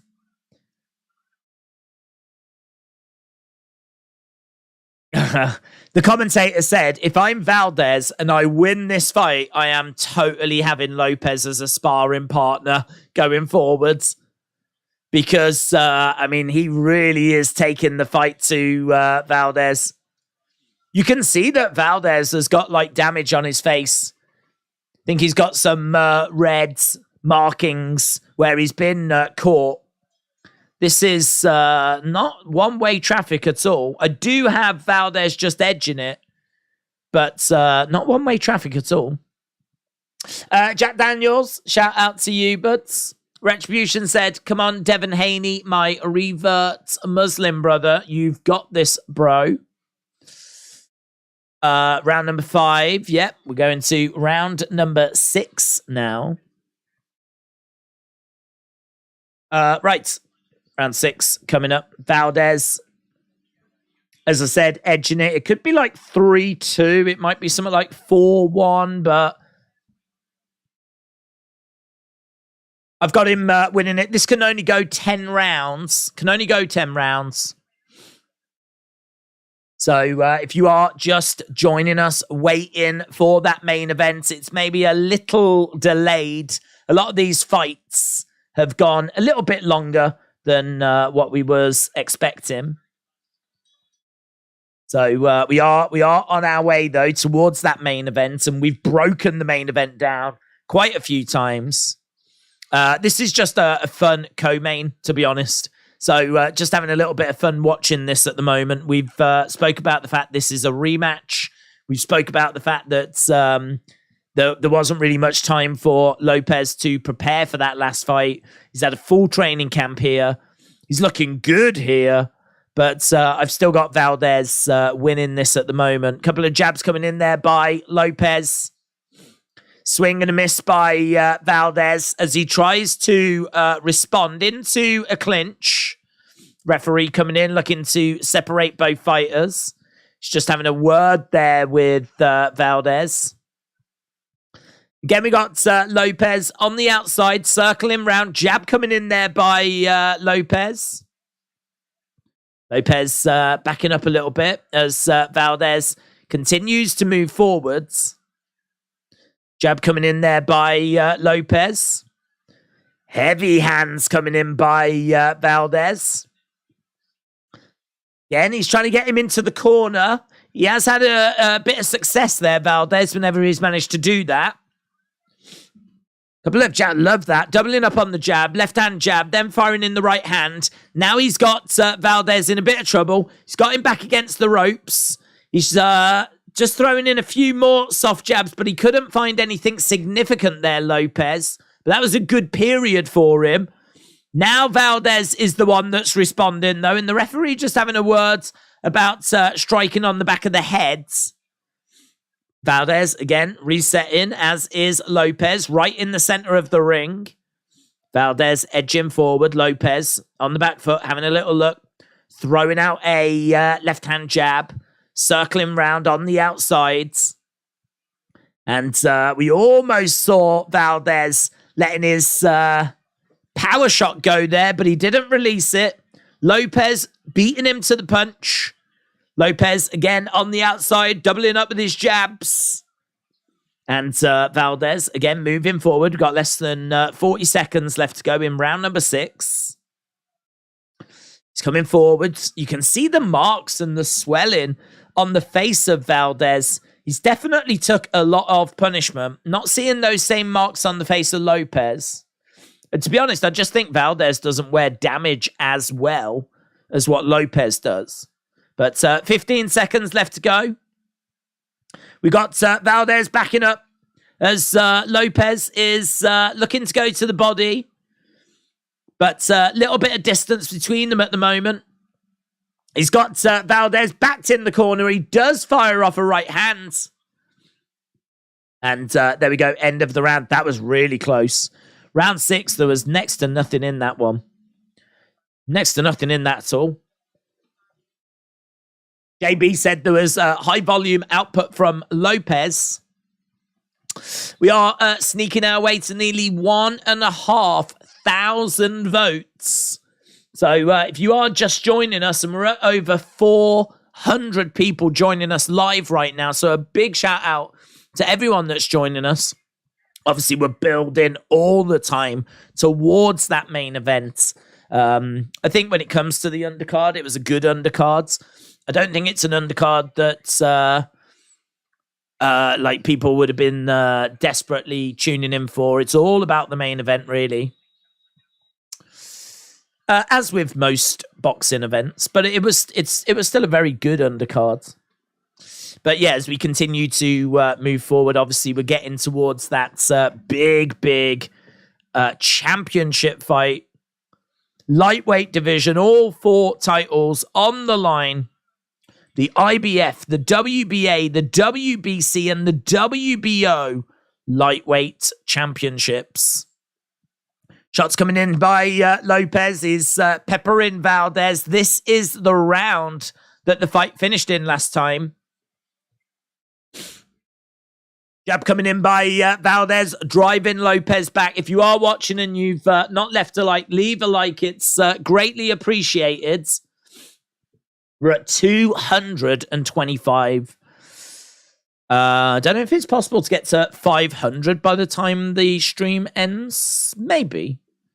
I think by the time we get to the main event, we should have a nice number of people that are with us. And continue to share your thoughts as well. If you are just joining us, who do you think's winning that main event? Do you think it's going to be Haney? Do you think it's going to be Lomachenko? Who do you think is taking that main event? Who are you backing as well? Who do you want to win that main event? Is it one of those situations where your head says Haney, but your heart wants Lomachenko? Or maybe vice versa? Maybe your heart is saying it's going to be Lomachenko, but you want it to be Devin Haney? Swing and a miss by Valdez. Halfway through this round. Couple of shots coming in. Nice big heavy body shot there by Valdez. That was a crunching blow. Long for the days when Don King made pay-per-views. His cards were always stacked, said Russell. How long until Haney Loma, says Loz? It's the unknown. I mean, I think they said ring walks were meant to be about now. And this is the co-main, and we've potentially got a couple of rounds left to go. So, yeah, I think the undercard has just run a little bit long. So, you know, it's going to be within the next hour, but hard to say exactly. Let's get the numbers up, said Creek Station. I've been watching Days for a while. Showed the channel some love, Creek Station. Really appreciate it, man. Yeah, it's great to see so many regular faces joining us for these boxing streams. Nice quick hands firing in there by Lopez. Hook shot coming in. Valdez getting driven back in the corner as Lopez is starting to unload. Only 12 seconds left to go, but Lopez doing a great job here of really pouring it onto Valdez. Lopez is not going anywhere.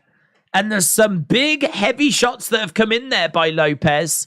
I think there's maybe an argument, you know, after 7 rounds, this is like 4-3 for Valdez.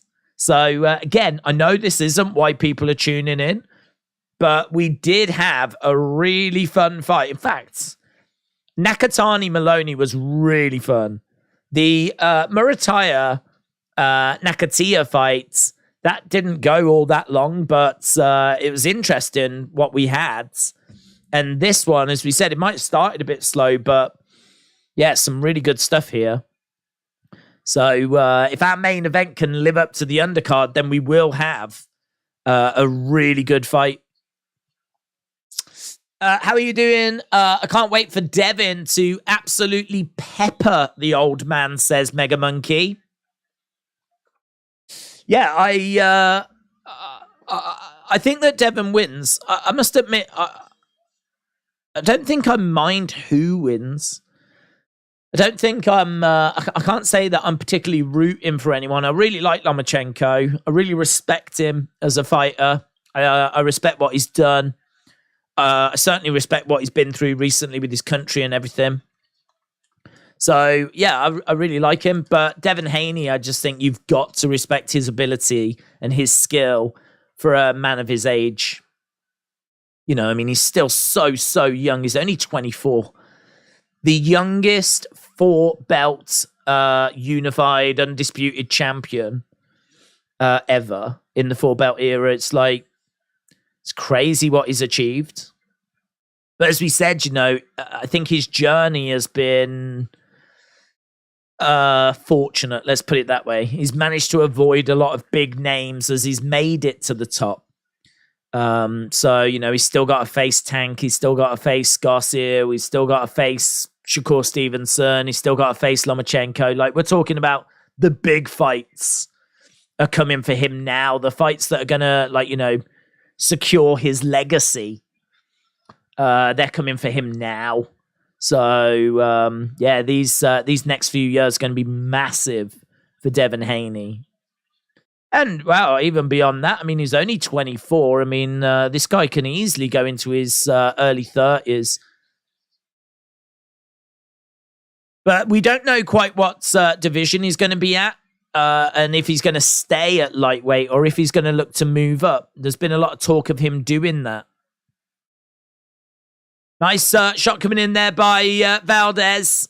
Valdez again driving Lopez back, but Lopez going to the body. We got a minute left in this round. Couple of jabs coming in there by Lopez. It's covering up.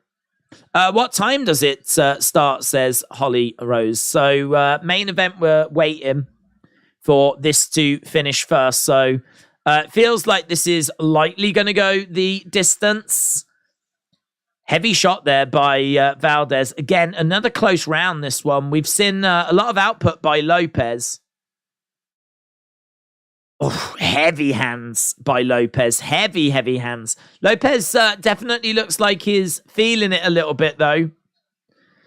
And jab coming in there by Valdez. Lopez circling round on the outside as Valdez comes in, swinging away. As shot comes back there by Lopez. Valdez takes a step back. Valdez edging forwards. Lopez again stepping back. Very close round, this one. Jab coming in. Oh, I love that shot. He catches him with the jab, then fires off another hand. Lopez is just circling around with his hand in the air. He thinks he did enough to take that. That could be a little bit of psychology, because I think with those kind of close rounds, you know, if you put your hand up and celebrate and show the judges that you think you did enough to get it, maybe they're hoping that that'll just be enough to give them the round. But round number 9 coming up now. Round number 9, as we said, this looks like it's going to go the distance. The Nakatani knockout was vicious. It's probably the best KO this year so far, said Jay Foreman. Is Haney playing the heel after that push, says Walsh. That's a great question.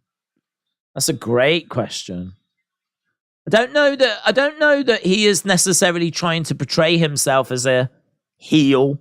I don't know that he is looking to play that role, but in people's minds, is he portraying that role?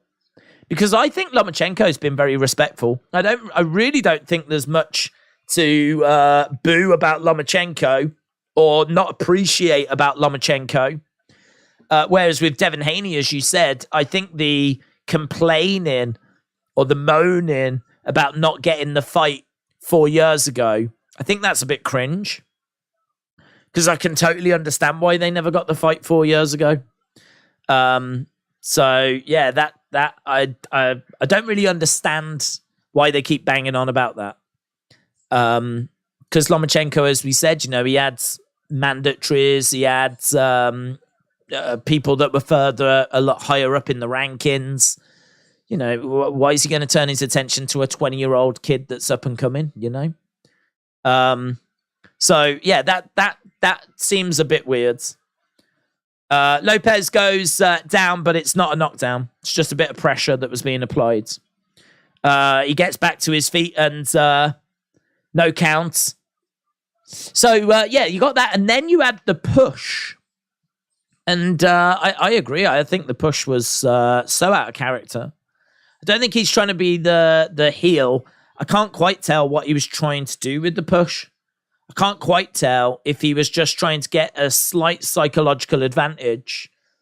I think, if I was to guess, and it's nothing more than a guess, I think he was trying to fire himself up. I think what he was trying to do is he's trying to basically say, this is my fight. Like, I'm the A-side. I'm the man. You're coming to challenge me. This is my yard type situation. I don't think he's doing it as a heel. I think he's doing it as a statement. But does that show a bit of insecurity? Does that show a bit of weakness? It's to be debated, isn't it? Big overhand gets thrown there by Valdez. Referee comes in and separates both fighters. Hook shot coming in there by Valdez. This is round number 9 of 10. As Valdez continues to move forwards. Throws shot off. Oh, lovely right hand there by Valdez. Connects with a great right hand. Just seems to be getting a little bit more success here. They're slugging away in the pocket, though. Lopez is quite happy to try and give as good as he's getting. It's a close little fight, this one. As we said, after 7 rounds, I had it 4-3. And going into this final round, it is close. This will be disappointing if Valdez lets this go the distance, says Jay Foreman. Ben said Haney is one hungry boxer. Justin said Haney is very overrated. This will be a war. Maybe he still wins. I think we will see a strong Loma. This is his dream, remember. He trains with Usyk, and iron sharpens iron. It's a good point. It's a good point. Bro, just fought a month ago. Now main eventing against Loma. Big step in competition. Quick turnarounds. Normally equals failure. I still think Haney takes it, though, said GC Dub. Single Pringle. Single Pringle said, let's go Lopez. Jack said, he who controls the distance dictates the power. Ooh. Feel like that should be chiseled onto a tablet. Right, round number 10. Round number 10. Final round. And it feels like we're going to go the distance on this one. Oh! And I tell you what, Valdez with quick hands there. Couple of shots coming in, and he finds a little uppercut. Now we've got Lopez circling round on the outside. Valdez in the center. Oh, Lopez coming forward now, driving Valdez back against the ropes. Lopez seemed... I don't know what was up with Lopez there. Lopez momentarily seemed to be distracted by something. Valdez tried to come forwards. Lopez is in the corner. Oh, big body shot! Big body shot there by Valdez. I don't know. I don't know what's gone on with Lopez. I don't know if it's like a mouthpiece has come out, maybe? He's like looking at the ground and he seems all distracted. I don't know what it is. I don't know if he's got caught. I don't know if he was just struggling. He's just fired something out of his nose. So I don't know if he's got caught with something. He's having trouble breathing, maybe. Whatever it was, a momentary switch off. I mean, I don't think it would have been a loss of concentration. But certainly some sort of distraction, some sort of switching off really allowed Valdez to cause some problems. But Lopez firing away again. He's right back in the fight. I think there is blood coming down his nose. I think he is struggling to breathe.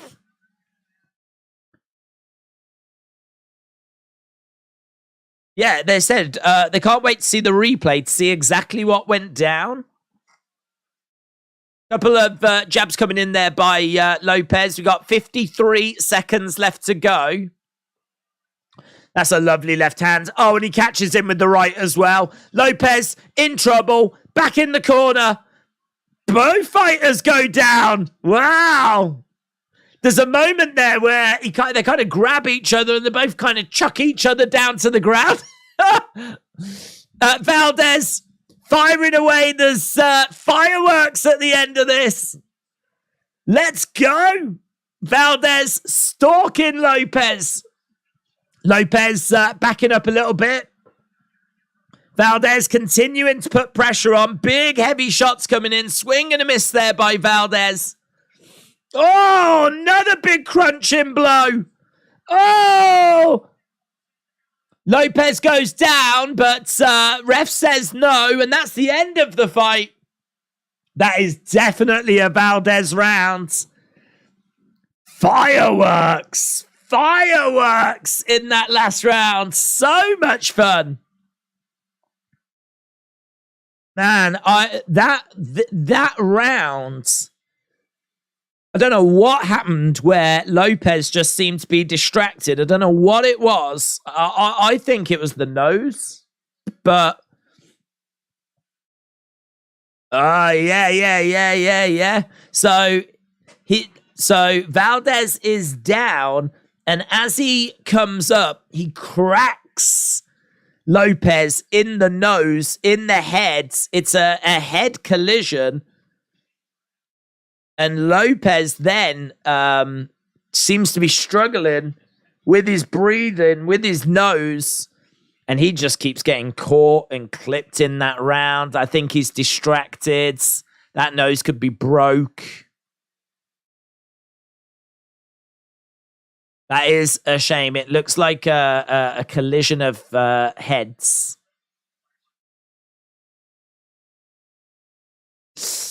Decision time. A little bit of wrestling there. Yeah, very much so. It was a great 10th round.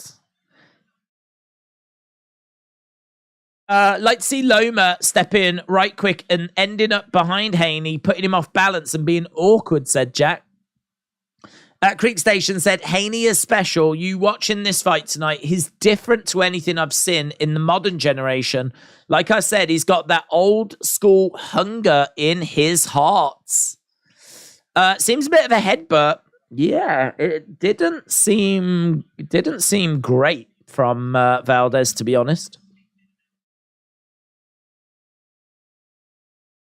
Definitely seemed to be coming up and leading with it. But it's presented much needed opening. Valdez's face is looking proper swollen and banged up. Right, we are going over to the scorecards. Again, if you are watching, leave a like if you haven't already. It should be our main event next. Here we go. 98-92. 98-91. 98-91. Unanimous decision. Valdez gets it.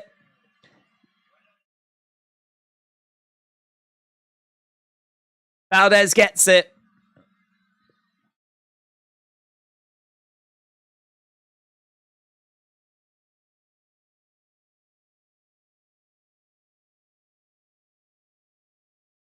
I felt pretty good that he was going to get it.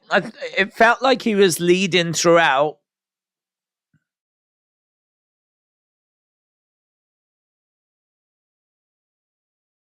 Valdez face looking proper swollen and banged up. Geo said Haney in for a rude awakening. User said it did seem to be a headbutt. So it is a win for Valdez. Valdez picking up the victory.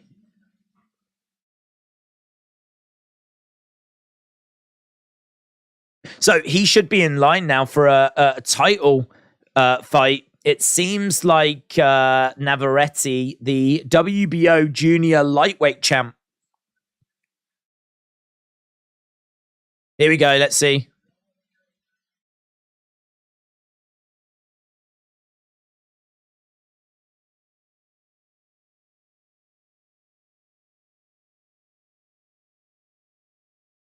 Navarrete next. So, yeah, he wants the champ next, and it was believed that that would be next in line for him if he was successful. So, looks like he's looking for championship opportunity. And that could have been a real stumbling block for him, in all fairness, if he hadn't have been successful there. So, hard fought. I mean, really hard fought. Lopez was right there, just not going away. But he managed to get a convincing decision win. How many matches left for our main event? Main event should be next. No more matches to go. It is next. Haney, Lomachenko. We've been talking about it all night. We've been streaming for not that long, actually, all things considered, 4.5 hours. But it doesn't matter. The time for talking is done. We have broken this fight down. We have spoken about the strengths and weaknesses of both guys. We can quickly run through it again though, because I appreciate people are joining us for the first time. No, I keep saying it, but if you are just joining us, leave a like. It's greatly appreciated, and it does make a big difference. Right, so let's talk, shall we? Let's get into some serious detail in regards to Haney and Lomachenko. So this is for the 4 belts, the 4 world titles in the lightweight division. It's for the IBF, the WBA, the WBC, and the WBO lightweight world championships. Devin Haney is the champion, the youngest to ever achieve undisputed champion at the 4 belt era. He has got the height and the reach advantage. This is key. The reach advantage is over 5 inches, right? And he is the bigger fighter, and he needs to use that to his advantage. He is very good his jab is exceptional. His jab, and just using that as the lead hand, he can use it as a way of maintaining distance. He can use it as a shot. He can use it to set up his other shots. That lead hand does a lot for him. But the one thing it does is it just allows him to dictate the pace of the fight. He doesn't allow his opponents to come in and dictate the pace of the fight. So the jab, the size, the reach, these are key for Devin Haney. He is, as we said, got an incredible lead hand, but definitely one area that he lacks is power. Doesn't seem to possess much in the way of power. His knockout percentage is only 51%, which, you know, isn't great. Definitely on the lower end of what you would expect of someone undefeated that's gone on to become like a world champion. So 51%, you would like to see that be a bit higher. And people do say that he's got like pillow fists, which I think is a little bit harsh. I certainly don't expect him to knock out Lomachenko, if I'm being honest, but that would be an area that you would say that Lomachenko has got the advantage over Devin Haney. He needs to put Lomachenko on the back foot. Lomachenko is not as effective when he's being pushed backwards. Lomachenko can just sort of, his feet can kind of get in, not in the way, but he is very good with his footwork, but that's only when he tends to move forwards. When he's moving backwards, things aren't as crisp. Things aren't as good. He's not as effective. And this is where Devin Haney, if he can get at Lomachenko, be driving him back, be using his height and his reach, really stamp his authority on this fight, then honestly, we could see Lomachenko not even get started. We really could. He likes to box on the outside. He likes to slow the pace down. He works well against southpaws. He is someone that is 11 years younger. He can be a little bit too stationary. You know, we talk about how he's going to have to work hard. He's going to have to drive Lomachenko back. He's going to have to work the jab. Sometimes he can be a little bit static. Want to see him like moving and constantly asking questions, not just standing there and basically allowing Lomachenko to get into the fight. He's got to work harder than that. He's got to rely on his hand speed. He's got to use his combos. His defense is really good, but he is susceptible to hooks because he only uses the one hand as a shield. So he's got his other hand kind of covering the front, but this hand back here, it's a bit Philly Shell-esque in the sense of he uses the one to kind of cover his body, he uses the other to cover the side of his head, but that means that he is susceptible. He doesn't use the traditional guards, like where you keep him both hands up and you can like block shots. And as a result, there are openings that can be exploited. But defensively, I mean, he uses his footwork a lot for his defense to make sure he doesn't even get into any bad situations. He does clinch a lot if someone comes in close, and that could be key, but Lomachenko is very good in the clinch. So, yeah, I mean, there's lots of positives for Devin Haney. He's very textbook. He's very orthodox. He doesn't really do anything that unusual. He doesn't really do anything that Lomachenko won't have seen before. Again, I would say that's a weakness, but it's also a strength because what he does do, he is a master at it. I mean, he could basically write the textbook Devin Haney at the age of 24, right? He is that good. And, there's a lot of hype around him. There's a lot of support for him because of what he is able to achieve at this age and for how good he is. Lomachenko is a 3-weight world champion. He's got the better punching power, 2-time Olympic gold medalist. He's got over 400 amateur fights, nearly 400 wins. Slow starter. That's going to be a problem for him. He is going to have success with certain shots, as we said, because of Devin Haney's defense, as long as he can get in close to land those shots. Fighting on the inside should give him success. He's good at working the body. He can adapt to different styles. There'll be nothing that Haney does that's going to throw him off or is going to affect him. He can fight at all levels. This is something you've got to keep an eye out for. He loves to shoot out to the sides and then work angles. He's really good at doing that, Lomachenko. Lomachenko is actually not as orthodox as Devin Haney. He can do the textbook stuff, but then he can work different angles and not work in lineal lines. He is very good at working off at angles, firing in shots that, to be honest, Devin Haney might not have encountered before. So Lomachenko definitely can bring some stuff and ask some questions that Devin Haney will have prepared for, but maybe he won't have competed against before. He uses his footwork to create some very interesting angles. The other thing as well, though, is he might be slowing down. He is 11 years younger, and he might be slowing down.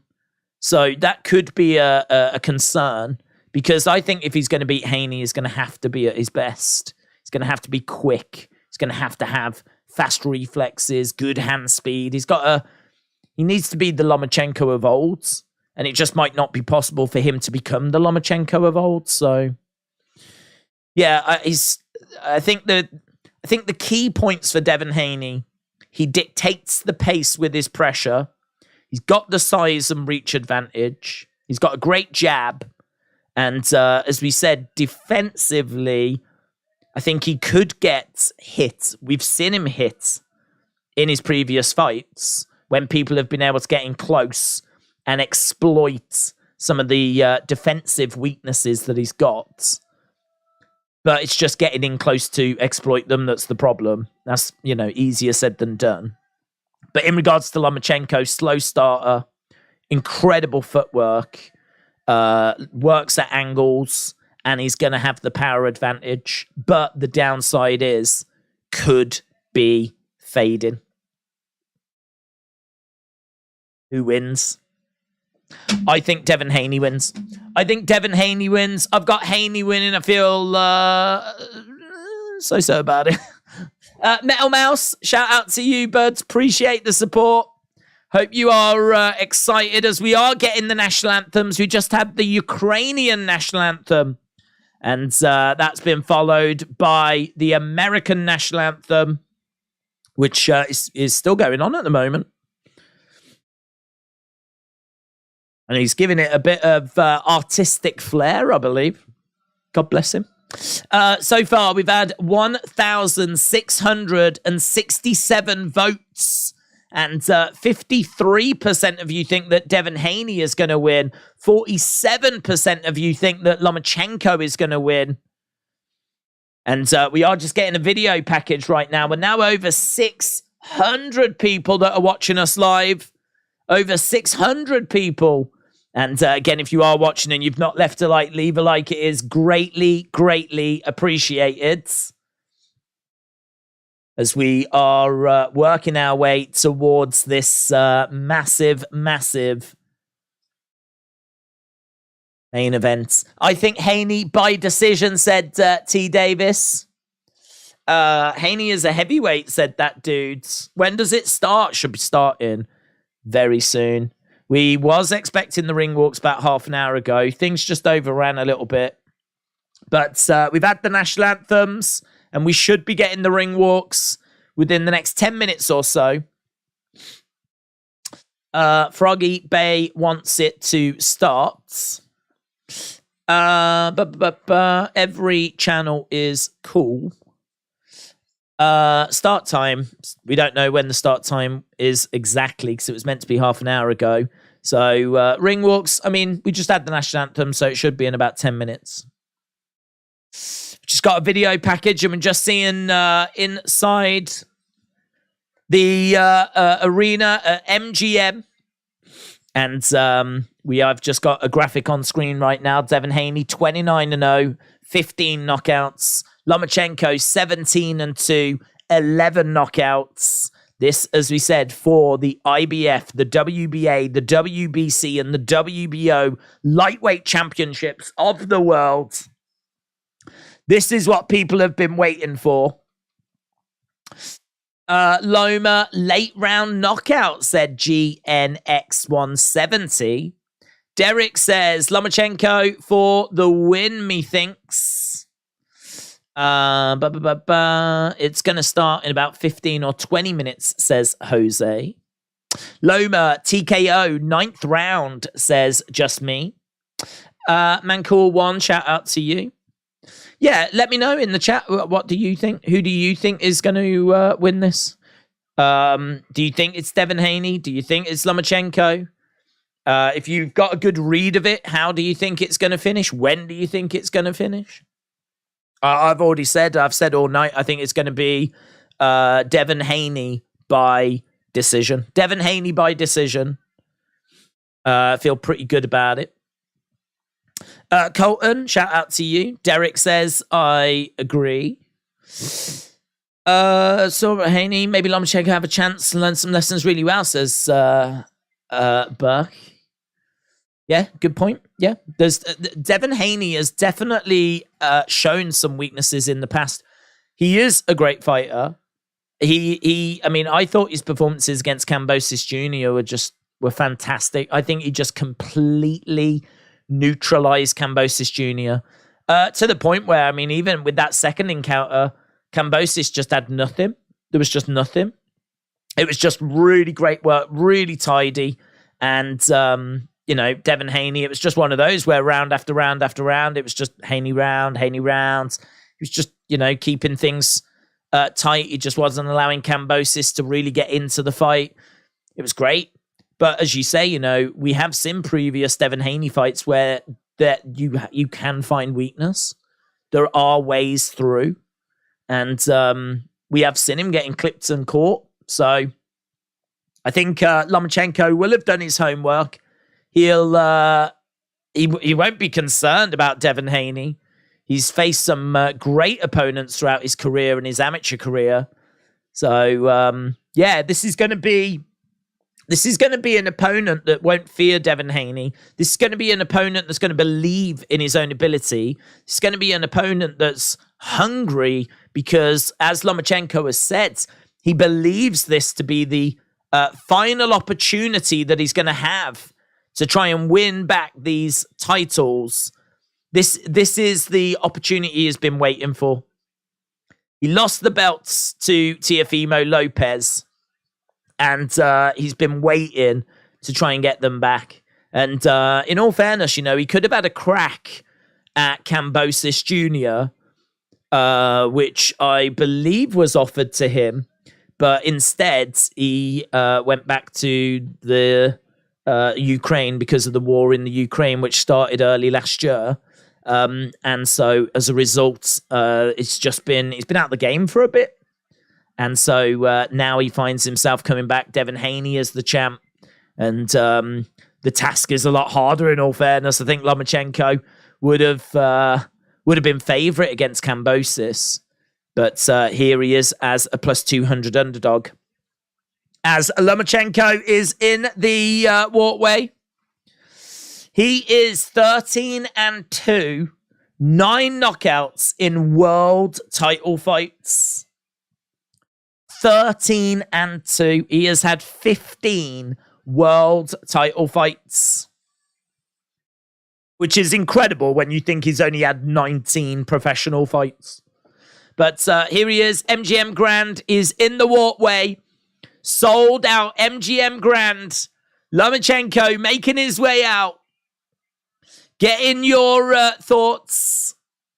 Loma, unanimous decision, said Mike. Mark said Loma knockout 2 seconds into round 1.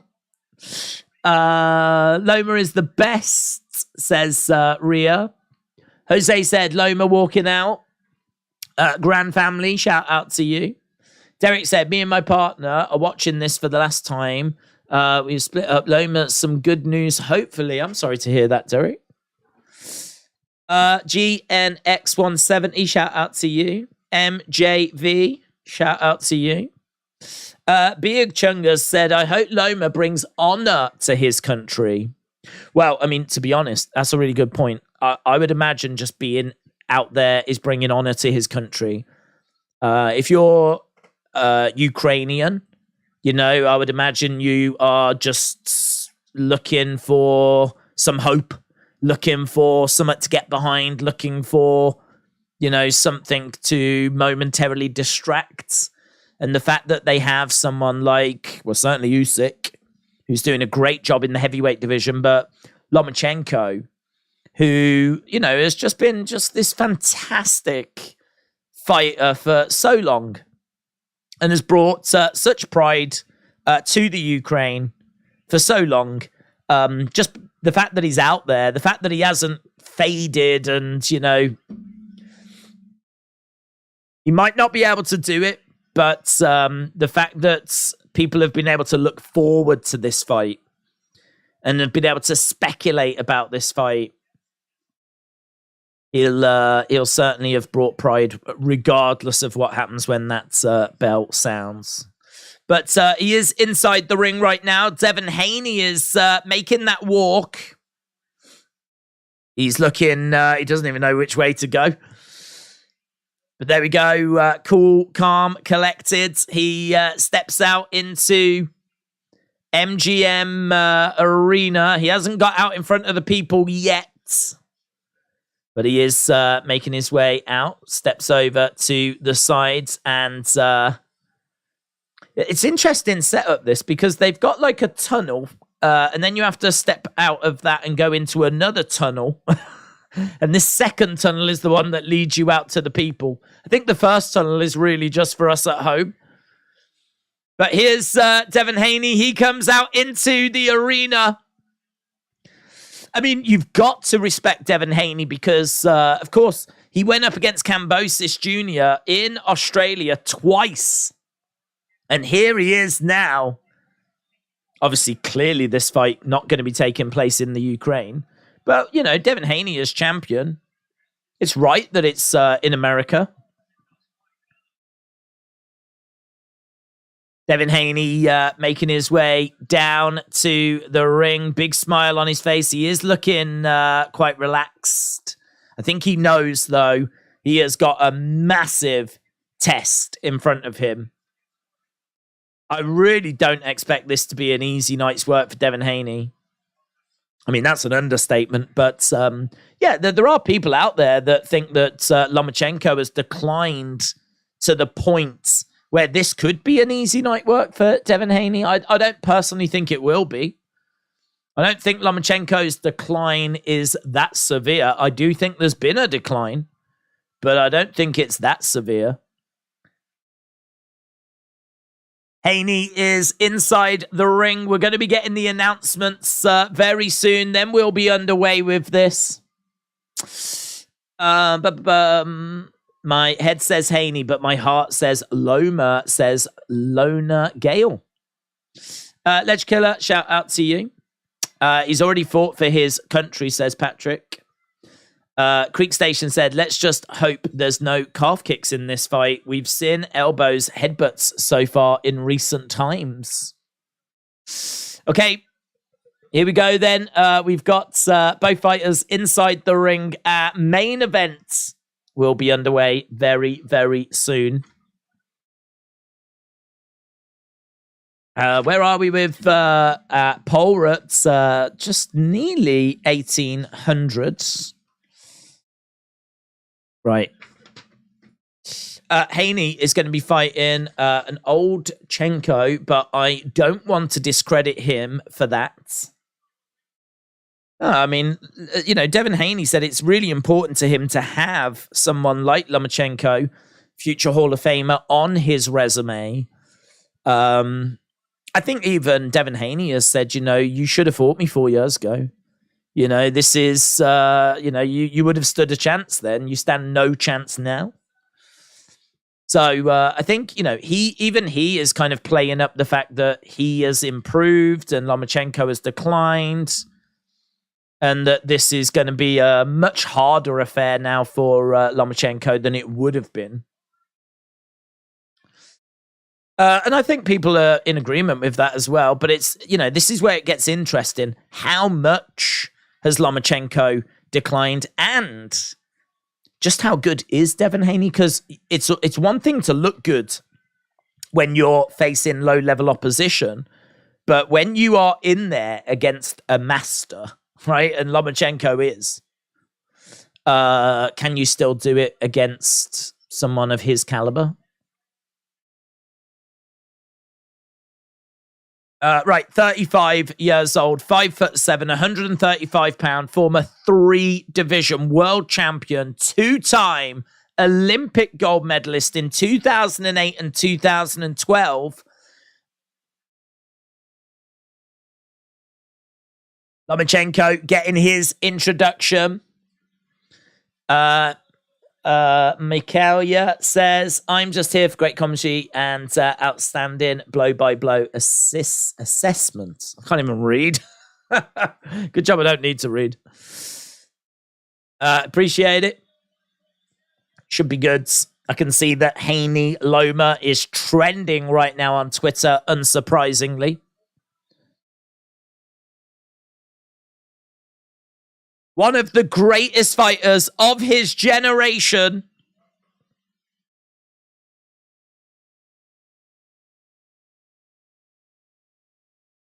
The fighting pride of Ukraine, Vasyl Lomachenko, gets a great reaction from the fans.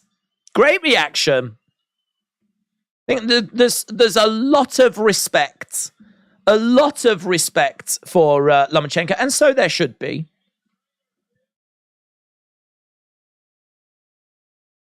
Hey, what? Not as great reaction for Devin Haney. 6-0 in world title fights, Devin Haney. Undisputed lightweight world champion, 24 years old. He weighed in at 134.9. He weighed in just that little bit lighter than Lomachenko. But obviously we don't know what he weighs now after rehydrating.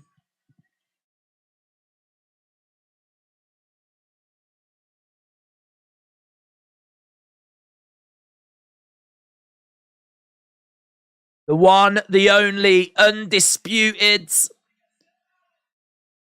lightweight champion.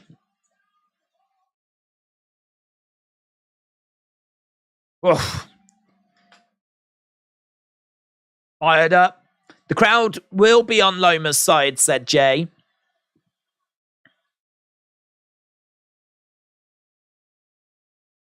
Right, tailor the tape then. 24 years old, 35 years old. So Devin Haney, 11 years younger. Devin Haney, 5'9", Lomachenko, 5'7".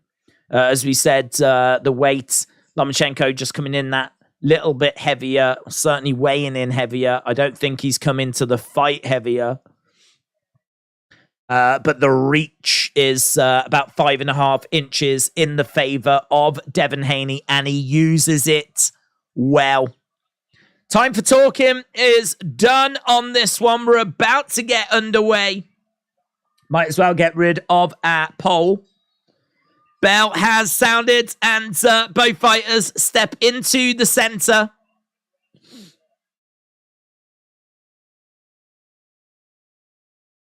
Okay, so both fighters in the middle right now. Jab coming in there by Haney. Lomachenko always takes the first round off. I don't expect Lomachenko to win this first round. I expect it to be a case where he's going to faint quite a bit as Haney comes in, goes to the body. Haney, again, going to the body is really putting some pressure on Lomachenko early here. Lomachenko, again, on the outside. Couple of jabs coming in, and that's right hand to the body there by Devin Haney. Lomachenko, again, trying to find a way forwards. He likes to feint. He likes to get reads, Lomachenko, in this first round. And at the moment, Devin Haney is just slightly ahead, but a couple of shots. We've already seen Lomachenko just slip to the side there and get a couple of shots off. Haney again moving forwards. Having a little look as Lomachenko is trying to keep a bit more distance now. So Lomachenko is trying to stay out of the striking range of Devin Haney. He was a little bit too in range before, getting caught a little bit, but now he's on the outside. This is going to hopefully allow him to do some work without the threat of being caught by Devin. Devin actually throwing out a few shots, but they have been falling short. And 1-2 as Lomachenko is able to take those shots back. And that's really nice work by Lomachenko as he effortlessly steps into range, lets his hands go, does a little bit of work on the insides as Devin Haney tries to throw some shots back to the midsection. Lomachenko has sort of been forced a little bit to get into action quick. He's not been really allowed to take this first round off and do the kind of work that he would normally do, which actually might be really interesting to see how that correlates later in the fight. Because he's not been able to, as I say, download that data because Devin Haney has took the fight straight to him. And so, Lomachenko has had to try and find his range and find a game plan quite early out of the gate. A couple of shots coming in there by Lomachenko as Devin Haney was over by the ropes. Does feel like Lomachenko has settled into a groove here, though. Lomachenko is the one that's kind of backing Haney up against the ropes. Lomachenko letting his hands go. Interesting. Very interesting. I feel like Haney might just get the rounds. Lomachenko, though, I would say by the time we got to the final 40 seconds, minute, had really settled. I think he'd really settled. What we normally see is Lomachenko really trying to get a read of the situation. Devin Haney didn't let him do that. Devin Haney was right on him. That's exactly what you want to see. But this is what we keep saying about how Haney can ask questions. Will Lomachenko have the answer? And will he be able to make adjustments? And then can, Devin Haney make the changes? And what we saw Haney come out the gate, not allow Lomachenko to settle. Easily could have overwhelmed Lomachenko, but he didn't. Lomachenko was able to find his range quickly and as a result, kind of settle into a bit of a routine, settle into a groove.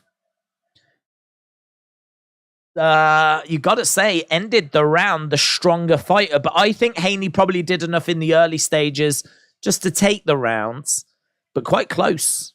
Quite close. I definitely think Lomachenko ended it the better. I think the commentators are saying the same. Probably a little bit too close. Like, Devin Haney wouldn't have wanted that round to have been as close as what it was. But you've got to give Lomachenko credit for working out the distance as quickly as what he's did. Nice shot coming in there by Lomachenko. Quick hands, tying him up. Referee coming in and having a word with Lomachenko. Lomachenko's got nice speed about him. Coming in onto the inside. Jab coming in there by Devin Haney. Lomachenko again trying to throw out a couple of jabs, but just miss him. Lomachenko, Haney trying to go to the body, but Lomachenko takes that step back. And Devin Haney can't land. What we're seeing at the moment is Devin Haney really cannot control this fight. He's really struggling. Normally he works the jab, and but the movement of Lomachenko means that he's just not staying static. He's not staying predictable. Oh, that's a big body shot there by Devin Haney. That was nice. Jab coming in by Haney as well. He's going about his work, Haney, here, and it's crisp, it's clean, it's good. Nice step backwards there by Haney. Lomachenko, though, continuing to ask questions, trying to find a way forward. Nice head movement, jab straight down the middle. Lovely counter shot coming back there by Devin Haney. Lomachenko again, quick hands as Devin Haney gets driven back. Quick hands here by Lomachenko. Devin Haney taking that step forwards. It really is. It's been billed as like a game of chess, and it definitely feels that way. Lomachenko just keeping on the outside of Haney's reach. Trying to step in as Haney, again, is trying to land something significant. Lomachenko trying to find a way on the insides. Big body shot coming in there by Haney. Lomachenko trying to respond with a flurry of shots. We've got 20-odd seconds left to go in this round. Swing and a miss there by Haney.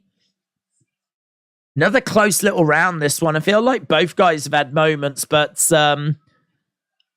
oof, again, lovely hook shot upstairs there by Devin Haney. Haney having to rely on a little bit of head movement. As we get to the end of the round, let me know, how are you seeing it? I would likely give it to Haney. I think Lomachenko definitely had some moments. I think that Devin Haney is... I feel like Lomachenko is having moments in the round, but I don't know that I can say that he is winning the rounds, because I feel like whilst he's trying to get into the rounds, trying to close that distance, he's getting tagged and he's getting caught and he's getting clipped. And these little moments, even though they might not be the most eye-catching of moments, I think are adding up. And I think that...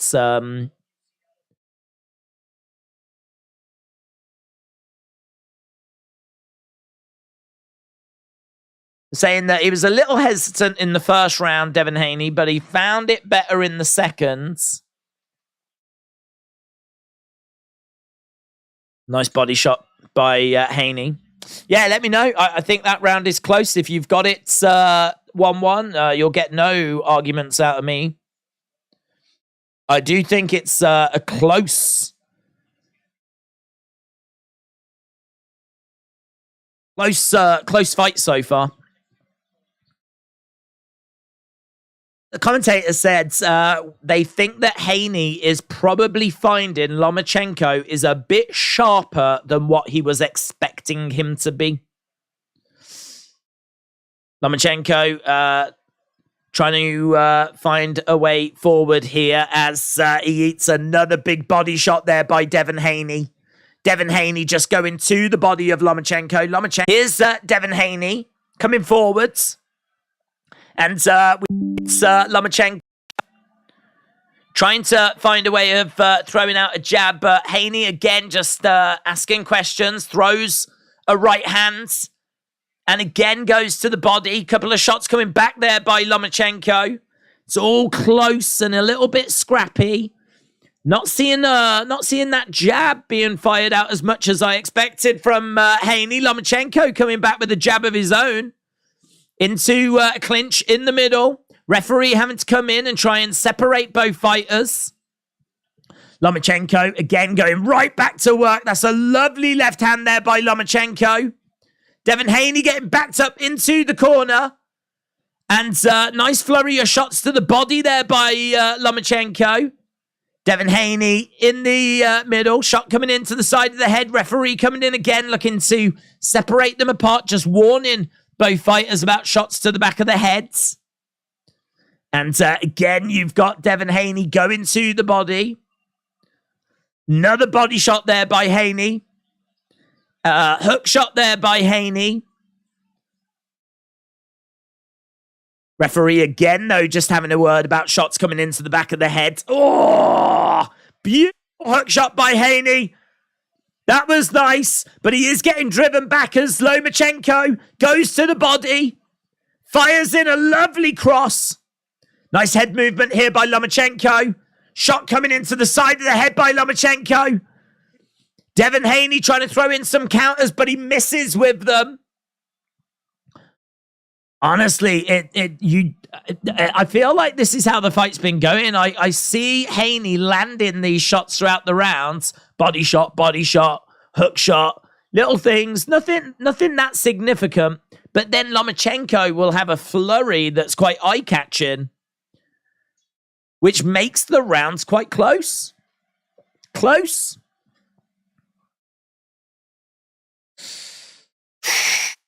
Let me know in the chat. How are you seeing it?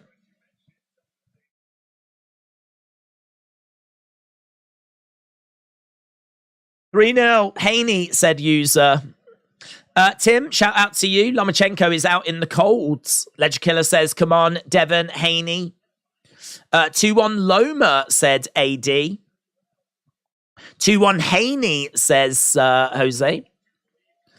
So, interesting. I've got Lomachenko at 3 rounds, says yet to be named. Hey, don't you think it's really interesting if you look at the chat right now? I mean, right now we've got user saying 3-0 Haney. We've got AD saying 2-1 Loma. We've got Jose saying 2-1 Haney. We've got Birdman saying 3-0 Haney. We had yet to be named saying 3-0 Lomachenko. So, I mean, if you want an idea as to how the fight's going, the fact that we don't really have consistency in the chat as to how this is being scored, I think shows how close these rounds are. For that reason, I'd be tempted to go 2-1 Haney for me personally. But I think there could be an argument it's 3-0 Haney. Body shot coming in there by Haney. Uppercut coming in by Haney as well, as Lomachenko manages to slip round the sides.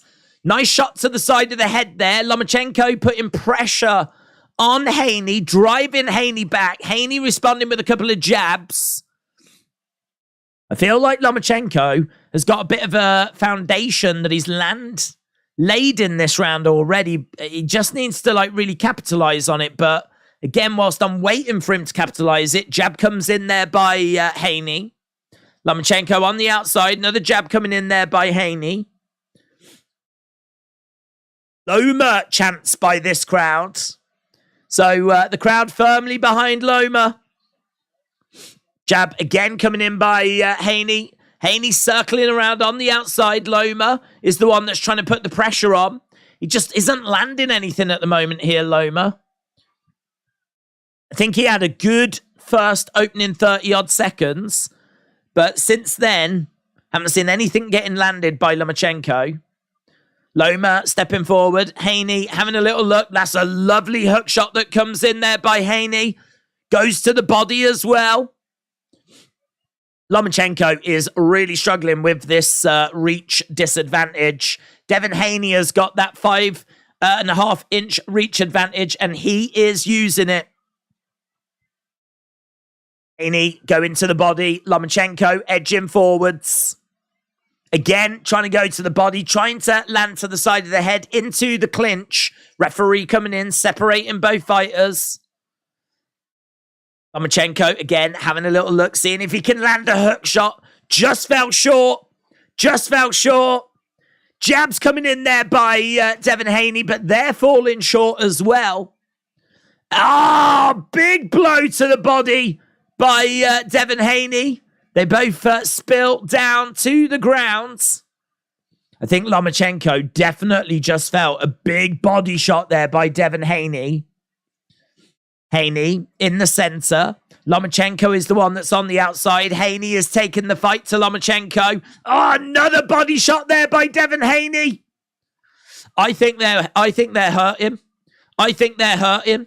I think Devin Haney is going to the body of Lomachenko with his right hand, and I think they're hurting.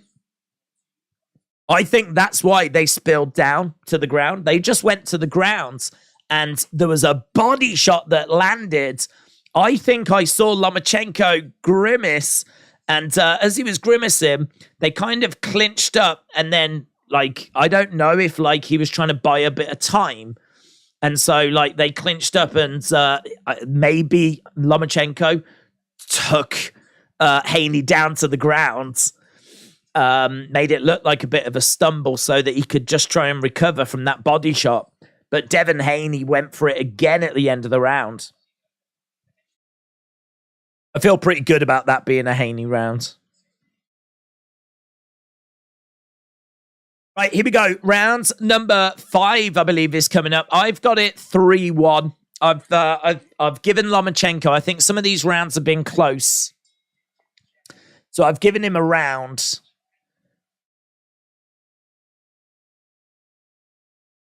Again, right into the center and lands a couple of shots. And this just allows him to dictate the fight. Lomachenko managing to step to the sides. He is really elusive. Is really flowing now, Devin Haney. Haney looking really good.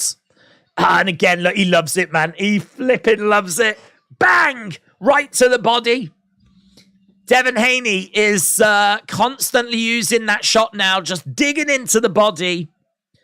And honestly, that could be interesting because it looks hard. It looks like a powerful shot. And I have already questioned as to whether it's caused Lomachenko some problems already. If that clubbing body shot is going to keep on landing, I wonder if we will see Lomachenko really struggling. Because Devin Haney is really putting water in the basement. Lomachenko trying to get round the back there of Devin Haney. Referee coming in and separating both fighters, and he's catching Haney. Good work there by Lomachenko. It's exactly what he needed. Couple of shots coming in there by Lomachenko. He catches Devin Haney. Devin Haney rocked momentarily. Lomachenko enjoying a nice period now, but Haney is responding. I think Haney has snapped back. Right now, we have got quite an interesting battle as Haney is just putting a bit of weight on Lomachenko. Lomachenko goes down onto one knee. Referee comes in, separates both fighters. Haney in the center, firing out a jab. We're seeing Lomachenko into the clinch. Referee coming in, separating both fighters again. Devin Haney having a little look. Jab coming in. He's trying to keep things tidy. But good work there by Lomachenko. Slips the jab. Gets onto the inside. Starts powering away at the body. Devin Haney, swing and a miss. Nice body shot coming in there by Devin Haney. Hook shot just misses by Devin Haney. Again, another very close round, but I feel like there was some big moments of success here for Lomachenko. But is that cancelled out by just the tidy work that Devin Haney has been doing? Lomachenko on the outside, he's getting jabbed. Again, you know, it's a similar round. It's a similar round. I feel like Devin Haney is jabbing and working and getting limited success. And then Lomachenko will find an opening. He'll exploit it for a little bit. Not get loads of success, just a bit. And that'll be it for the round. He won't get anything else. So it makes scoring it quite difficult because how are the little shots and jabs and body shots and little things that Haney is doing, how does that compare to the moment of brilliance that you tend to get in each round from Lomachenko? I mean, I just think that I feel like that last round was quite a significant round for Lomachenko. It felt like he had Haney hurt. I'd be tempted to give it to Loma, but I think I am being quite generous. I think if anyone's got this as 4-1 or something along those lines, maybe even 5-0. I don't know if 5-0 would be harsh though, but I feel good that Haney's winning.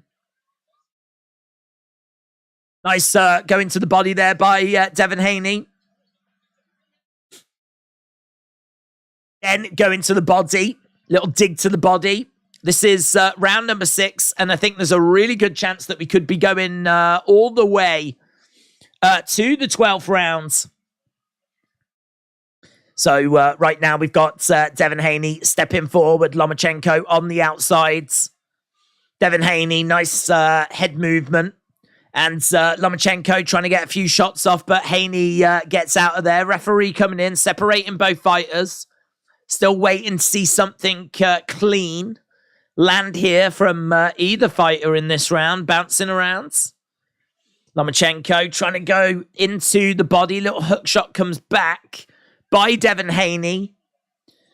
They're both firing in shots there. Just a little bit out of range, both guys at the moment. Nothing, it's quite scrappy. Few shots coming in. That's nice by Lomachenko. Couple of shots coming in. Nice jab there by Lomachenko as well. Again, hard to see if some of these are landing or not. I think Lomachenko is getting through with a few things. Jab coming back, though, by Devin Haney. Devin Haney again having a little look. Throws out another jab there, Devin Haney, as Lomachenko circles round. Oh, lovely work by Lomachenko. Explodes forwards. Couple of shots coming in. That might be the moment that Lomachenko has in this round. So, right, again, Lomachenko trying to find an opening. But Devin Haney going back to that jab, keeping things tidy. Haven't seen him go to the body shot for a while. Because I think what we're seeing from Lomachenko is he's trying to keep this arm a little bit lower. He's trying to protect his body. The left side of his body, because I really think that was causing some problems. I think those shots were significant.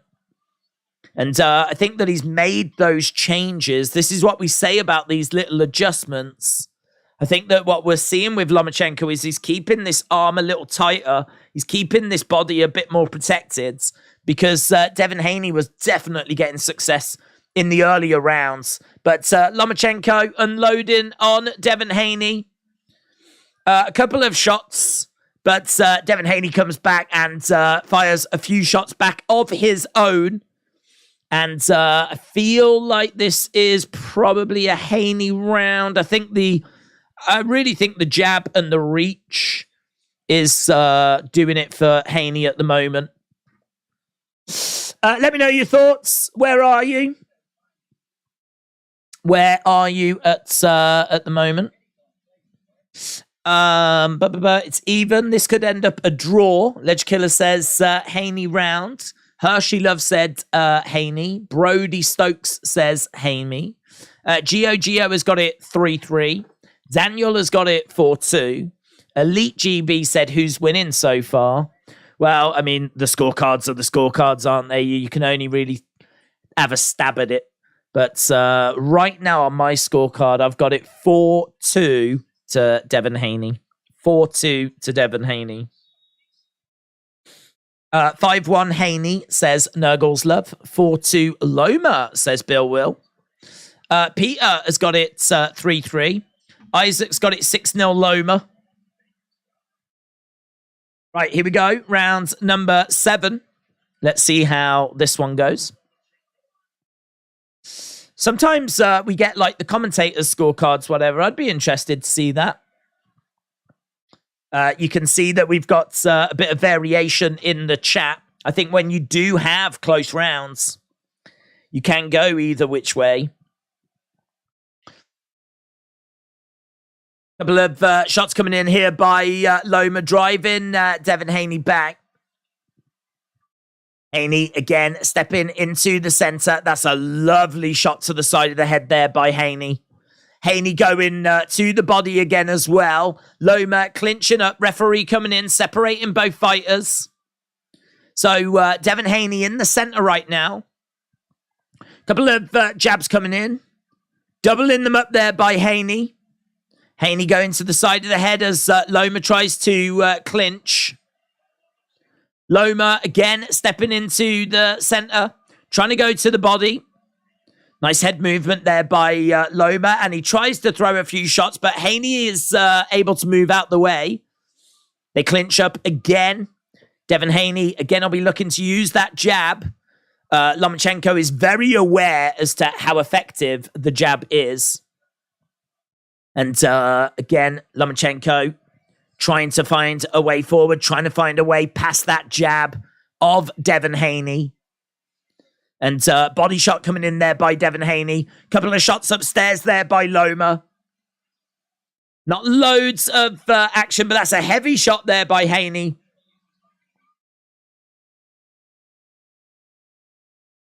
Couple of jabs again coming in there by Devin Haney. The commentators said this fight's going to be quite hard to score. But I feel like Haney is doing enough to take these rounds, to be honest. Shot to the side of the head. Body shot coming in. Lomachenko trying to respond with a few strikes.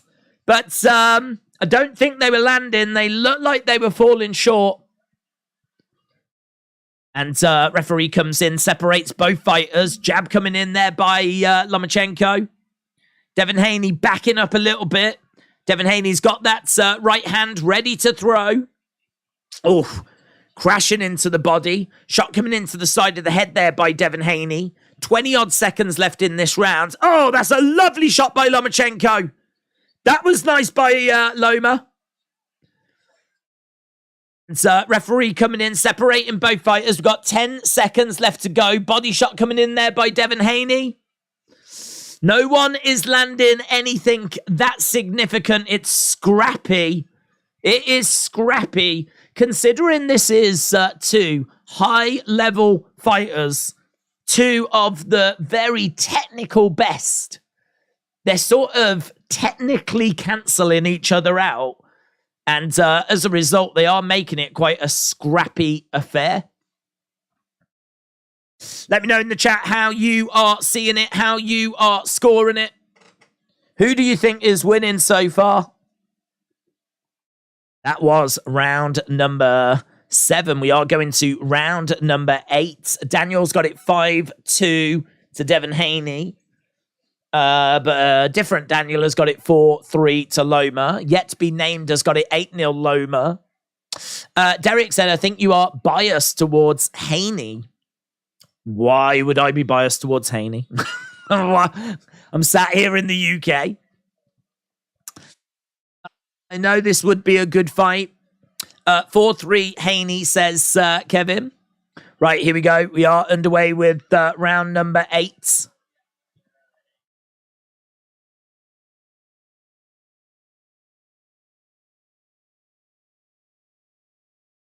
Okay. Jab coming in there by Devin Haney. Jabs coming back by Lomachenko. Jab there by Haney again. It's not loads of activity here. We're not seeing like... Oh, nice shot there by Lomachenko. Gets through with a right hand. Devin Haney, though, resets. Goes back to using his jab. Nice head movement. Jab coming in by Haney as Lomachenko has quite a high guard. Goes to the body. That was, do you know, I was just thinking that. As soon as I said about the high guards, it made me think that Lomachenko was then leaving the body exposed. And that's exactly what Haney went for. Haney then went for that body shot. So we're seeing the arms coming up a little bit higher now. And all of a sudden, we're seeing Haney go back to the hooks to the body. And he's landing them as well. So at the moment, Lomachenko trying to unload on Devin Haney. Lomachenko is edging forwards. Haney on the outsides. Lomachenko trying to throw some shots, but just missing with them. But he did have Haney in a good position. But right now it is Devin Haney that, again, couple of jabs and then goes to the body. Clinching up at the moment as the referee comes in, separates both fighters. Lomachenko, hook shot to the side of the head there by Haney. Couple of jabs coming in by Haney again as well.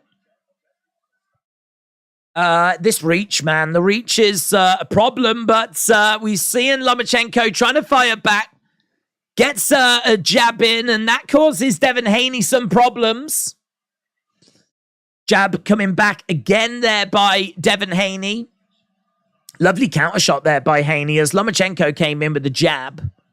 28 seconds left to go. Another couple of jabs coming in. Going to the body there by Devin Haney. Referee just having a little look as both fighters getting in quite close. He's already had to separate them a few times. Nice right hand there by Haney, but Haney getting backed up against the ropes.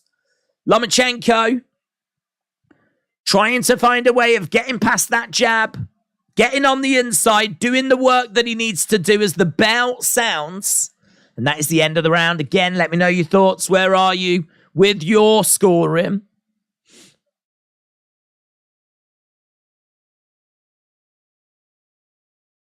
What are they saying in his corner?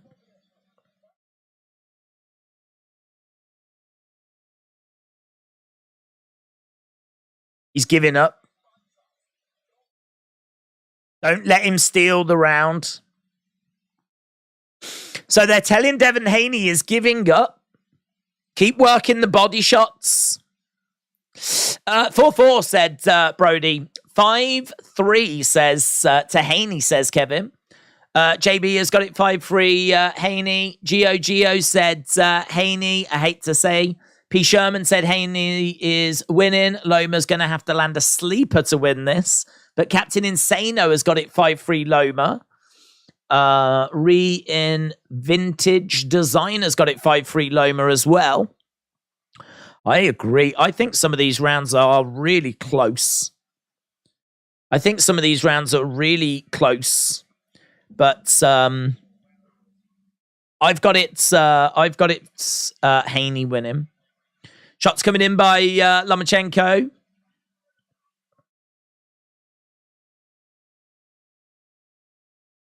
Nice jab coming in there by Devin Haney.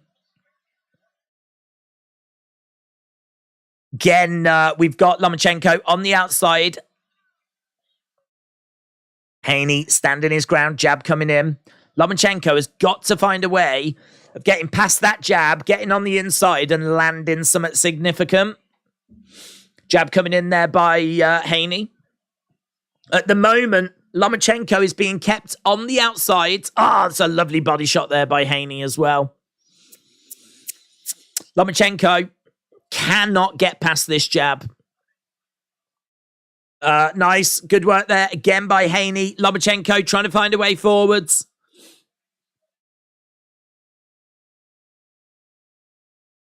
Into the clinch at the moment. Again, swinging away, but a lot of these shots are missing by both guys as they're in close range. Exchanging jabs there. Again, Lomachenko explodes forward. Devin Haney ducks underneath. They go into the clinch. Referee comes in, separates both fighters. We've got both guys in the center at the moment. Heavy body shot there by Devin Haney. But that actually only results in Lomachenko exploding forwards. And Lomachenko landed a few shots of his own there. He took that body shot so well. So well, Lomachenko. Both guys in the center. And a couple of jabs landing there by Devin Haney. Lomachenko on the outsides. Again, jab coming in. Lomachenko.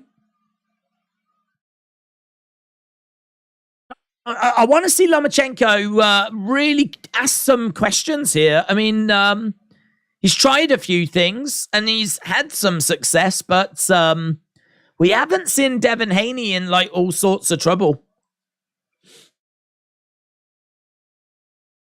Nice shot there by Devin Haney upstairs. Couple of jabs coming in, and he gets out of there. Nice body shot, but couldn't quite land it. Looks like the defense, the guard, protected it. Lomachenko, referee coming in, separating both fighters. End of the round. Get in your thoughts. Get in your thoughts. I think I'm at the point where he's going to need a finish now, Lomachenko. I think that if we go the judges, for me, this is Devin Haney. And I think that Lomachenko will need a finish. Haney by a nose, says Bill Will. Ray's got it 6-3, Haney. Loma for the win. Lee thinks a draw is coming. Kevin's got it 6-3. Kevin's got it 6-3. JB's got it 6-3. And Captain Insano has got it 6-3 for Haney. But in Vintage Design's got it 5-4. Nurgles Love's got it 7-2 for Haney. Roja Do said Loma needs all 3.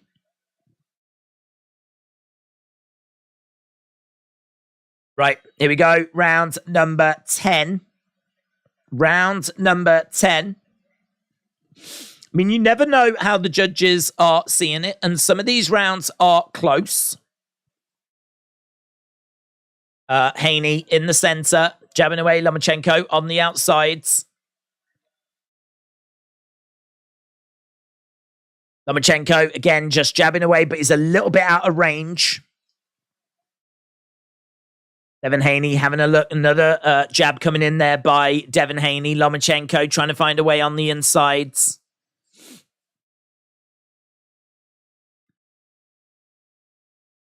Loma is just getting out of the way here. I mean, Devin's not landing anything clean at the moment. Trying to land some on the inside. They're clinching at the moment.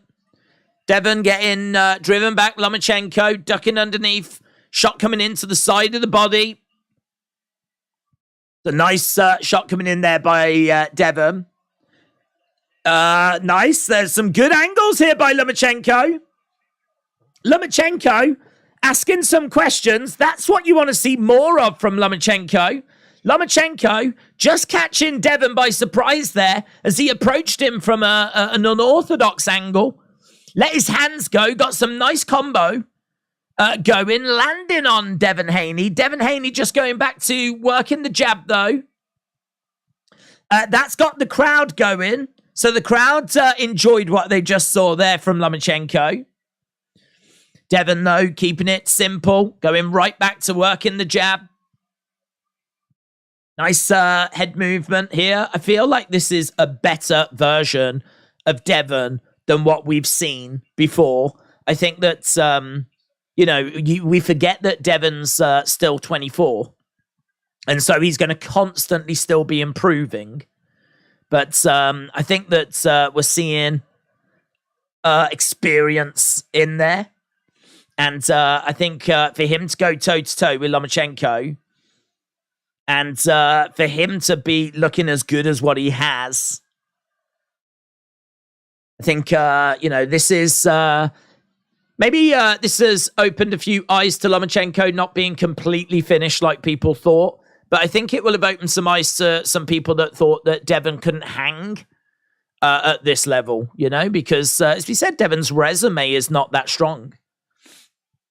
But with 18 seconds to go.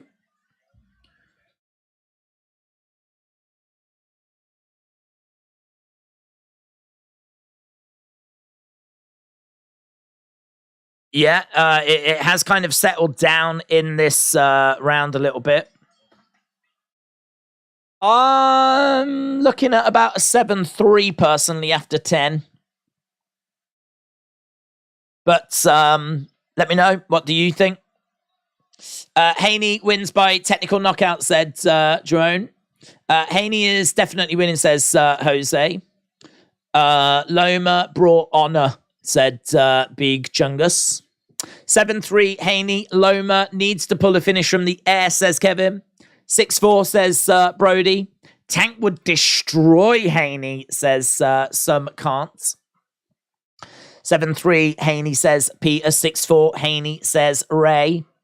Daniel's got it 6-4, Loma.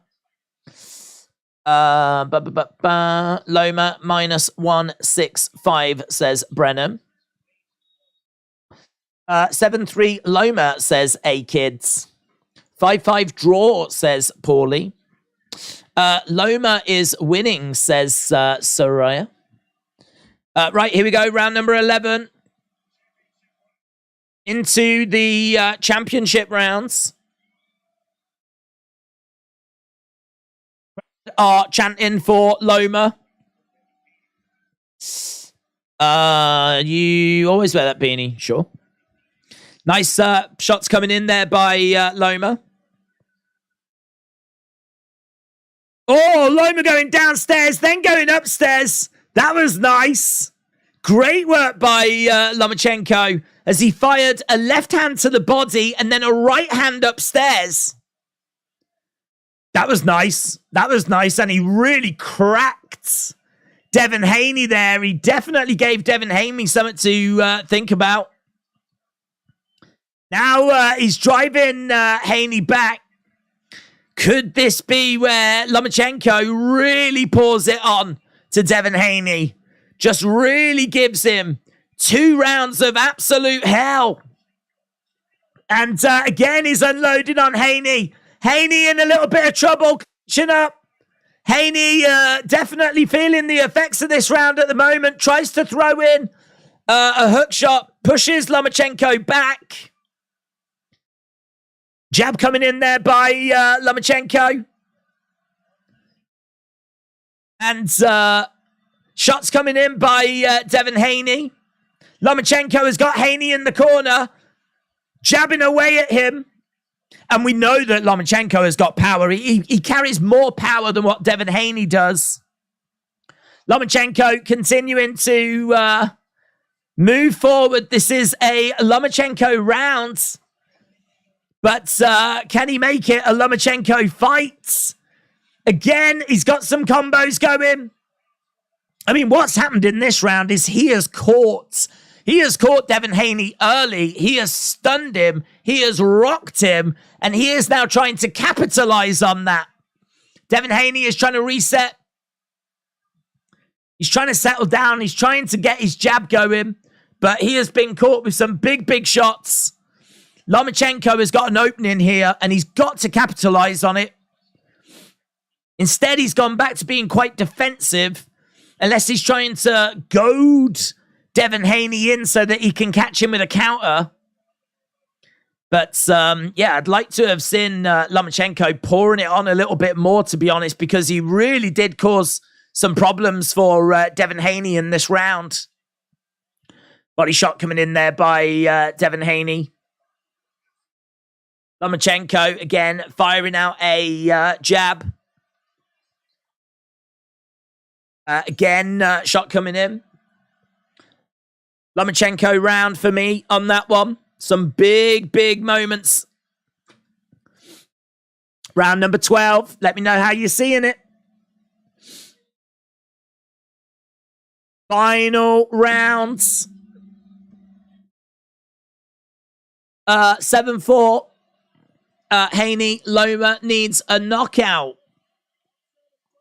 Plus 310. Haney, says Chris.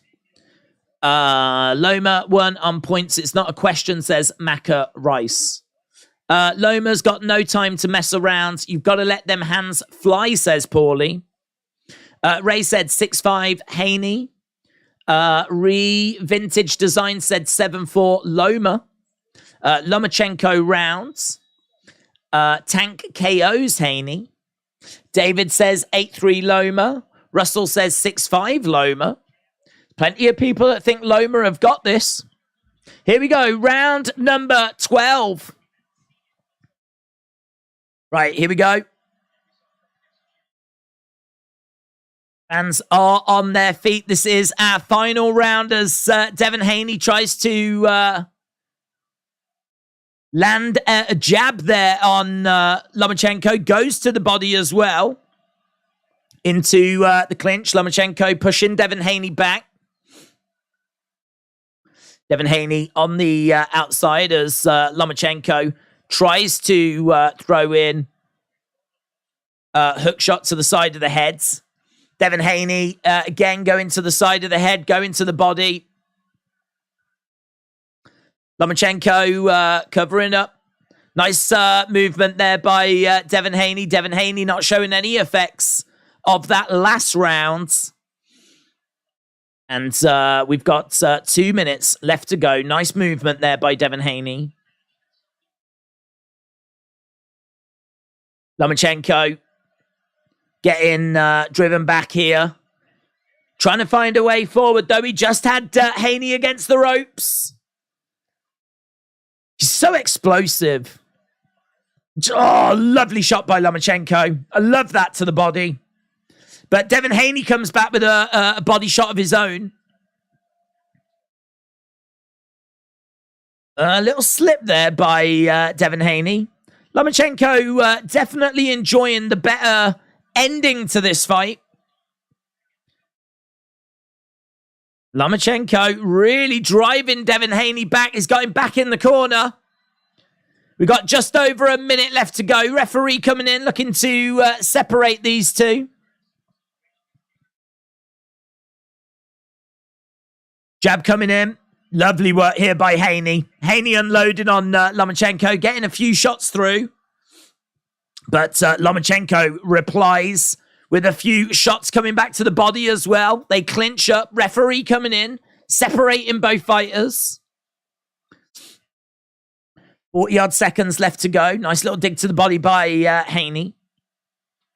Lomachenko looking quite comfortable. He's no signs of fatigue by either fighter. Jab coming in upstairs there by Lomachenko. Devin Haney again in the center. Body shot coming in by Devin Haney. Lomachenko just looking the busier fighter here. 10 seconds left to go. Final 10 seconds of this one. Loma landing on... And there we go. Loma thinks he's done it. Devin Haney thinks he's done it. Who do you think's done it? I've got Devin Haney. I think Haney wins 7-5. Some of these rounds are close. And in all fairness, it only takes one of them rounds to flip to make it 6-6. But I think Haney takes it. I think Loma just won those last 3 rounds at the end. Winner and new, says Sir Hi. 8-4 Loma, but we will be robbed. Loma, great job. It's an easy win for Loma, said T. Loma. Haney, not impressive, said Darkus. Loma won that easy. 6-6, said O-Dog. Betty Boop has got it 8-4 Loma. Haney looks like my nephew. David said Haney wins 7-5. Haney definitely not impressive. Anuj has got it 7-5 Devon. And still, says Kari, rematch worthy. Well, I mean, I definitely think it was close. I don't have Devin Haney winning that like 10-2 or anything. I mean, I did have him with a hearty lead, but I think Loma came back right at the end in round 10, 11, and 12. I think he ended it better. That round 11 in particular, when he really seemed to have Devin Haney, like, not in trouble, but I think he definitely cracked him. That's hook to the body and then hook upstairs. I think definitely meant that Devin Haney just could not get settled into that fight. No need for a rematch. Haney didn't need to give Loma this fight, says Kill Shill. 12-0 Loma, said left wing Tamil. 7-5 Loma. Loma, for sure, please don't rob him, says Paulie. If Loma wins decision, definitely late July, early August, says A-Kids. Well, we're going to find out. We're going to find out.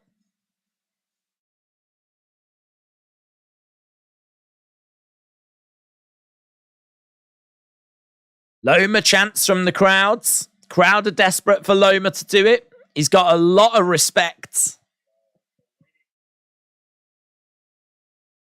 Loma, easy, said Chris. Split decision, said hold your head up.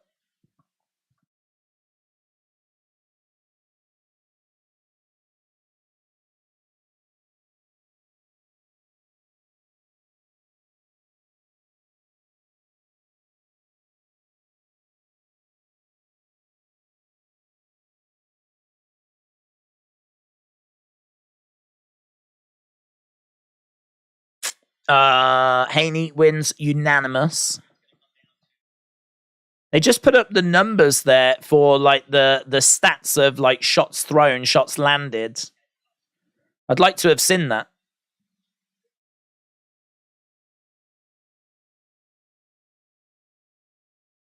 Here we go.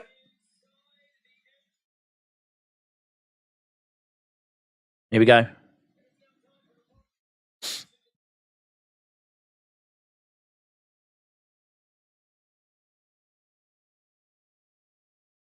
$116, $112.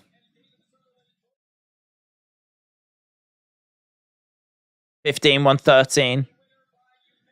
Unanimous decision. And still. So Haney wins unanimous decision. 116, 112. So one judge gave him 4 rounds. So one judge gave him 4 rounds. 2 judges gave him 2 rounds. I had him by 2 rounds. So I'm in agreement with those 2 judges. 115, 113. I think from the time we got to sort of like round 8, round 9, probably round 8, to be honest, that's when Loma needed to kick in. I think he kicks in round 10. And I think it's just a little too late. I mean, it's harsh, isn't it? It's harsh because, like, you only need one of those rounds to go the other way. You got to draw, you know. So he really kicks in round 10. If he'd have kicked in round 9, took round 9, round 10, round 11, round 12. Right, we got an interview with Devin Haney. So if you are with us, it is unanimous decision. Devin Haney wins. We're just hearing from Devin Haney right now.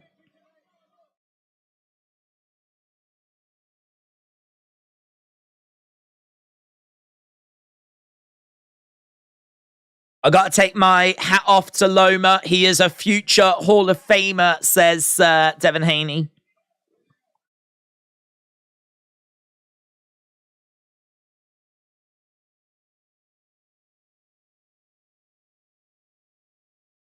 He turns it up in the championship rounds. He is a crafty fighter, says Devin Haney. I mean, he really does. I mean, as we said, I gave him round 10, 11, and 12.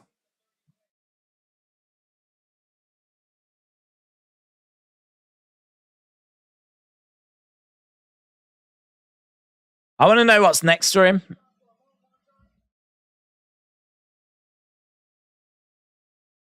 He says, this was my 30th fight. I mean, it was. He's now 30-0.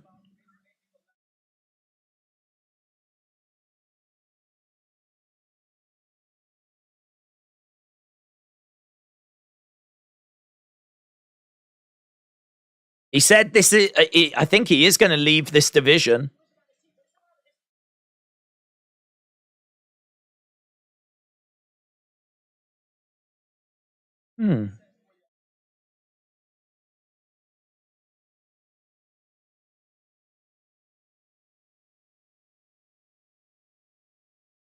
So he's talking about maybe leaving this division. He said it's really hard for him to make the weight, but there's still great fights for him in this division, like Shakur, like Javante. I think that would be such a shame if he did leave without doing those fights. Haney is a boring champion, says Shooter McGavin.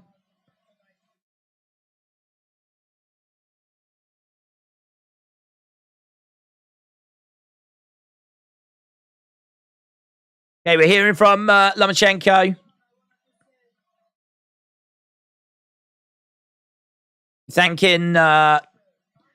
Thanking Jesus. He's thanking his team. Very close fights. Max's scorecard had it 115, 113, said A.B. Jobson.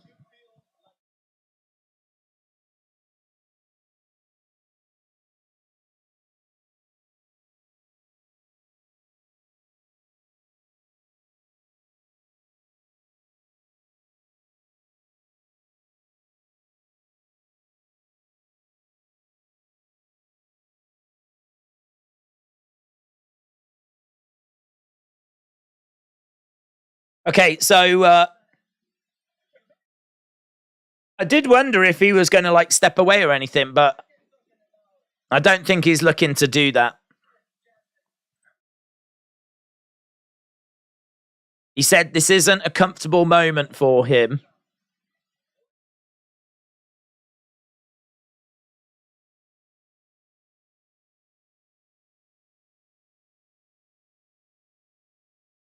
But Tank will only fight Haney under a hydration clause.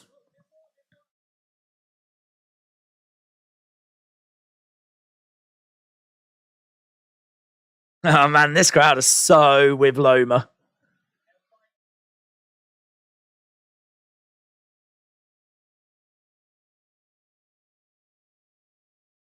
What is next for you? What is next for Loma? He said, right now, I just want to go back home and support my country. Fair play. I must say, I was hoping for more explosive, more engaging post-fight interview. Didn't really get that, unfortunately. I was hoping for them to call someone out or, you know, for some sort of statement to be made. Devin Haney just said basically that he's going to go away, rewatch the fight, have a think about his future. He could end up going up and leaving this division. It's hard for him to make this weight. Which, as we said, if he is going to leave this division, I think that'll be a shame. We got Shakur Stevenson.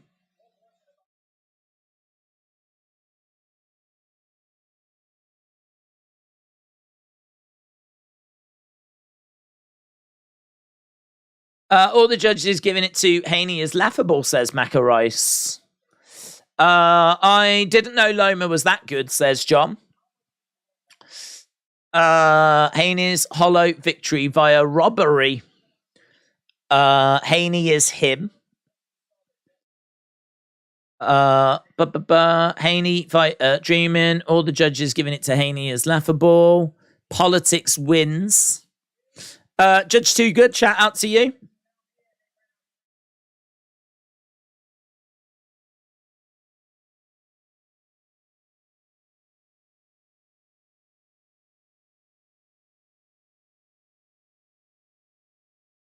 So, Shakur Stevenson in the ring right now.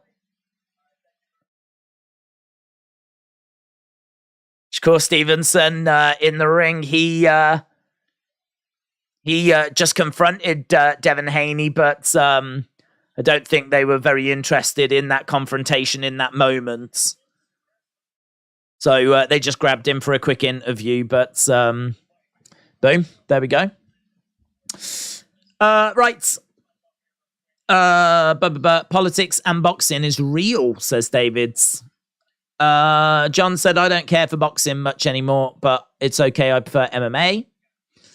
116, 112 is a joke. There's no way Haney won 8 rounds, said Tony. Loma took too many body shots. It was easy money, but Haney didn't capitalize, says Peter. Switchblade said, scores from the last 2 judges were not good, but I'm okay with the decision. It was really close. I had it a draw, but David winning, I'm not mad. Benny said boxing is dead. It doesn't matter who votes. It matters who counts the votes, says True Life Stories. Haney wins, lol, said Tim. Pitbull and Tank can beat Haney. JB said good stream. Always enjoyed boxing play-by-play. Glad you enjoyed it, buds. Glad you enjoyed it. Putin made the call, says Connor. That's why boxing is dying. Loma still sucks. Loma got robbed. The body shots hurt Loma. I'll tell you what. Well, I mean, we are going to go in a sec, but let's just get a quick read as to what people think. I'd just be interested to know: was it a robbery? Let's see what people say. Was it a robbery? Yes or no? We'll do a quick 5-minute poll, and then we will head on out. But good night of action, in all fairness. Good night of action. I think I'll be really disappointed if Devin Haney does leave the division, just because I think him against Tank is just an incredible, massive fight. I think him against Tank, you've got the perfect heel, you've got the perfect baby face, you've got all the ingredients as well, because you've got the technical ability of Devin Haney. You've got the power and aggression of Tank. That fight is it's a license to print money. So I really hope that we get that next. I do think Shakur Stevenson is in the conversation as well. And Shakur Stevenson is, as we said, many people's uncrowned champ. So he is definitely in the running. But I would love to see us get Haney and Tank. I'd love to see Haney do Tank and Shakur before leaving this division. If he kind of goes before those fights, it'll sort of feel a little bit like unfinished business, in my opinion. But, well, I don't know. We'll see. Right, we've had 170-odd votes. Keep your votes coming in. Those that thought Loma won are drunk, said Dennis. Robbery, says David. Robbery, said Judge Two Goods. They robbed Loma, said Eduardo. What a robbery. Haney got schooled, says Jamie. Tank would steamroll Haney. I'd love to see it, man. I'd love to see it. I mean, I think that's... I don't know. I don't know how that fight would go. I think that Haney would win rounds. He would win rounds, but I think Tank would have some moments. And honestly, dealing with Tank when he has those moments, I just don't know that Devin Haney would survive. I don't know that he would get through. But if he did get through, if he did survive, if he was able to weather those storms and get to the judges, I think he'd take it on the judges. I think Devin Haney beats Tank by decision, but I don't know if Tank doesn't catch him. If Tank catches him, it's done. Tank wins, knockout. But Devin Haney, I think, has absolutely got a chance to win if he fights a disciplined fight and is able to avoid the big shots. I suppose in a way it's kind of the same strategy as when you fight Deontay Wilder. If you get caught by Wilder, you're done.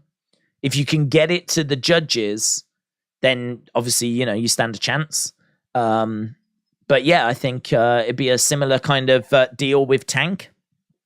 But people just get caught with Tank. It happens. You get caught. And I think Tank would win. But But Devin Haney would definitely have a path to victory. Paulie said, this is why Logan and Jake are in boxing, because of how the sport's turning into. Asher's got it 9-3 Loma. Haney is a bum, said Los Perros. Up north said, I think Shakur beats them all. Yeah, he could do. He could do. I still think Loma won, says Omar. Haney's scared of Tank. Well, I mean, that is what people will say if Haney leaves the division. If fighters can't secure that KO, then it's on them. If you don't want the judges to make the decision, then make it for them. Shakur Haney more likely, says Lee. Could be right. Could be right. I genuinely don't know who will be next, but you can't ignore that number, that pay-per-view number that Tank just put up. I mean, that is seismic.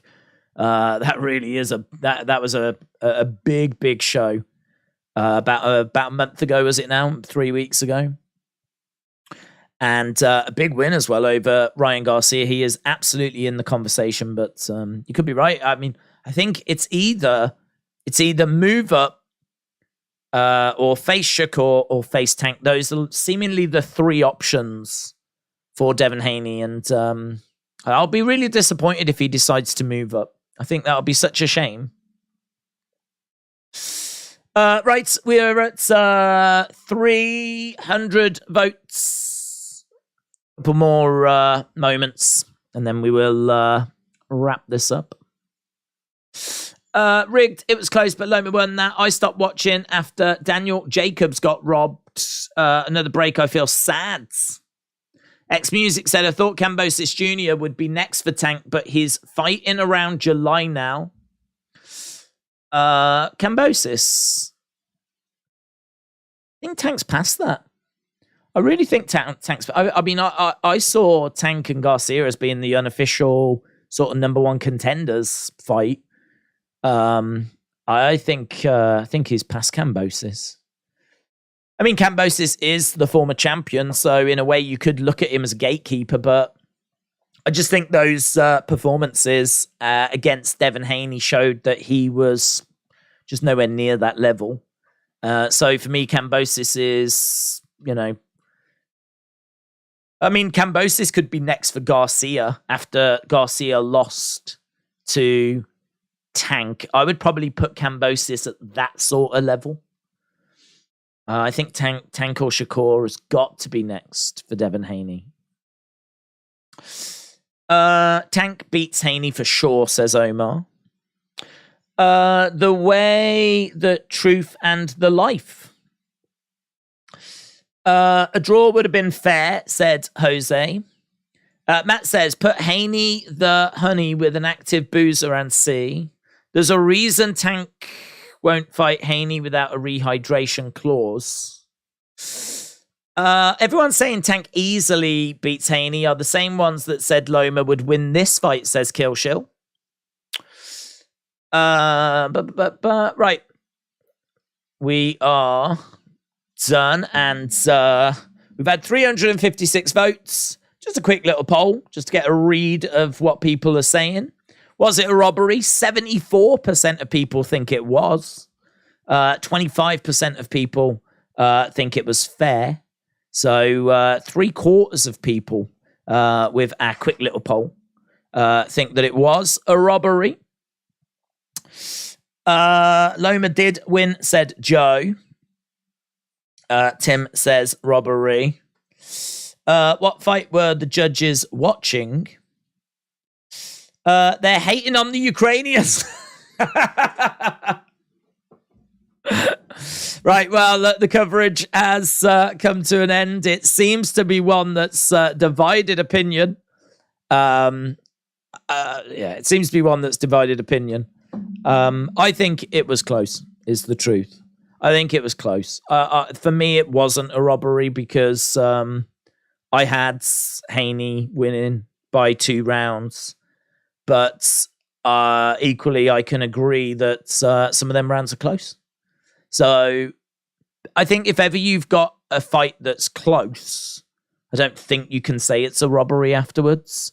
I think if we were sat there and scoring it and it was like Lomachenko was winning by 3, by 4, by 5, and then he loses, then I think it's a robbery. But I think if it's, close, maybe you've got him up by 1, something like that, maybe up by 2, and some of them rounds are close, I don't think he gets robbed then. So, I don't know, it's interesting. I mean, we just did a poll, and 75% of people think it was a robbery. So if you are in that boat, you are clearly not alone. But, it's done. It's done, and we'll see what comes next. Devin Haney, as we said, might leave this division, which I think would be such a shame.